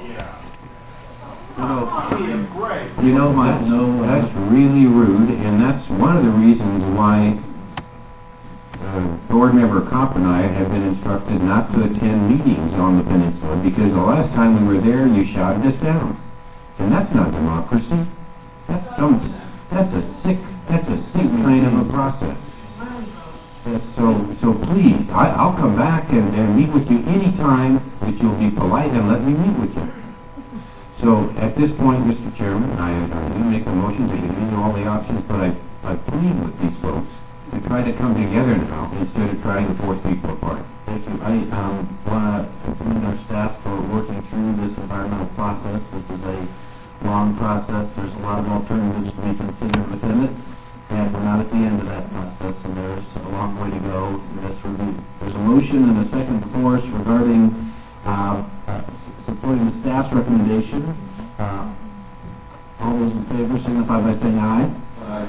Any opposed? Seeing none. I will note board member Umberg and board member Flores are absent, and board member Crane are absent at this vote. All right, that brings us back to our agenda, and we'll start back at generally the beginning, and that is agenda action item on our minute. Point of order, Mr. Chairman, would you ask people to exit quietly? The meeting is not over. Excuse me, we're still conducting a meeting here, sir. All right, thank you all for coming. If you would be considerate in your departure. Very good. We are on item number 2 without objection. Yes, Mr. Kopp. Technical modifications. Very good. With Mr. Kopp's technical changes to the minutes. Mr. Kopp, do you move the item? Motion by Mr. Kopp, second by Mr. Katz. Hearing no further discussion on the item, all those in favor signify by saying aye. Aye. Any opposed? Seeing none, that item passes. Next item is item 3, committee reports. I will, for the purpose of committees, we had a long and complete meeting on all the items on our agenda, and I would like to report as to what took place. Our committee approved the minutes with minor modifications. Our committee heard for a second time the federal funding application information, and as we were charged, we have directed staff to submit that application tomorrow. On a vote of 2-1, the committee approved an MOU with the FRA. On item 5 of our committee agenda, the high-speed train station area development policy, we asked for that item to be continued for 30 days. while we ask the staff to share the policy with various potential high-speed train station areas for their comments. On item 6, the committee approved on a vote of 3-0. On item 7, the committee approved on a vote of 3-0. And on item 8, with the noted modifications, the committee approved on a vote of 3-0. Is there a motion of the board to concur with the committee's recommendations? A motion by Ms. Shank, seconded by Mr. Katz. Any comment? Yes, Mr. Katz. Chairman, I want to ask Mr. Spanos a question apropos yesterday's recommendation on the proposed FRA. Yes, so Mr. Spanos, would you come to the microphone? Mr. Kopp is after the meeting. I noted yes, Mr. Kopp, just briefly. Mr. Kopp is referencing item number 4 on the committee agenda dealing with MOU with the FRA. Yes, Mr. Kopp. And there was a question raised, which Mr. Van Ark has explained to me today, but I noted that the application for $400 million for the so-called train box and the proposed Transbay terminal was not part of the authority application and was submitted separately, I think, under the name of the governor, that after the grants were published, including $2.2 billion for this authority, subsequent action by the FRA that certainly was inconsistent with the Secretary's published guidelines of requiring, among other things, independent utility. That $400 million was taken from this authority and transferred to the Transbay Terminal Authority. And I note that in our business plan, the total estimated cost, it supposedly includes the cost of moving, extending track 1.3 miles from 4th and King Streets to 1st and Mission Streets is $6.142 billion in the years of expenditure. And I am informed that the cost for that extension was not expressly identified, but was lumped under a figure that was testified to by some speaker yesterday of $1 billion. As of last year, the estimated cost of that extension was 1.3 miles was $2.8 billion, which is clearly different from $1 billion less $400 million that was taken from this authority for the so-called train box. And I stated that I would not support a document which is tantamount to a contract that in effect countenances the removal of that $400 million. Now, Mr. Spanos, you started to get up yesterday, and then after the meeting you told me the reason you were. Would you explain that to me so I may have that in mind as I vote on that item now?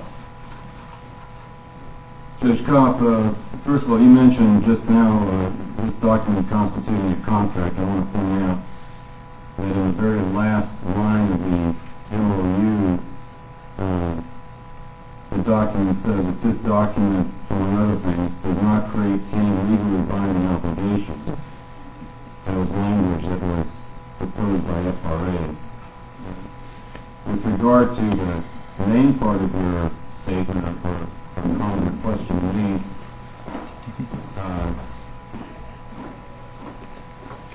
the point I wanted to make, and I discussed this with Ms. Brown, my colleague, is that this document, as we understand it, is not intended to manifest an intent on the part of the authority to agree with what the Secretary of DOT did regarding the $400 million.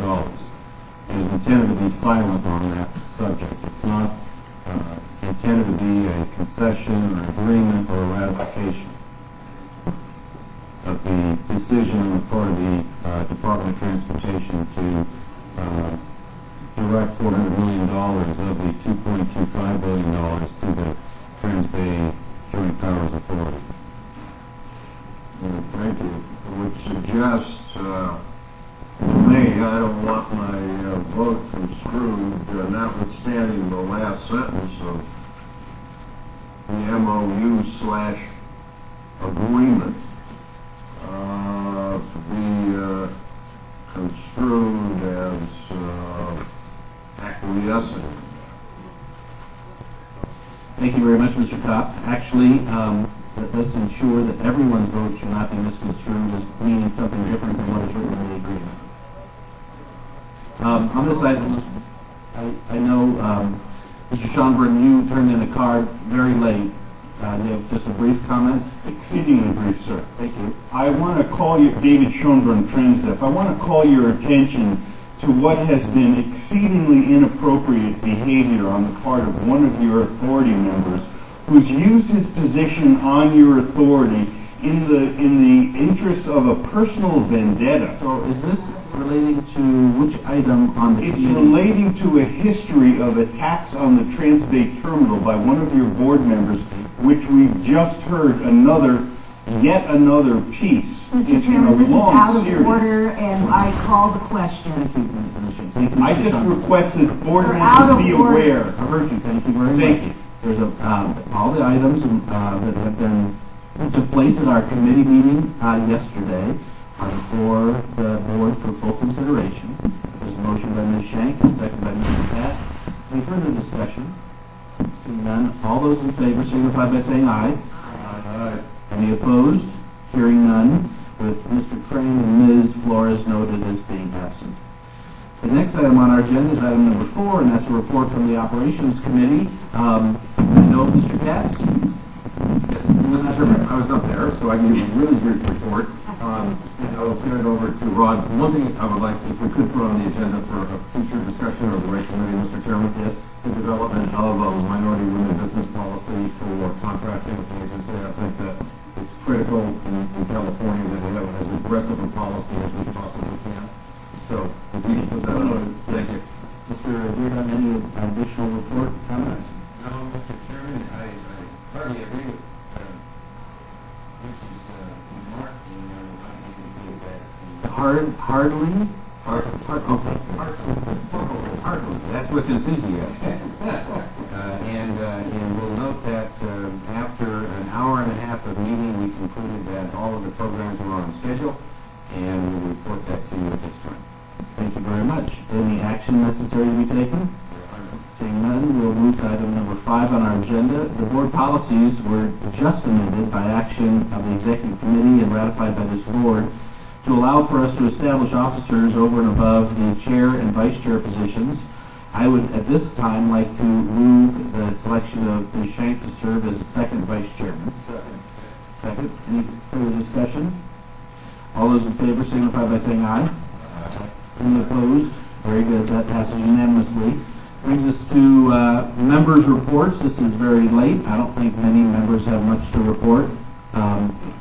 Anyone? Mr. Burns? And if I did, I won't. Ms. Shank, Mr. Reardon?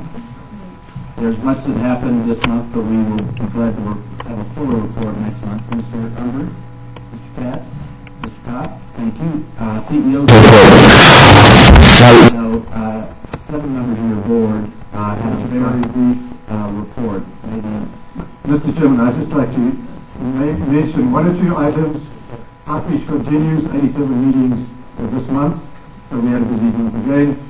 The Chairman and I traveled to Washington, D.C., met with a lot of the progress there, with Senators Boxer, Feinstein, and Speaker Pelosi. The intent was to get support for high speed and also to address what people have brought up here, and that is the long-term funding need for high-speed rail projects. So I wanted to bring that to everybody's attention. The other one is the budget. The lack of a budget, of course, is starting or could have some effects on the progress of the project. And I wanted to just mention to the board the letter we got to the governor and the legislature in Sacramento. So that happened. The funding we've already discussed. The hiring process for people for the authority. We got 45 applicants in, and we're starting to get the recruiter to start analyzing them. So I think that's for the position Southern California Regional Director.